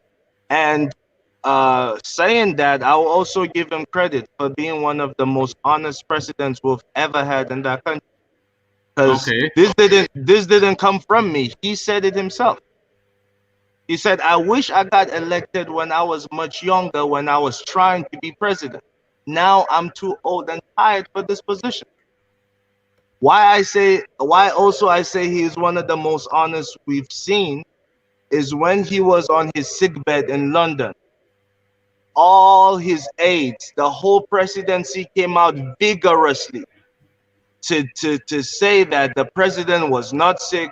A pastor who is the vice president came and said verbatim, he's hale and hearty. That means there's nothing wrong with him. When Buhari finally came back to Nigeria, a reporter met him at the airport and asked, is it true you were sick? He said, I've never been this sick my entire life. Regardless of what his whole cabinet has been saying, he was ready to throw them under the bus to tell Nigerians the truth. Yes, I almost died in that encounter. Y'all were right. Do you think Buhari is corrupt? Personally, no. But the people around him, because he's too fatigued to hold that office, he cannot oversee all the things he's supposed to oversee. So those corrupt people, there's a lot of corrupt people, a lot of them from the north, there's some of them from the south that are around him that are extremely corrupt. Because they didn't get elected, he got elected, they're riding on his name to enrich themselves. I know that, and we know the list of their names. But do you think he is aware of how that these people are corrupt and how corrupt they are? Do you think he's aware? Of course, I think he is aware. I think because initially when it started, the first real big rage about corruption in his government was the scandal with the former secretary to the government. Yes, the one that got millions of dollars to clear some grass. Yes. Grass cutter, yeah. Yes. Although it took him some time, because Buhari is known to be a very loyal person and he believes in loyalty. You have to look at his background. He worked nowhere other than military. Military took him to everywhere he worked. So he has a military mindset. In military, loyalty comes before anything. So he saw that man as being loyal to him, although that man was recommended to him by Tinubu to be the secretary. Yes, it's actually Tinubu's friend. Something Lawal. Yeah, Babacher Lawal. Yeah. Yeah. So, but it took him a while, but at the end of the day, he let him go. So he showed signs of... Do you think Buhari is too ethnic? I wouldn't say Buhari is too ethnic.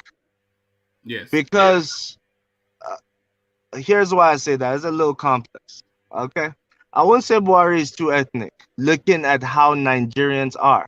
If I say Buhari is too ethnic, I should say in the same sentence, Nigerians are too ethnic. The same disease Buhari is suffering from, we are all suffering from it as Nigerians. We cannot wait to get to that position so we can put our own people. So for me to say Buhari is ethnic is, although it's true, is doing him a disservice. Because that's how we've built that country. We haven't built a nation yet. Do you think we've ever had a president that has exhibited as much ethnic bias as Buhari ever in the history of that country? Well, I don't think we should be comparing ethnic stock. We should just be condemning the whole idea of sticking with your ethnic group, even though you're elected as president of Nigeria. Okay. Every president has exhibited it in some way or another, with very few exceptions. Can I interject 1 minute? Sorry, Ajande Koko. Let me just put this question to, because it's on the same thought that he's having. Do you think the country is disadvantaged by Buhari's obvious ethnic lopsidedness? Do you think the country is disadvantaged by it? Is obvious ethnic bias, and I don't think even you can dispute that is ethnically, that is biased ethnically. Yes. Or do you think the country is disadvantaged by it? Yes, the country is disadvantaged by any form of ethnic bias exhibited by Buhari and the presidents who came before him. See this guy, you're a politician, aren't you? You're always on the run, Maradona. Oh yeah, Ajale Koko. See if you can give him a face. Give him a face. Did you say that Buhari is not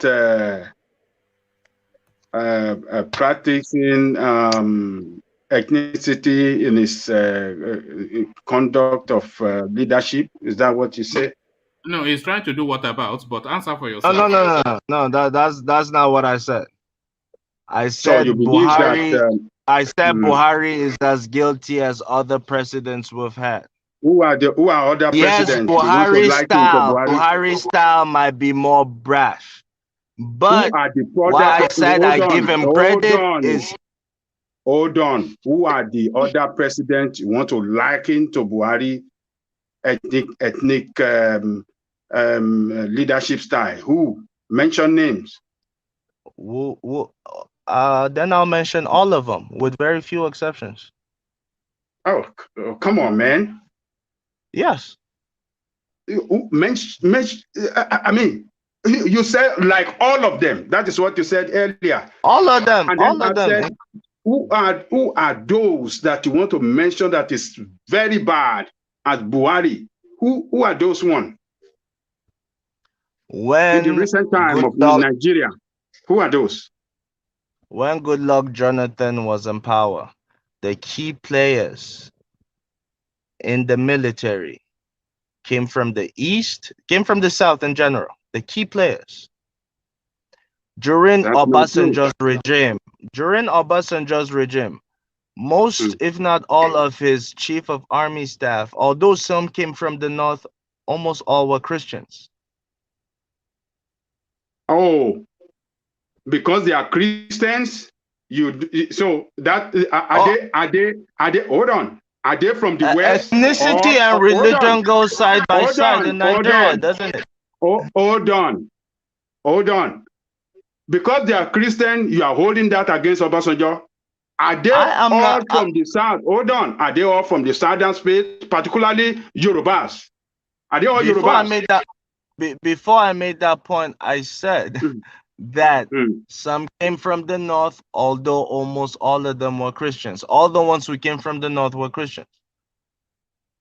Okay, what is Christianity? What is religion got to do with the position of leadership? What is religion got to do with that? Position of position of responsibility. Hold on. With position of responsibility. Are we talking about ideal politics, or are we talking about what we have on ground in Nigeria? Because if it's what we have on ground, you know the answer to that question. Look, when people, we are talking ethnicity now. It is ethnicity. We are not talking about religion. All right.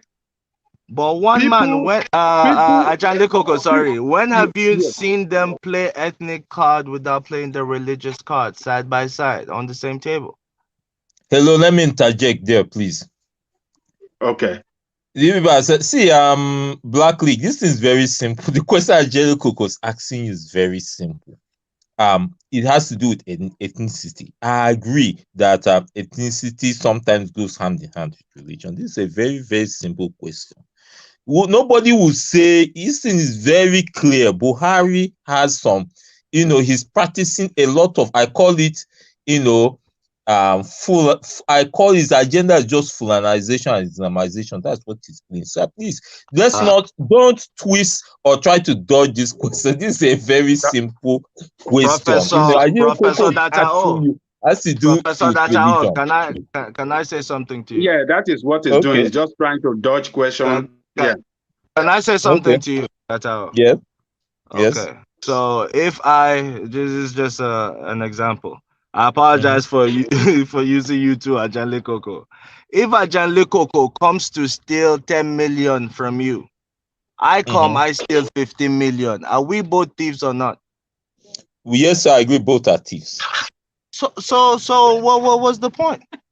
That is not the issue. No. Ajahn Koko's case, he asks a straight question. This is very straight. I asked ethnicity. This guy has a lot of influence of ethnicity display in his government. And you also mistakenly said all the leaders also. Now he said mention one. Now you're going to Goodluck. And you have not been able to fully substantiate that response of yours. This thing is very, very clear. Yes. We all know what happened in Goodluck time. During Goodluck, the chief of defense was Petroleum from the Southwest. Chief of army staff, Ihejika, Southeast. Isn't it the same thing Buhari is doing? Is that not? Look, okay. Have you listened to Governor Autumn recently? What he was saying about Buhari? Yes, sir. You have? Yes, sir. Personally accusing president of backing his tribal men to kill his people. Accusing him of not doing anything every time, several times he has been to him for help. What do you want to say to that? And you want to say that this guy is not committing genocide, using his people, his tribal people to kill other people across the country, and using the power of the government to support them? Is that what you are saying? That's not what I'm saying. What I'm saying is, but that is the truth. Is that the truth or false? If that is true, because there's no Autumn came and said it but didn't provide no evidence. That may be true. That may be true. Even the president said it. Hold on. Give me a minute. Hold on. Give me a minute.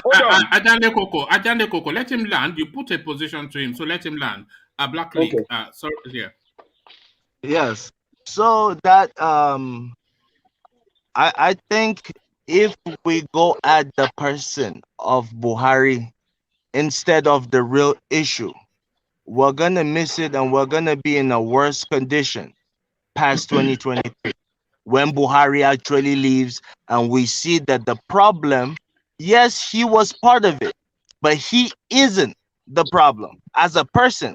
He has 2 years left.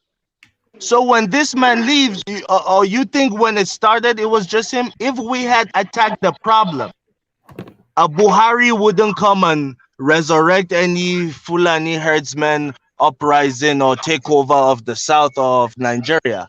If the problem had been faced head on, we kept chasing personalities. When the Boko Haram thing, they kept chasing who is the leader? Ali Modo Who Sharif. is the leader of the nation? In charge? Who is in charge? Who are we supposed to hold responsible?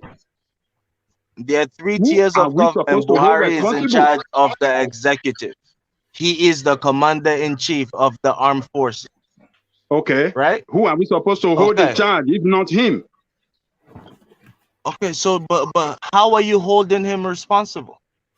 Why wouldn't I hold him responsible when he was? I said how. No, I didn't say why. I didn't say why. Of course, you have to hold him responsible. I said how. How I'm responsible for not taking action. He's not taking action to arrest the situation, to send the forces, you know, our armed forces to flush out this criminal out from our bush and protect the territorial integrity of the country. It's not living to expectation. Would you agree to me? Would you agree with me that your political representatives are not doing the same thing? Oh, come on, you keep saying this all the time. What do you mean by political representatives? They are doing. Would you agree with me or not? No, I don't agree with you. They have passed resolution several times against the president. They have used every means within their capacity for the president to do more than he has done. But he couldn't just live up to responsibility. Why do you want to keep blaming I don't see. And let me tell you this. Those legislators you are talking about have done everything, giving him everything to perform. They passed bill funding him to equip the president. I mean, to equip the military. Exactly, you're saying my point. So what do you want to hold them responsible for again? You're saying my point. They are not holding him responsible. They're just dancing to his beat drums, aren't they? Giving him all kinds of passes to get all types of loans, right? Don't give him a coverage. Don't give him a coverage. This guy has failed the nation. All right. Let me give you a classic example. Let me give you a classic example. Don't give him a coverage. You always come on this platform and try to give Buhari a coverage. Don't give him a coverage. He has failed. He's supposed to. Let me help you. Let me help you. Before you help him, let Black League land a point, and then you chime in for with your point. Rational Mind chimes in with this point, then I'll take rational Black League to a different space. So land your point, Black League, and then we hear from his own. Why I say the political representatives are not holding him accountable, and those representatives are the people we need to speak through, because they're different tiers of government. Why they're different tiers is for power to be shared and let not one of the tiers dominate any other.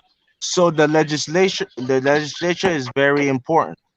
One example I wanted to give: when the bill for electronic voting came on, most, if not all, of the Southern APC members voted against it. Now everybody knows with electronic voting in place, it's gonna be a more realistic, a more accurate type of voting, and it's gonna give more power to the South as against the North. That's a fact. That's why most of the Northern representative opposed it. But how and why in the world would the Southern representatives go against something that would empower them and their people? Now, So let me that's tell the you, type of things can I respond to I'm that? saying to you, Ajali Koko. Can I Not by respond to passing, that? not by passing every loan request the executive gives. Okay. Can I respond to your question? Respond very briefly because Hazen wanted to come in, but Including the wife of the leader of the APC, yes, Remi Tinubu. Yeah. Remi Tinubu publicly opposed it. That's fine. You are right. You see, you know why they all oppose it? All APC oppose it because they know they cannot win election on a clean slate in the next coming election because they have failed the nation. So you're 100% right, but I'm talking specifically to that solidarity of the Southern representatives to their people, forgetting about party affiliation. It is not about the region now. It's about their own personal interest of winning, of rigging election and winning the next election. You understand? About rigging and winning the next election. So it doesn't matter whether South or North. They have failed. They recognize that they have failed. And there's no way they can win election on a clean state if it is transparent, but by rigging. So that is why all of them voted in support against electronic transmission of results. So it is not a matter of the South voted instead of them standing up. No, it is peculiar to their personality and how they can win election. Period. But they are accountable to their people. That's why they got elected. All right, let's hear from all of them are not. Hold on. All of them are not representing. They are not representing me and you. Forever. All of them are not representing me and you. They don't care about your people, the people you are talking about. They don't represent me and you. They represent themselves and their family and their pocket. So know that very clear. Just to summarize both Black League and Ajanle Koko, what Black League is saying essentially is that the representatives in the South, they had the opportunity to change that system from within. But what Ajanle Koko is saying is that these are selfish politicians who, irrespective of region, look to self first. So let's hear from Ahizon, who wanted to share a thought. So Ahizon. Yes, thank you, one man. Nice show. So yes, so this guy, Black. No, don't call him this guy now. A bit of No. Sorry, I wanted to pronounce his name properly. No, Black League, yeah. Black League, okay. Yeah. Sorry, Black League. So your rhetoric is part of the reason why we ended up with Buhari in the first place. The kind of rhetoric you're spewing. When one listens to you, first of all, we're all entitled to our opinions, but not our own facts. Facts are objective, and you can't alter the fact. You talked about other presidents being as tribal or religiously inclined as Buhari. That is unanimously false. Okay? No, I said they were all tribally inclined. I didn't say tribal. Yes. Okay, tribally inclined, and that I said call a thief, then we solve the problem. Your premise is false, my friend. Don't glorify one thief. Don't glorify one thief and not. Let me tell you why. You've been talking. Let me talk, please. So let me tell you why. Okay, you said OBJ came in, and OBJ appointed people from the South, this and that. Keep in mind, if OBJ was tribally inclined, he would not have allowed 12 northern states to adopt and implement Sharia. okay, that would never have happened with someone that is tribalically inclined. He did that because he wanted to appease the North. So that is not the action. Can I respond? Buhari, Can I respond to wait, that let me finish. specifically? Let me finish what I'm saying, please. No, So, hold on. Let him respond to that specifically, and then you carry on, because I think he wants to pin you down on what you said. Sorry, I hit on, but I think he wants to pin you down. See, I still maintain that he was tribally inclined because the only reason he supported Sharia were those people that supported Sharia were the same people who got him out of jail and got him elected. So he had a responsibility to them. Well, that is not true, no. That is not true, man. You're That is wrong not on true. that. Please tell me how I'm wrong. No, but sorry, let that is not true. Sorry, Ajane Koko, let Ahizon follow his thought through, because I just stopped him in mid-flow. So Ahizon land your point, and then Ajane Koko is going to, I told you we will wrestle you to the ground today, Black League. Ahizon. Okay, thank you, one man. Yeah. So the thing is, again, you saying that is absolutely false. And again, opinions are not facts. The fact of the matter is, who brought him out of jail? Wait. The fact of the matter is, yes, he decided to do that, and according to OBJ himself, he was worried at the time of a civil strife, which is why he gave them the ability to get Sharia in those 12. Wait. I listened to an OBJ speech addressing people at Harvard, I believe it was. And I listened to it as well. I listened to it as well. Continue. I listened to it. That's exactly what he said. Yes, he said, listen, I did not want to cause civil strife. It is something he regrets till today. And he even talked about after he passed it, they were about to stone that lady to death in, I think it was it Zamfara or Niger. And he stepped in and told them that would not happen under his administration, but the damage was already done. OBJ passed that to appease them. That is not a president. That is not a president that is tribalically inclined, knowing very well that a large part of the country comes from this region. So he wanted to make them happy. That is one. On the Good Luck Jonathan part, Good Luck Jonathan, I am from the South. I am also Ijo. So Good Luck Jonathan, one of his biggest criticisms where we're from is because of his appeasement of the North, which is why they're trying to get him into APC to come and run again, because they feel that he has sympathy towards them. Most of Good Luck Jonathan's projects were in the North. The Kaduna Abuja rail that was built by Good Luck Jonathan during his administration and was inaugurated by the Marjorie schools, the everything. The Marjorie schools. He tried everything in his power. The feeding program for the poor in the North. He spent money in the North. This is a fact. Good Luck Jonathan, and this is what frustrates me about this process, because people come and they say these things, and these things are false. And Good Luck Jonathan, his biggest criticism in the South is he did not do the things in the South that he should have done, that Buhari is now doing in office blatantly, openly. Doesn't care. He has built a rail line to Maradi, the first Nigerian president in history to build a rail line to another country where he has admittedly, openly said he is partially from. And you come here defending this man. Majorly from, he said 80% of his family, extended family, are there. There you have it. So you see, this is the thing that you come on here saying, and listen, my brother, I'm all for people having their opinions, but let's not twist history. This is recent history, and it can be easily verified. Another point there is that the criticism of Tinubu, my biggest criticism of Tinubu is that he gave us Buhari. Tinubu gave us Buhari. Rot in hell for that. And without Tinubu, Buhari will not be in the seat of power he is today.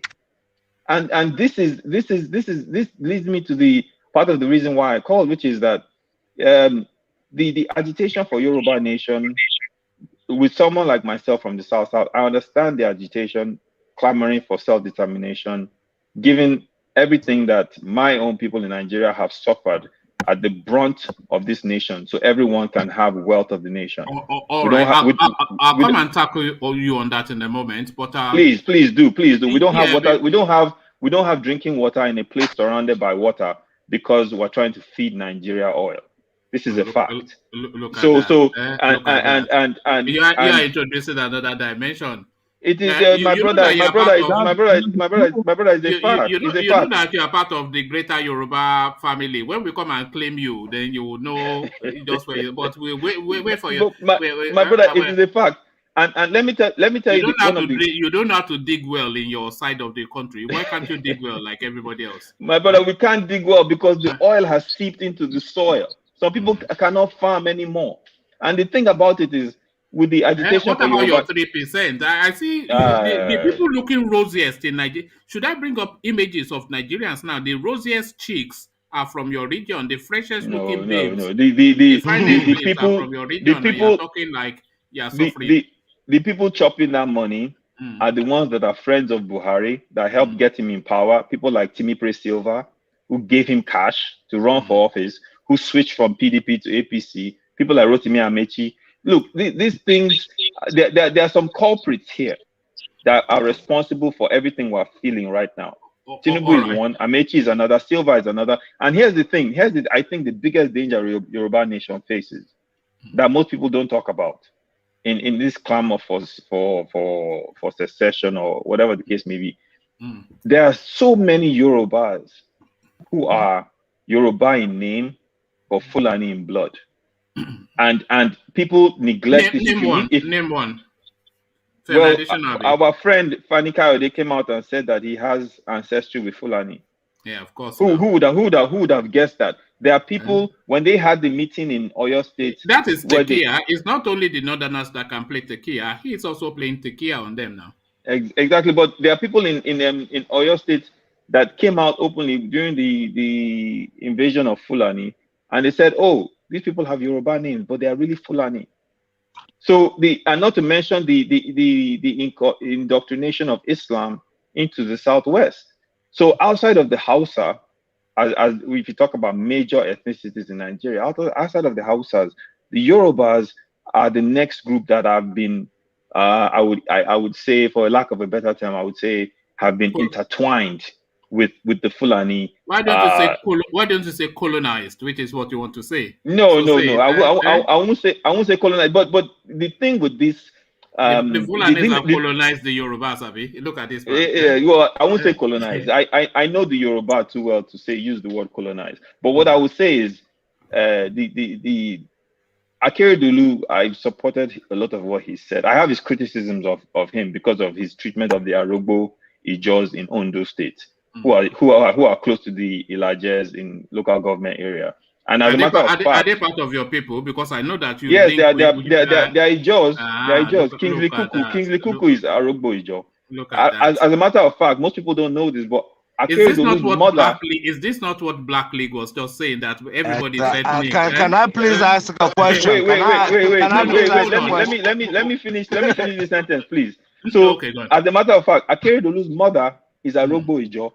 Look at that. But the final point I will make is that are you an Igbo man? Are you a land grabber? This is Igbo land grabber. It's not just the Igbos that are grabbing land. No, well, you know what? As a matter of fact, the final point I'll make is that Akeredolu has come out and made this thing about Tinubu being their Capone.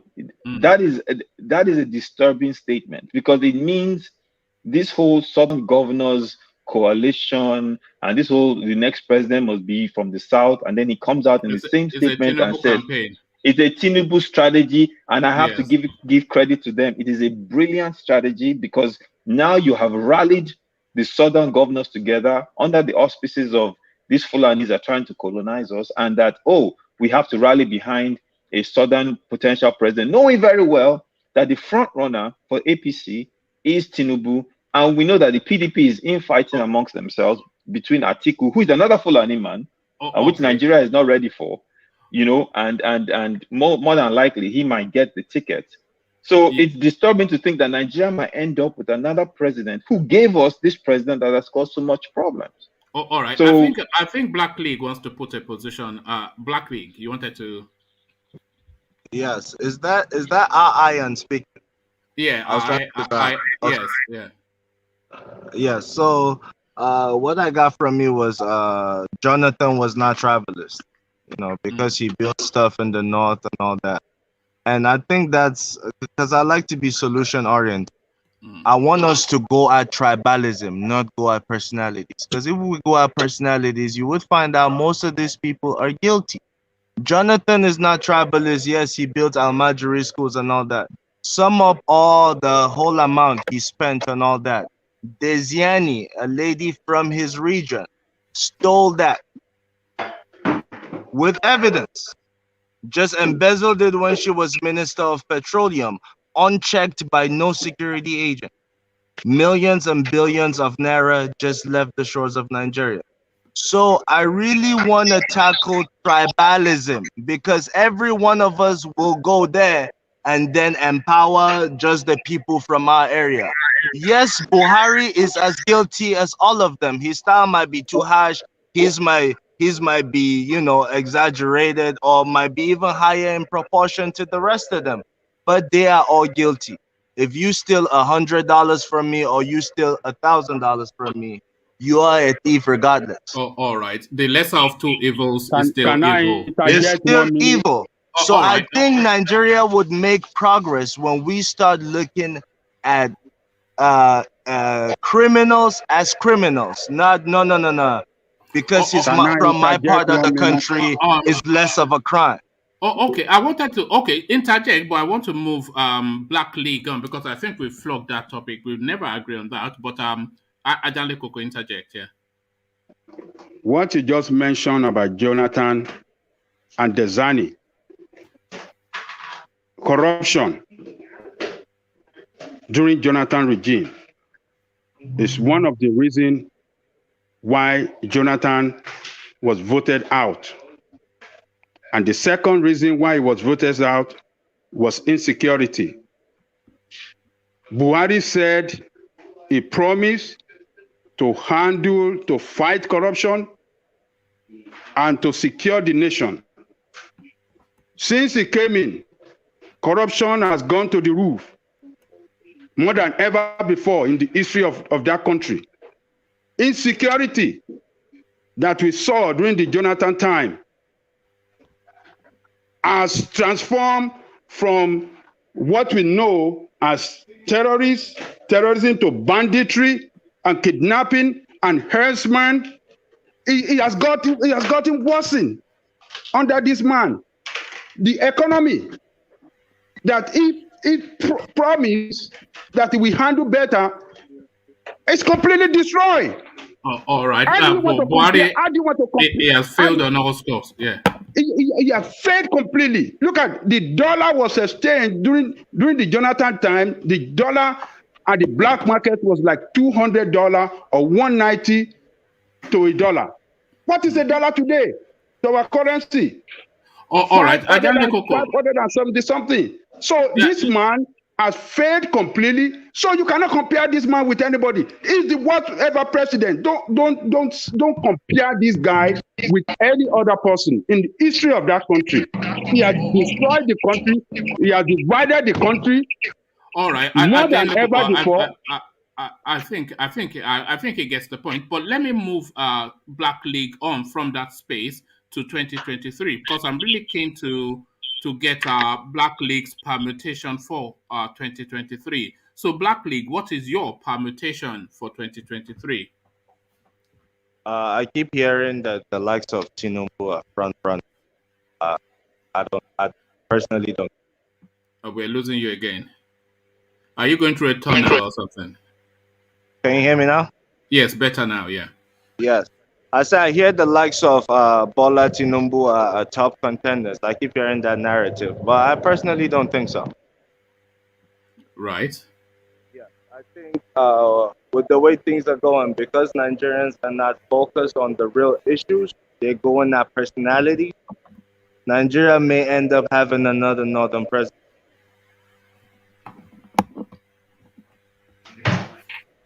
We've lost you now. Have we lost you? I said Nigeria may end up having another northern president. Okay. We know that that is what Buhari is planning to do. He's planning to transform, to hand over to another northerner. That is all he's trying to do. Hold on. Let him run through that thought, then we'll tackle him at the end. So run through that thought. Yes, Blackley. that's yes. I think that's what Buhari is planning, is to have it. I agree with Ajanli Koko, but Ajanli Koko should also agree with me that the southern APC politicians are helping him. They're helping that narrative. So when it really comes to the South taking power, we just agreed on the electronic voting that went through the Senate. Well, Blackley, let me say to you. I've listened to you for the most part. There's a level of political correctness in the way you express things, which I totally agree. I understand why you express it the way you express it, because I see in you some sort you seem to be a realist. You say things the way they appear to be. But then you see, why I'm just jumping into this at this point is that you're talking about the APC. We all know they are a bunch of criminals. You need to understand why they play the politics that they play. So, besides party line, which is being loyal to your party, which is the reason why they play politics. They don't play politics based on the needs or the yearnings of those people who voted them in their electorate. They just want to do based on the party line, either is good or bad. They just play that way. But another thing is this: the politics of the APC in the southwest. It's all with one intention. The intention is all about 2023. So they need to appease their master in a way. I mean, kind of like, dance to his tunes, or kind of like flatter him, or in any way put it, so that come 2023, either their main man Tinubu will be given a ticket, or somebody from Southwest will be given a ticket. That's just how that politics is all about. But that you saying the way you're saying it, I think what you said was that maybe I didn't catch that very well, but it's in a way you said it in a different way, which seems to me like it's kind of like you're being politically correct in some ways. So for me, I'll just say no. I wasn't intending to be politically correct. I said the North may retain power 2023. Yeah, but what do you see playing out? I'm still keen to hear that. So just run us through that Black League. Well, Tinubu has been boxed out of APC. Okay, how? He used to control the party. That was the initial unwritten agreement, is that the CPC, which is Buhari's party, controlled the government, while the what was Tinubu's party, the ACN, would control the party apparatus. It started off with Chief BC Akande being the interim chairman. He's Tinubu's loyalist. So the party was just acting according to Tinubu's will at the very beginning. After BC Akande, you had Oyegun, another partially Tinubu man. Him and Tinubu had disagreements politically. Tinubu wrote a lot of open letters saying that the APC should get rid of Oyegun. Tinubu did that based on that unwritten agreement that he would control the party. Since Oyegun wasn't dancing to his, music, he decided to move against Oyegun. Oyegun was successfully and easily taken out. And a more loyal man to Tinubu came on board, Oshomole.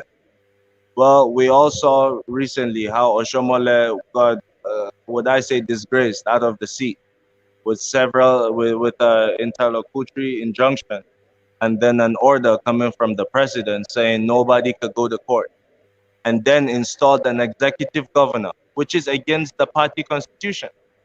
An executive governor cannot be a party chairman. He already has an office, an elected office. No elected official should be the head of a party. But what's happening in APC? They brought an elected governor, just in a desperate move to box Tinubu out of power within the party. So if you're not in control of the executive and you're not in control of the party, you have very little say.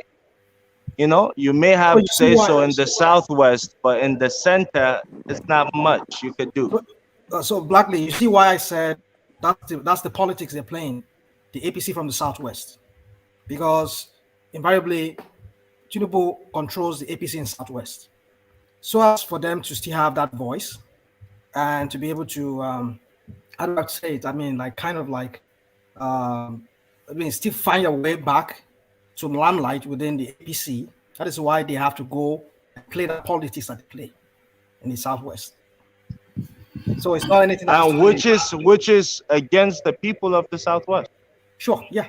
So I expect the people in the southwest to be rising up, or at least speaking against such, narratives of just being boxed into a Tinubu camp. The southwest people are very dynamic. Okay, give us the permutations for your ticket. APC president, vice, PDP president, vice, Black League. Well, for now, even the people in APC are not certain yet who they will give, but there's a few names that have been bandied around. The likes of the current acting chairman, May Malabuni, of the Northeast, because they could pull out the same argument that the Southeast is using, saying we've never been president. Well, then they could come out and say, "Oh, the Northeast it doesn't have the name. It doesn't have the name recognition, though. Does it have the name recognition? It's not a national figure.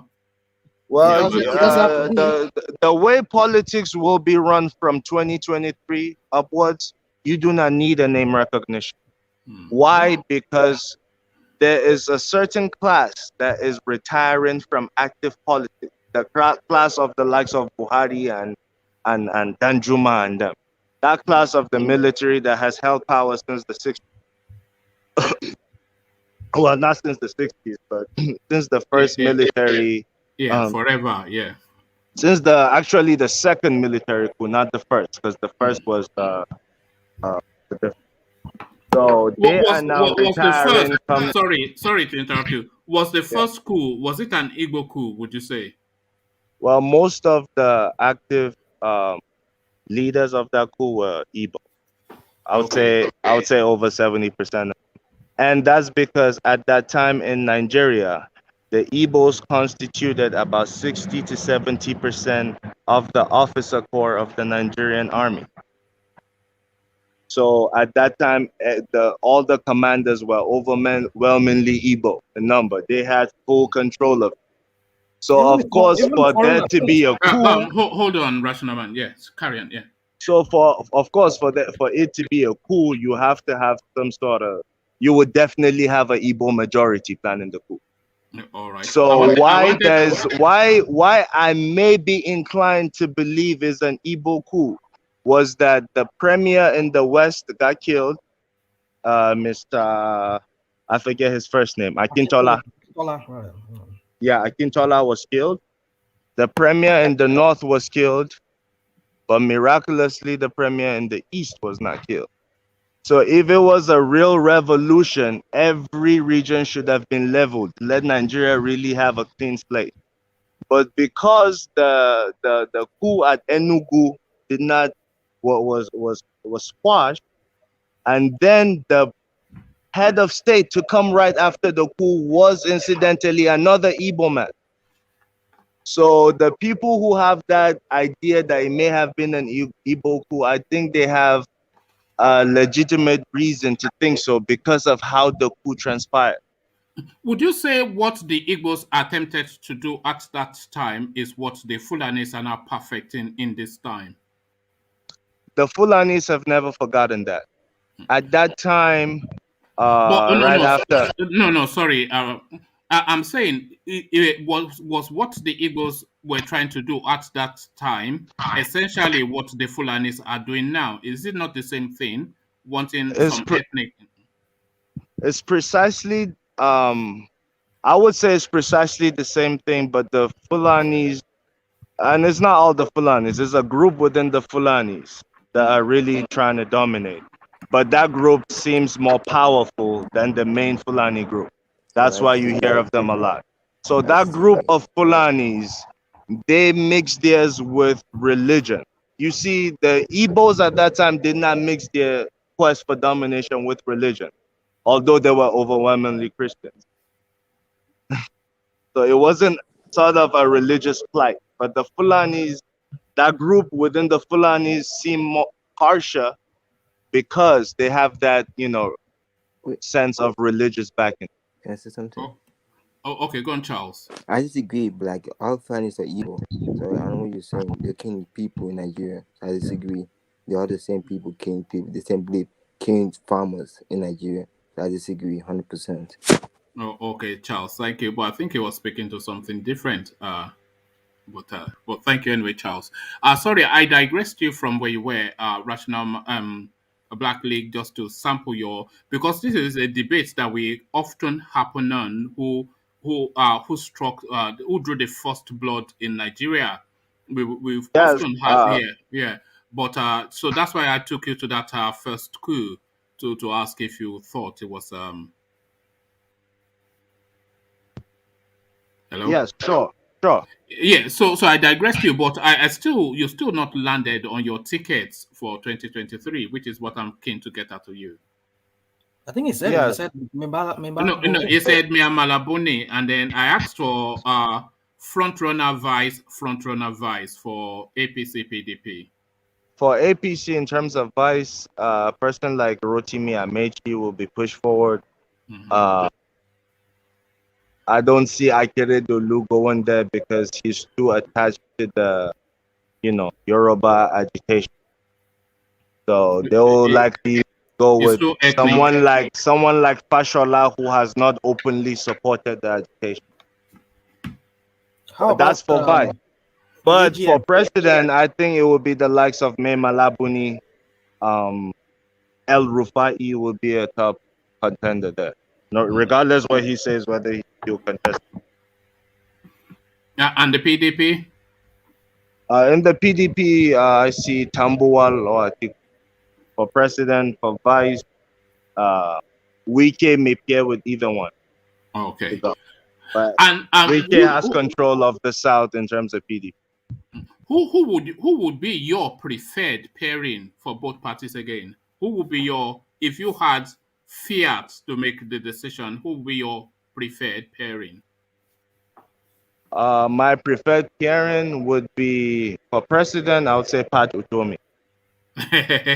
Look at that. But that's my personal. I did say, look at that. Pat Utomi. Pat Utomi doesn't look healthy. He doesn't look healthy to be a president himself. I mean, yes.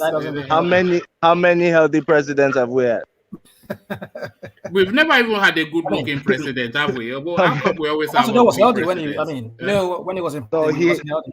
I thought he came out. Pat Utomi has a very healthy mind, and his ideas for Nigeria are very revolutionary. Yeah. Pat Utomi he dances a lot. Sometimes the way he talks, I mean, I've listened to him.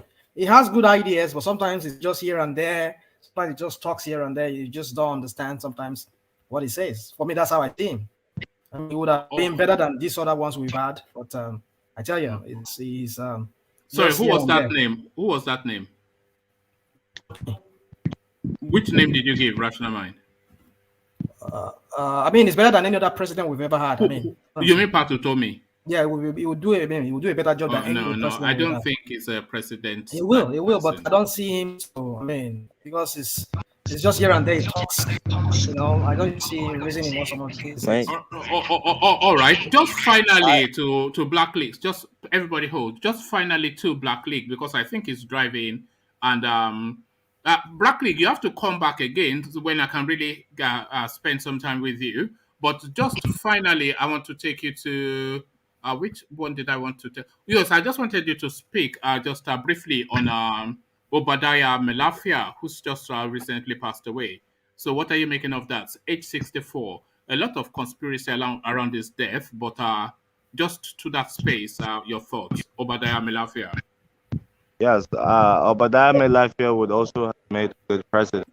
I think he died this morning. Yes. And he has been very vocal on the Fulani domination and the Islamization of Nigeria. He was one-time deputy governor of the central bank, and I think he has worked with the UN also. So ever since he spoke so so strongly against the Fulani domination in northern and southern Nigeria. He was invited a couple times by the DSS. So there are speculations that maybe the DSS has something to do with his passing because he seemed very alert, very strong, very healthy. But there's still speculations as of now. But there are links that maybe the government may be involved in his passing. Yes. Finally, before I let you go, Black League, just a free reign. Is there anything else that you'd like to speak to before I invite you to come back at another? Yeah. I think I've heard the question about the top 3 presidents in Nigeria. Yes, go on. Yes, both military and civilian. Number one would be Yakubu Gowon. Why? We've never had a president as detribalized, which was the earlier conversation, as Yakubu Gowon, regardless of the fact that the Biafra war happened under him. He was still very detribalized. You want the Igbo people to come after you, don't you? You better. No. The war. I've always, I have a very, opinionated stance. I think Ojukwu caused that war, and there's very, very strong evidence to support it. Ojukwu knew he wasn't ready for war. Ojukwu went to war and lost, and put millions of his people at risk, and I think over 1 million died during that coup, and he has never taken responsibility for that. Hold on, Charles. Yeah, carry on. That's not on Yakubu Gowon. Ojukwu knew he was banking. Ojukwu was a very privileged man. His father was arguably the richest person in Nigeria at that time. Yes. Ojukwu went to Cambridge. The house he was fighting for in Victoria Land, it was his father that bought it. Yes. Ojukwu went to Cambridge University. The history is still there in Cambridge University. No student at that time was riding in Rolls-Royce cars except for Ojukwu. Both white, black, Asian, Hispanic, whatever. So Ojukwu had that affluent lifestyle. So imagine I go get a degree in Cambridge and come sign to become a second lieutenant in Nigerian Army. Don't I have a goal in mind? He went into the Nigerian Army as a Cambridge graduate. When I was trained by recruits before he became an officer as a second lieutenant, which is the lowest rank. He started there all the way to when Gowon was appointed after the second coup. Why I say Gowon remains my most favorite president is Gowon is the only military leader who attained power and was not part of the coup. There's never been any links with Gowon and the coup that brought him to power. They already took the coup. The coup was successful. Then they went to Gowon in his house and dragged him and said, become president. Gowon had love for the Igbo, but Ojukwu had something against Gowon. Why? Gowon's father was a peasant farmer, was not rich in any standard. Ojukwu had that superiority complex, his father being arguably the richest man in Nigeria. So what did Ojukwu do? Ojukwu said no, because him and Gowon were like in the same rank. So he felt he should have been put in there instead of Gowon, and that's when the crisis took place. Ojukwu felt Are you saying essentially that the Biafran war was essentially majorly all about Ojukwu's ego? It was completely about Ojukwu's ego, not majorly. And I tell you why. There were many meetings trying to resolve that problem before it turned into a war, right? There were many meetings. There was many meetings outside of Nigeria. Aburi is one of the more famous ones. There was other one. At one of those meetings, it was scheduled for 9 a.m. All of them were seated. Ojukwu hadn't arrived at 9 a.m. Gowon was there on time. He came before 9. This was supposed to be a reconciliatory meeting. The president of Liberia, I forget his name, he was an old man, an elderly man. He was older than all of them there in the room. They were all sitting waiting for Ojukwu. Ojukwu didn't pull up till after 12 noon. When he came, the first thing Ojukwu did was sat down on the table facing Gowon and then did a peace sign And then his assistant handed him a cigarette. He lit that cigarette, blew the smoke in Gawan's face before he even said anything. The president of Liberia, the older man, got up and said, what type of man is this without no home training? Because he was the only one who could talk to him like that because he was older. And of course, you know, the African, no matter what African, we pay respects to our elders. So he was screaming at Ojukwu. There's records of that meeting taking place. That's a reconciliation meeting. I'm saying that to just give you an insight into the mind of Ojukwu at that time. He was a very arrogant man, and he was young. So of course he was full of life and, you know, prone to making rash decisions. The war was one of the rash decisions. But okay. Go ahead. Yeah, go ahead, Charles. You wanted? I don't know that you have the knowledge base to take it on, but I but think that go guy and is saying is false. You know why? Because the Igbos like Ojukwu. So don't speak for the Igbos. Don't say that. the Igbos like Ojukwu, you say? Whether or not the Igbos like Ojukwu, that doesn't take away the fact of what happened. But There's people who like Hitler. There's people who like several people in the world. No, the Buhari you criticize, don't compare the Buhari you criticize. There's people who hate Buhari. There's people who like him. There's people who hate Trump. There's people who like him. That does not take away fact. Back, you don't get it. But rational man, the Aburi Accord, did Nigeria, you know, comply with the Aburi Accord? Are you talking to me? Or you talking to Black League? No, Black League, sorry. Did Nigeria fulfill her own part of the Aburi Accord? Did Nigeria comply? What was the Aburi Accord about? It was a peace meeting, correct? Yeah, they reached an agreement right there. Did Nigeria and they were supposed to have a regional form of government. Okay. Sorry, who's that? I think that's Prof. Basically, what Black League is saying that the Igbos is saying that. All right, let's take your second. Okay, answer Jale Kokosa point, and then go to your second choice. So go one was number one for you, but answer Jale Koko's point. Yes, Gawan intended to agree. He already agreed to the Aburi Accord. But when it came to the implication, I told you, both parties have to fully agree for peace to be reached. Ojukwu was bent on being called a president all through his life, since he was a young man. Since his days in Cambridge, because he was there with sons of world leaders too. So he always aspired to be that. There's no, whether it's Aburi Accord, there's no accord that would have made Ojukwu back down, is what I'm telling you. All right, Black League. Just a piece of advice. Don't go to Igbo land anytime soon. No. I've had some of my best girlfriends have been Igbo, and let me don't go there. I'm in Igbo land fully. But are we fair to blame Ojukwu solely when all officers in Nigeria Army that are Igbo follow him and supported him and, you know, fight the war with him? Are we going to be fair to blame Ojukwu solely for that civil war? It was the arrowhead, wasn't it? All the officers that took part in the first coup took part in the Biafra war on the side of Ojukwu. Ojukwu was also part and parcel of the first coup. Now, you don't have to carry guns and go about shooting people before you're part of a coup.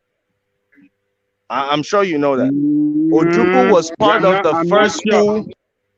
I'm not sure. Well, we started a conversation with whether the first coup was Igbo or not. So it already had that Biafra tone. I'm not sure if Ojukwu was part of the first coup. That first coup was led by Zinzegu, and we didn't hear the name of Ojukwu. Ifajuna, and the rest. That's what I'm saying. There are people who are the active.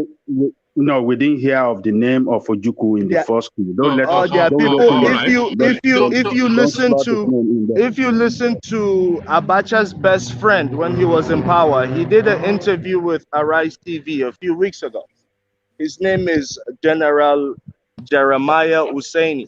He was asked the same question: was Ojukwu part of that first coup? What He did he was say? in the army with Ojukwu. He answered in the affirmative. And he said, well, I just told you. Why He said, was look, you Ojukwu, don't have why was Ojukwu not arrested when others in the coup were arrested?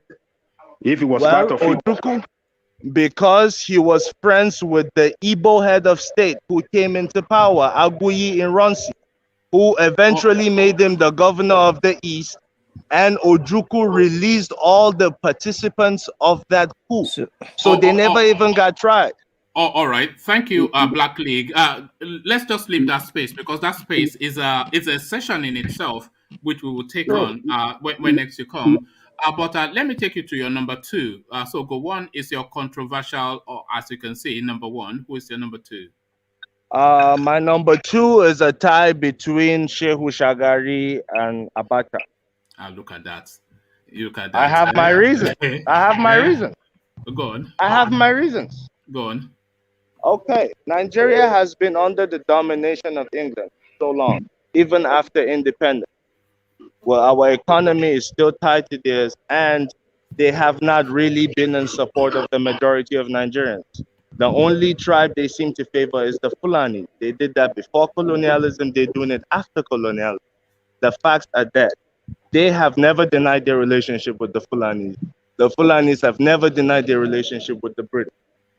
Knowing that, keeping that in mind, Nigeria has been under the firm grip of the British and the Fulani. Wonder why? It's not a coincidence.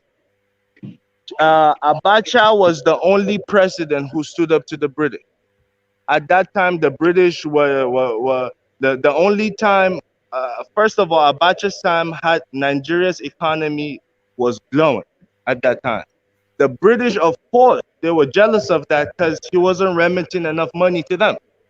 So what they were doing was, jabbing him with tactics like grounding the Nigerian airways.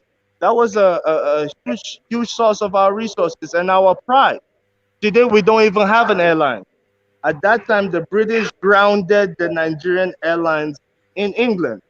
How did Abacha respond? He grounded all British Airways flights in Nigeria. The British had to quickly release our jet before their jet was released, and then peace was made. That is respect. All through, they never respected us. They still don't till now. It was during Abacha that Nigeria had the sense of respect as a nation. And the $40 billion that he stole? Well, Abacha took a lot of money out of the treasury of Nigeria. That is a fact. But he didn't take it in his name. Because he stood against the West so vigorously, he was advised by the likes of Gaddafi. He said, these people can put an embargo on your country, where most of the countries loyal to them. So he told him, you better take the resources elsewhere. And when you take the resources elsewhere, right. I'm giving you facts. No, we've heard that fable before. I'm giving you facts. If not, all these small ministers that you're showing their houses everywhere, where's Abacha's property? How come you've never thought about that? All these small ministers today, you're seeing them building mansions, having. Hold on. What about the 3 billion Abacha loot that has been recovered so far? Abacha loot. That was all Nigerian treasury money. The West would call it Abacha loot. Even Buhari himself calls it Abacha wasn't the money relooted anyway? Hold on. Even Buhari, this guy is defending a dictator. Even Buhari, it explains why you support Buhari. No. I've never said I supported Buhari. I don't know what that. Said that. Hold on, please. Sorry, Ajale Koko. What I'm just deducing from how Black League approaches it. He wants to approach it from a cold fact point of view, devoid of sentimentality and devoid of all this tribal stuff. So this is what I think he thinks he is speaking to. That might not be how it's been received, But that is what I think he is trying to speak to. Am I right in saying that, Black League? Yes, I'm devoid of tribal sentiments and all other sentiments. I like to look at facts, and from looking at facts, we can then produce possible solutions. I'm very solution oriented.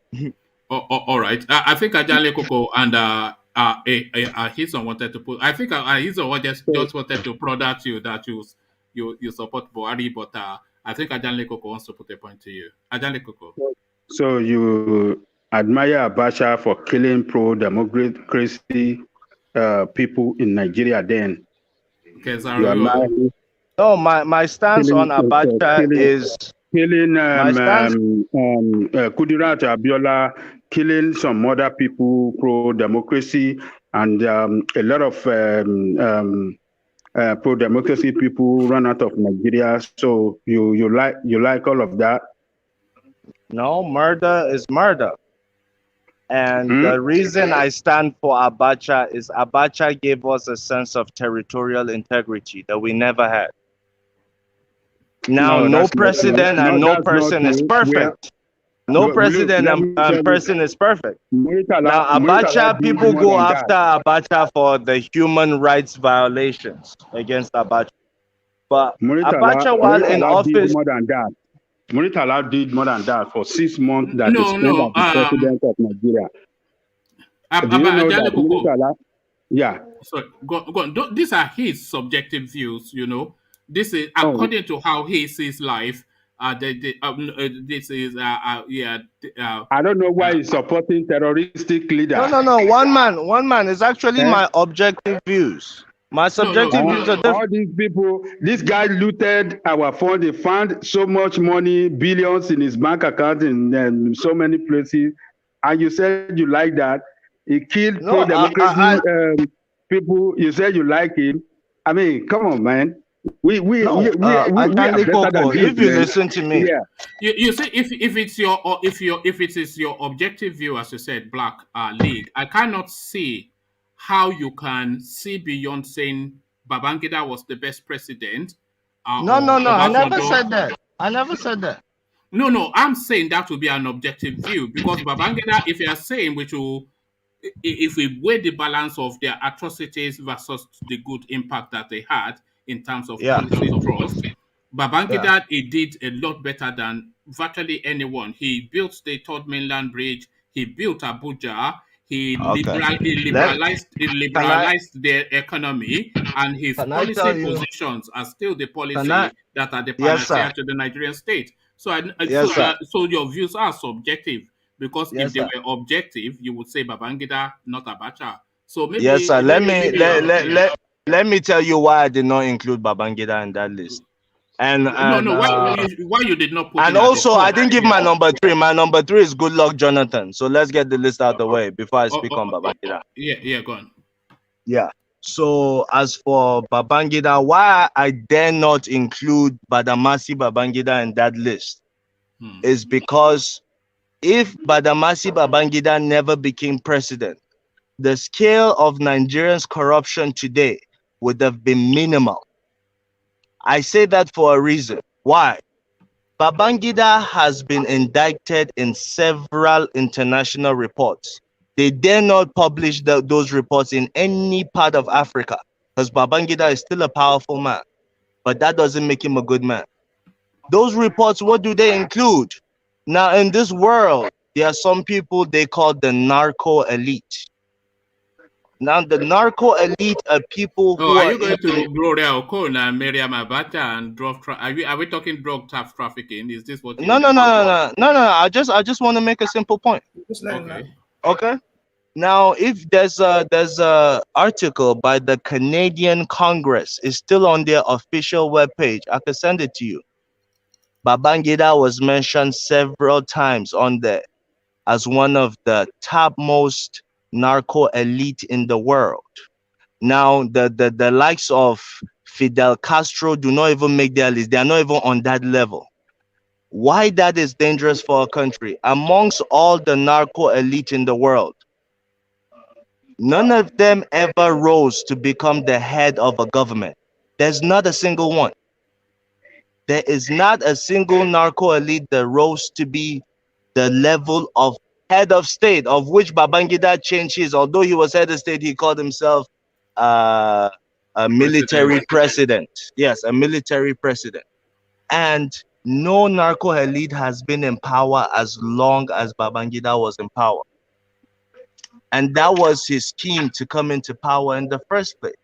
Because if he didn't come into power, he wouldn't have that immunity that kept him from being arrested. So when he came in power, because his base is narco elite, now you have narco elites in different professions. He just happens to be one of the army officers, which is fine. But him rising up to be the president of a nation for that long, he was in power about 8 or 9 years. How long was IBB in power? About 8 years. Yeah, about 8 years, yeah. About that, that's too long for a narco elite to be president.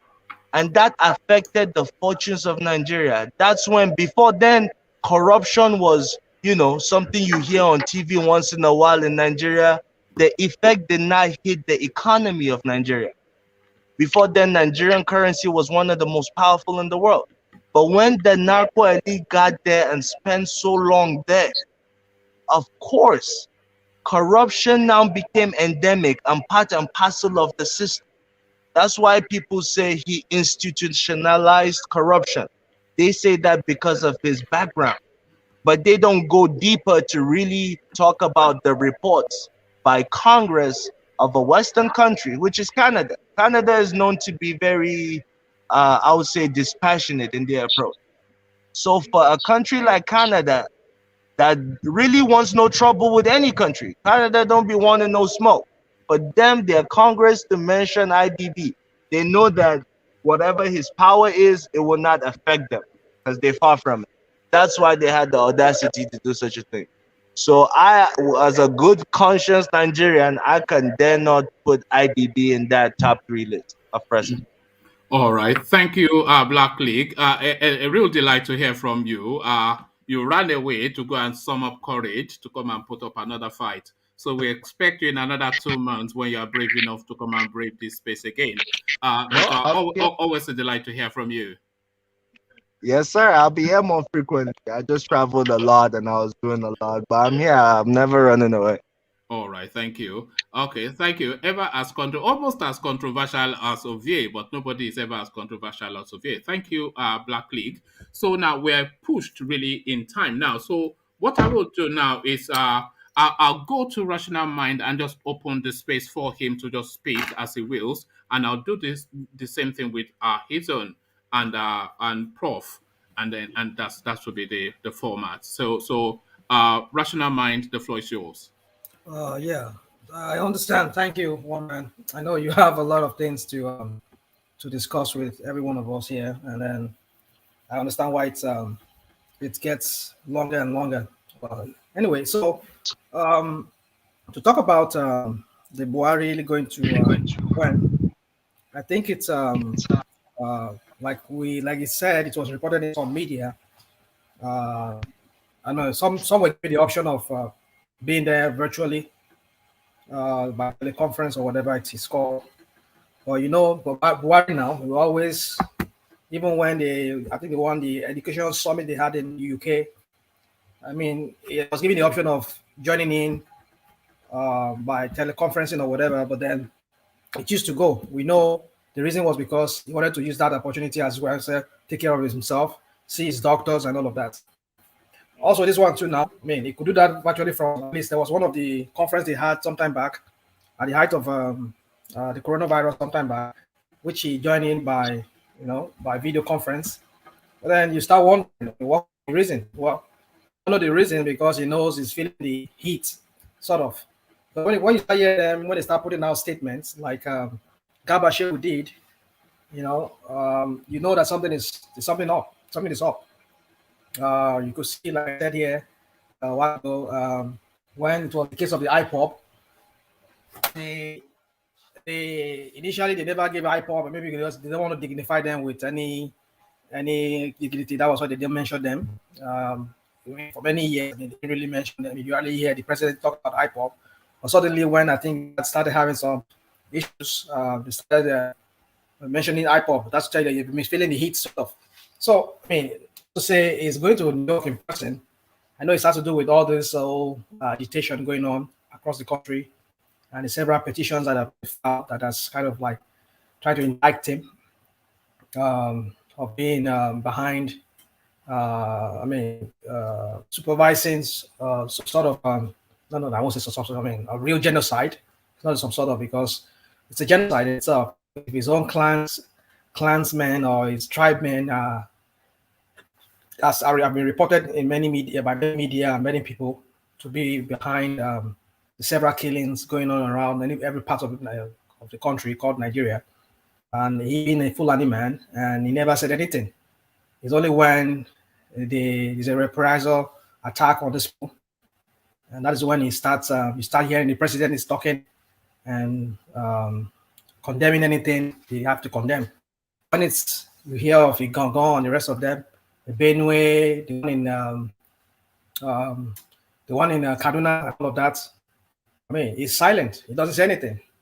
But when you hear that the Fulani has been killed, that is when you hear the president is putting out statements.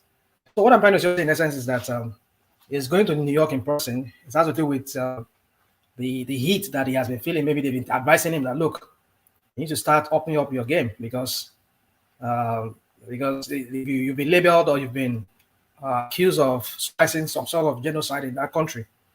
And then you do nothing about it. And under your watch, we've seen several kidnappings and all of that.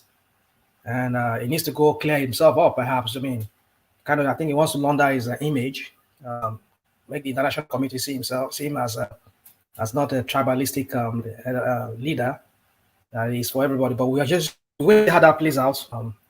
24th and after 24th, we're going to see how that plays out, whatever comes of that. But I know definitely feeling the heat. That's why they could, Gabashew could come out and kind of like, because if you're hearing of Yoruba agitation and everything, they never mentioned anything like that.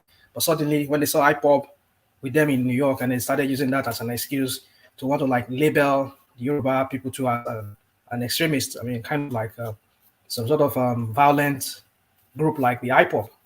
And maybe you want to use that as a reason to also proscribe Ilana Modua or the Yoruba agitation. But you're going to see how that plays out, because it is part of the UN that people have the right to self-determination, and which is even what this president himself, what's his name, Buhari, has also championed some points when he was giving making a speech at the UN, talking about the Rohingya and the Palestinians and all of that, asking that they should be able to, have their own separate state, their own nation. So we just have to see how that plays out at the UN 24th and after that. That's all I have to say for that. So what other one do we have? Can you run me quickly up? No, let's round it off with that one and take Ahizon instead. Ahizon, your thoughts? Yeah, thank you, one man. Yeah. No, this thing with, I think we all have our things we would like to see change. Our calls for maybe federalism or secession or whatever the case may be, and that is good because we want to see the country get better. But in doing so, we have to be cautious about some of these leaders and their agendas and how they're going about things, and let's not lose track of what they have done. Not so much what they say, but what they've done and their track record. I mean, if you look at what's going on now, we all welcome this Southern Governors Forum and their call for VAT and ban on open grazing and the call for a Southern president. It all sounds very good, but the little signs are there for caution. When you look at Akeredolu saying that Tinubu is their Capone, that to me sends a clear signal of where his loyalties lie, which begs the bigger point. All these things he's doing and saying, has it been greenlit by Tinubu? Has Tinubu said, hey, go ahead? Because if he's their Capone, from what I know about Capones, you can't make a decision or take a step without their permission. So, that was really revealing. And while he might sound and seem like he's pushing for a Yoruba nation agenda, I think there's a bigger picture in play. And, you know, these guys like to play chess. We don't know what that bigger picture is, you know, and that's the danger in all these things, you know, and all these politicians, you know, it's a very scary thing what's going on in Nigeria, because we really don't understand where these people's loyalties lie, or if they even have any loyalty to the people. And that's the scary thing. Our friend, the Black, I keep forgetting his name, sorry. But Black League. Black League, you know, that's why history is important, you know. And I think you said it, one man, when you said these are your subjective thoughts, because there are the facts out there. You know, someone and tries to, you know, whitewash Abacha's legacy and talk about Abacha gave us independence and made people respect Nigeria. Listen, I was in Nigeria during Abacha's time. I recall clearly what he was. You know, he was a disaster, and he was a human rights abuser, and he murdered people. That's who he was.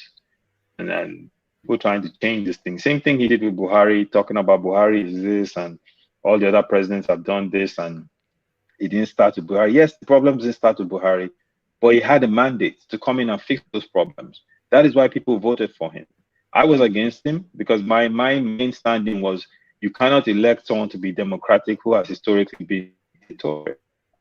Because his history was he abolished the constitution by force. So as a grown man now, I didn't think he was going to change. And, you know, unfortunately, I've been proven right, because he didn't change. He came in.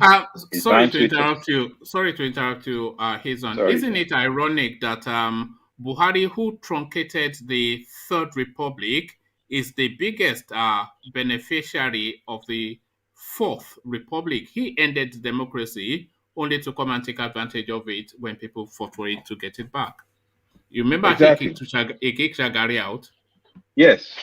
And by the way, he ran several times before he was eventually successful.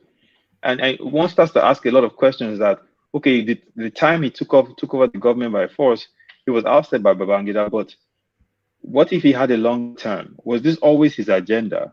This fulanization agenda, was this always his plan, but he didn't have enough time to do it then? So once he got the chance to run again, he kept trying to win, and was able to get the likes of Tinubu to support him, and that's how he got the Southwest and he became elected.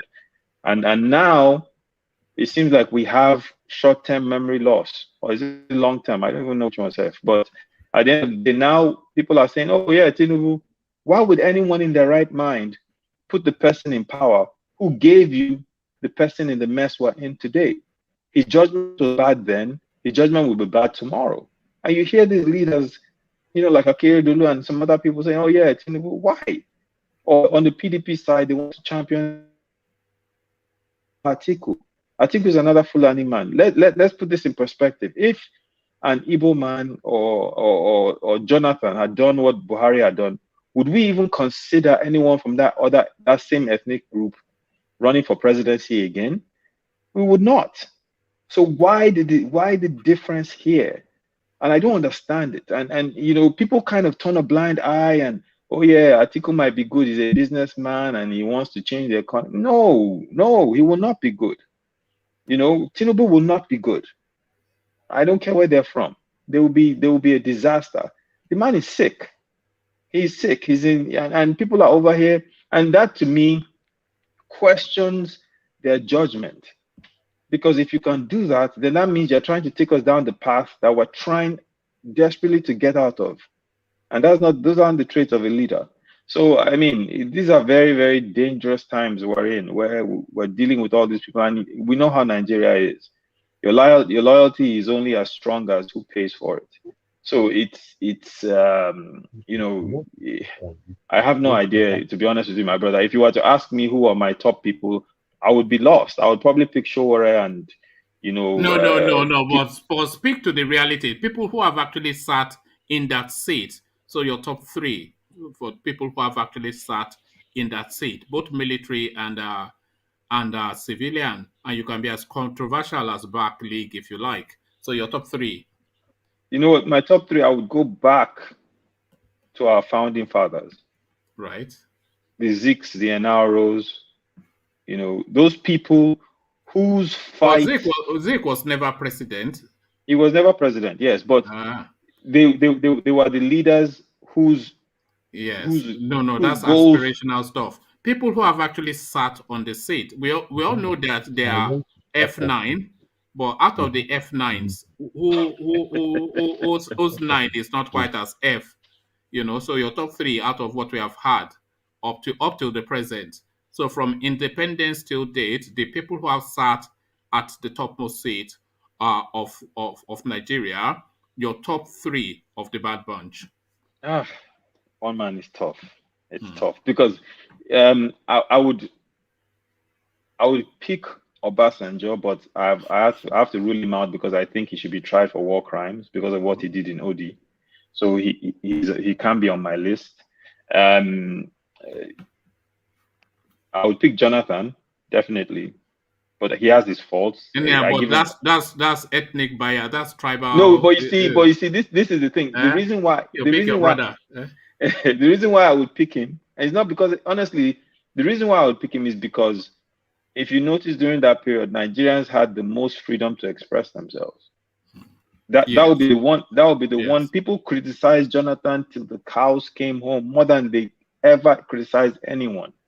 And the other reason I would pick him is because he set a precedence as the first president, the incumbent, to lose. He walked away from power. That's unheard of.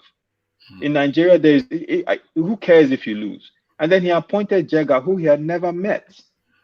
So this is a man who really tried to embrace the ideals of democracy. Listen, the fact that he's my brother, I have more criticisms of him, you know, but that in itself speaks volumes. None of those other men would have done that. None of them. Is he your number 1? Yes, he's my number 1. Then I would go with given that he had a short time and the fact that he was trying to put in social reforms, I'll go with Murtala Muhammad.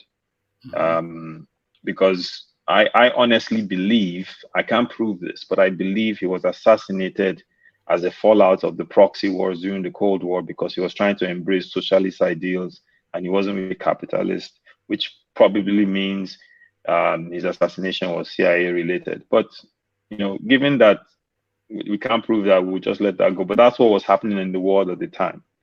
But I'll go with Murtala Muhammad.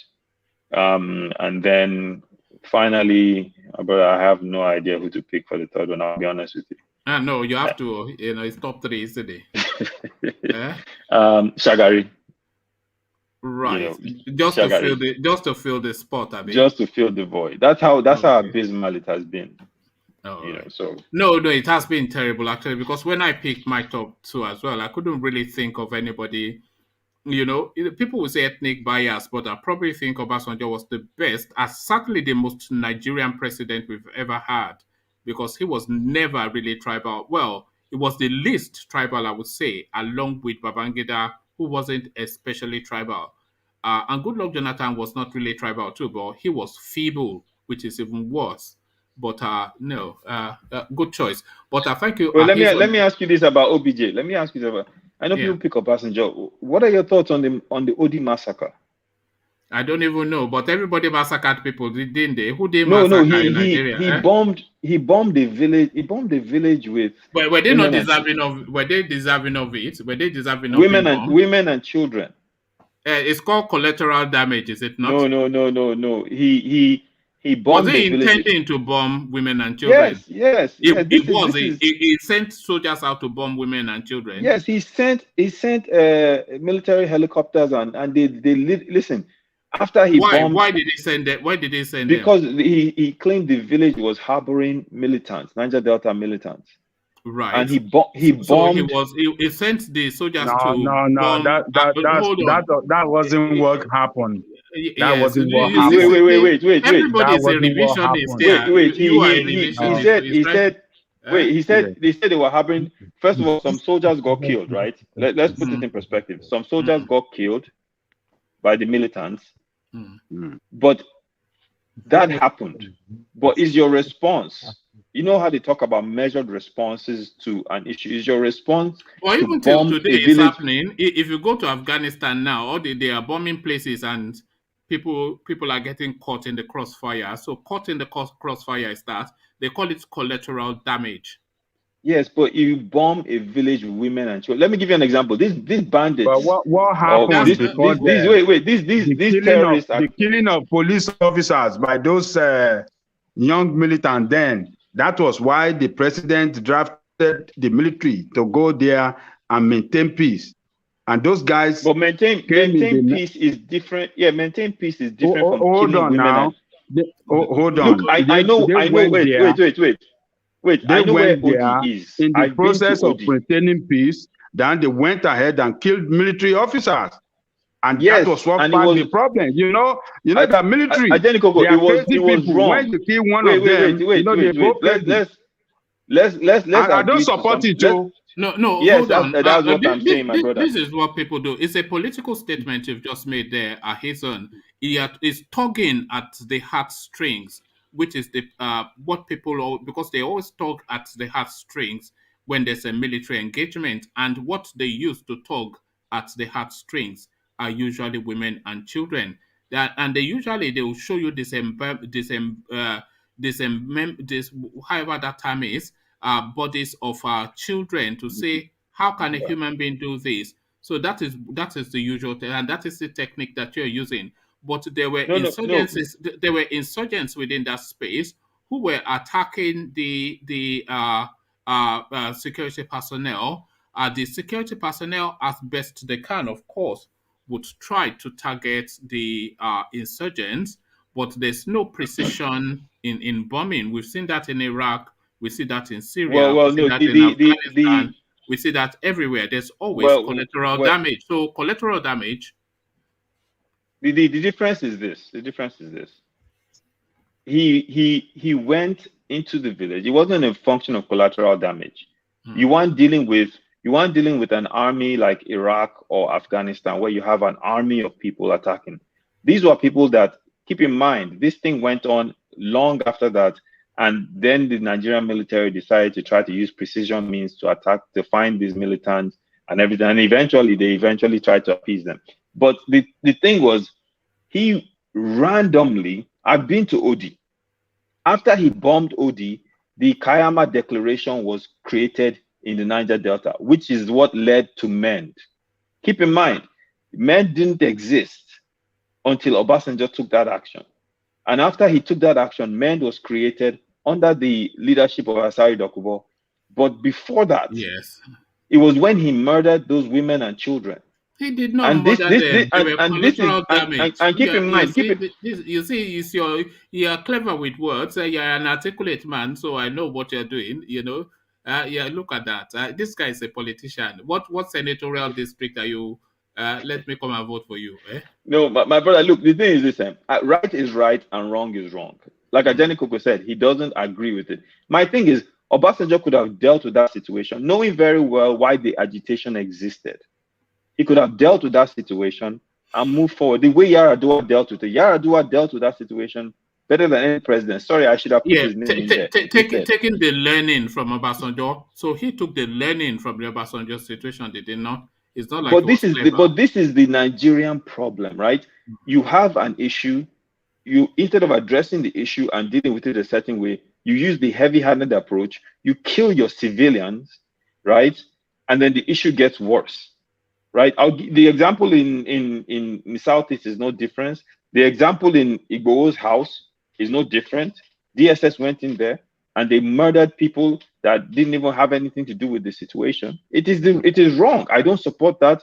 And I can't support Obasanjo for taking that action because he killed his citizens. What should be the government's response to the Southeast when they are trying to make the zone security personnel free zone? Remember the you know what? I'm glad they were burning down all security. I'm happy you asked that question. Mm-hmm. The minute IPOB came out, and I saw an interview on Al Jazeera with Buhari. And the interviewer asked him this question. She said, he was talking about IPOB. She said, have you talked to them? And his reaction was immediate. He said, why should I talk to them? You know, so there's this high horse that they believe that they're on. Your children are crying for a reason, right? And you use extreme force to react to them. The IPOP situation was a simple fix. People were calling for secession. The IPOP situation, it predates Buhari though. It started yes, 2012. But when he came in, his approach should have been, okay, fine. You guys want to secede?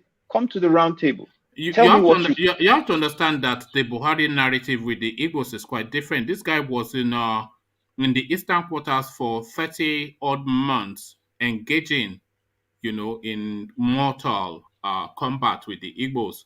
So his view of that space is of war and resistance. So that is his understanding of Igbo people, just people who he was.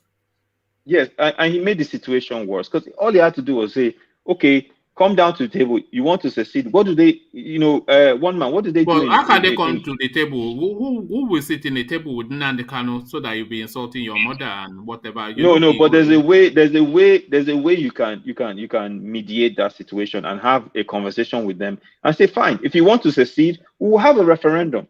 Let the Southeast vote on whether or not they want to be part of Nigeria. And I promise you this, I can bet you everything I own, they would have voted against secession. And that would have shut up IPOP, and IPOP would have gone away. That would have been the end of it. A sensible, is that not what they did in the British government when the Scottish were pushing for their own country? Don't compare Britain with Nigeria now. Nigeria is the one thing that they can't got right is to say that country is a zoo. Nigeria is a zoo. So but my brother, even with Yoruba nation, like, okay, fine, you want to secede? Who are the people championing this? Fine, let's have a referendum. Let's talk about it. You want to say, let's vote. Yorubas will vote. If they choose to stay in Nigeria, that's the end of that matter. Let's not have that conversation again. If they choose to secede, then we break up. All right, thank you. Just because of the pressure of time, it's just the longest we've ever been so far. Let's give the final word to Professor Data. Prof, to you. Yeah, hello. Are you hearing me? Yes, sir. Okay. I like what people have said today, and we have been clamoring for somebody from maybe Fulani area or the north to come here, but I think the role Black League played today, you can easily put him as someone from that area. Expatiate, please. Why I said that is, most of what his statements were supporting the Buhari and the personality. That's what I saw him do mostly. Yeah, I like his points, very good, understand, but I'm not going to enter much of what he said. There's some things he said that I didn't welcome, but I will congratulate him in a statement he said about Abacha, which some people didn't recognize. Abacha, as far as I'm concerned, remains the only person that ruled this nation that tried to stand up against the British. That one is very, very true. During Abacha's regime, we all know the Sultan of Sokoto was killed, and I'm sure he was involved in that. The only thing with Abacha I dislike, the man was really a very brute dictator. That was his own matter. Okay, let me leave that one aside. For your information, Idiagbon and Buhari stood against them too. They seized their plane, their airplane as well. When our airplane, when they were trying to what's the name of that guy they are trying to kidnap and rendition Umaru Diko. Yeah. After that, they held our airplane down for some days, and Idiagbon and Buhari too. They held their own in Lagos until when British released our own. No, Ajanle Koko. It was Abacha who held their plane. It was during Abacha. What they did was they recalled the ambassadors of both countries in both embassies. Idiagbon did the same, except you don't recall. Idiagbon did the same. Idiagbon and Buhari time, they did the same. They are the first to even do it against the British. I'm not fully aware of all those, that's history. But I remember during Abacha's regime, there's a statement that time they were throwing sanctions on Nigeria. He made a statement, let's know who hunger will kill first. It was very funny. Okay, now one by the way. Now let me talk about this man's death. The former, I think, will I call it vice governor of the central bank.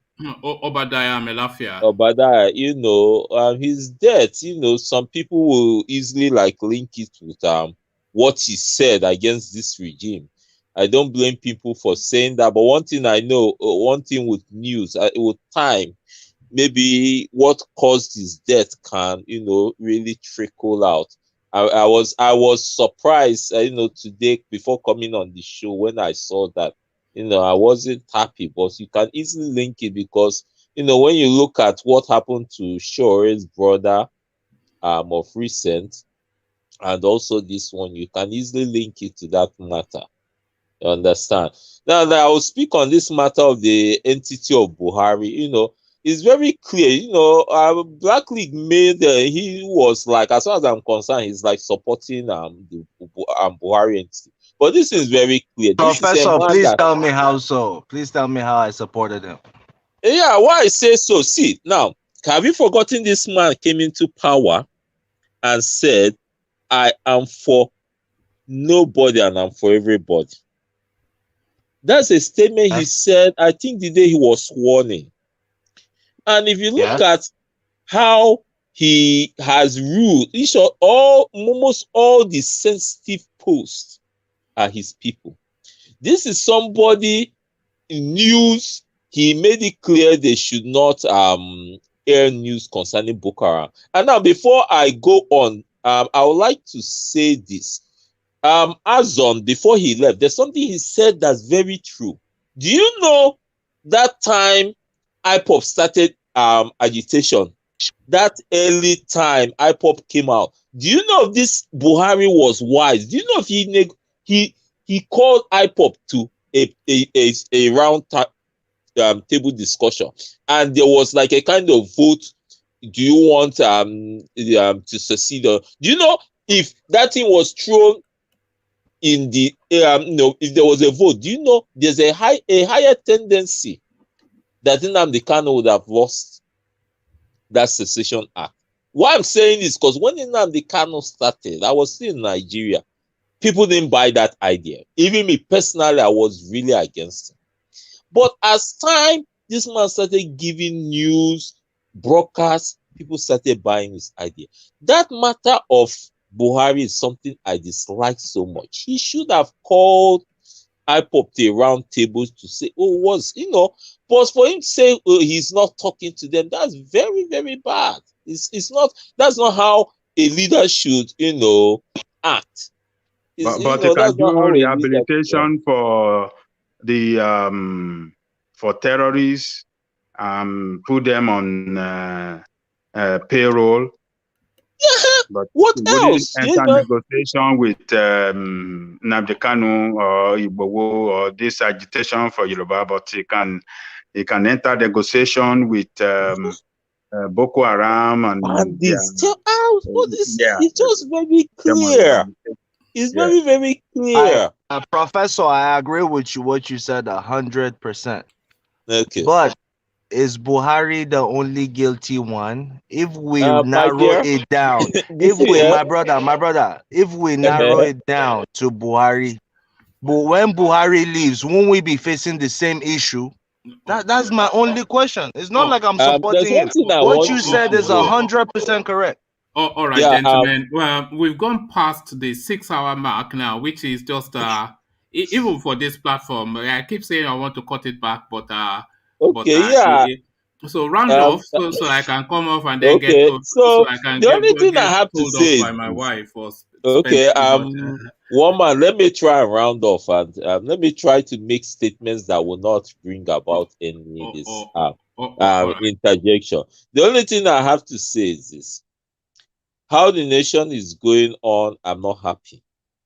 I wish, one, the people would think wisely in whom to vote. To me, I think if there could be a candidate that will emerge from a party that's not PDP or APC, that's viable, I think the citizens should think wise to vote for him. That's one. Number two, the people in all these, like the House of Assembly, the House of Rep, the people that are voted into such offices, people should also think, wisely while voting, because these people are still part of the problem. They're still part of the problem. I wish this. Even though I keep saying it, I want Nigeria to divide, but we have people in the area space. These people in the area space need to be treated well. And it's a pity that there's a statement you made, one man, that Nigeria has now turned to the joke of Africa. That thing is true. It pains me. And I don't know how that thing could be turned around, but it ought to be turned around. And I wish everybody goes back to think about that. Let me just stop here. Oh, all right, brilliant. Thank you, Prof. Always a delight. Hello? I'm here. Can you hear me? Yes, I'm hearing you. So that's what I have to say. All right, brilliant. Always a delight to hear from you. I'm going to round it off here, but I'll just give a very short 1 minute window for a final closing remark to let me randomly pick Black League, because he seemed to have commanded the space today. So Black League, just round it off for us. Just very short sentences, just so I can go off and get told off by my wife. Black League. Yes, Nigeria was the giant of Africa. You're right. It's now become the joke of Africa. It is in our hands to change the trajectory Nigeria is going, to take it there to where we want it to be, which could easily turn to the greatest nation in the world. We have to go past religious, ethnic, and regional sentiments. That has divided us, and we have not made any much progress because of that. Now, if we're talking about corruption, we shouldn't limit it to a personality and a president. Yes, he's the leader of the country, but corruption is endemic in the country. We should look at corruption and find ways to tackle corruption in leadership and in us, the citizenry of that country, so that Nigeria could really attain its place. Every president will have his own issues, because he's a man at best, or she will be a woman at best, with several shortcomings. But we could change the overall trajectory if we stop looking at it based on religious and ethnic sentiments. The Fulani group, the Igbo, the Yoruba, the Efik, the BBO, and all the 500 plus different ethnic tribes in Nigeria have the capacity to rule themselves, self-rule and self-government, and then have a federal government. Those that maybe feel they do not have the capacity at liberty to merge with other groups and then form their own government, and Nigeria can have a true federation, and power can be shared within different groups of people. So this cry of marginalization, which is real, I'll be the first to admit it is real in Nigeria. That's the only way we could cut it short. No matter how demonic or whatever we think the Fulanis are, it's just a small group within the Fulanis perpetrating these heinous crimes.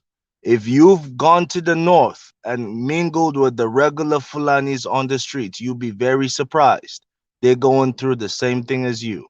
So I think we need to come together, and I'll round it up here. All right, thank you, Black League. Just a good spot to round it off. What more to add on to when somebody says we need to come together? So we need to come together seems to be the final word in now this new epic session that we have had. 6 hours and a bit, 6 hours and 12 minutes of just talking SHIT on the internet. So let me go off now and get told off by my wife. So I'll leave it here. Carry this conversation on within the comment section, but here I say peace.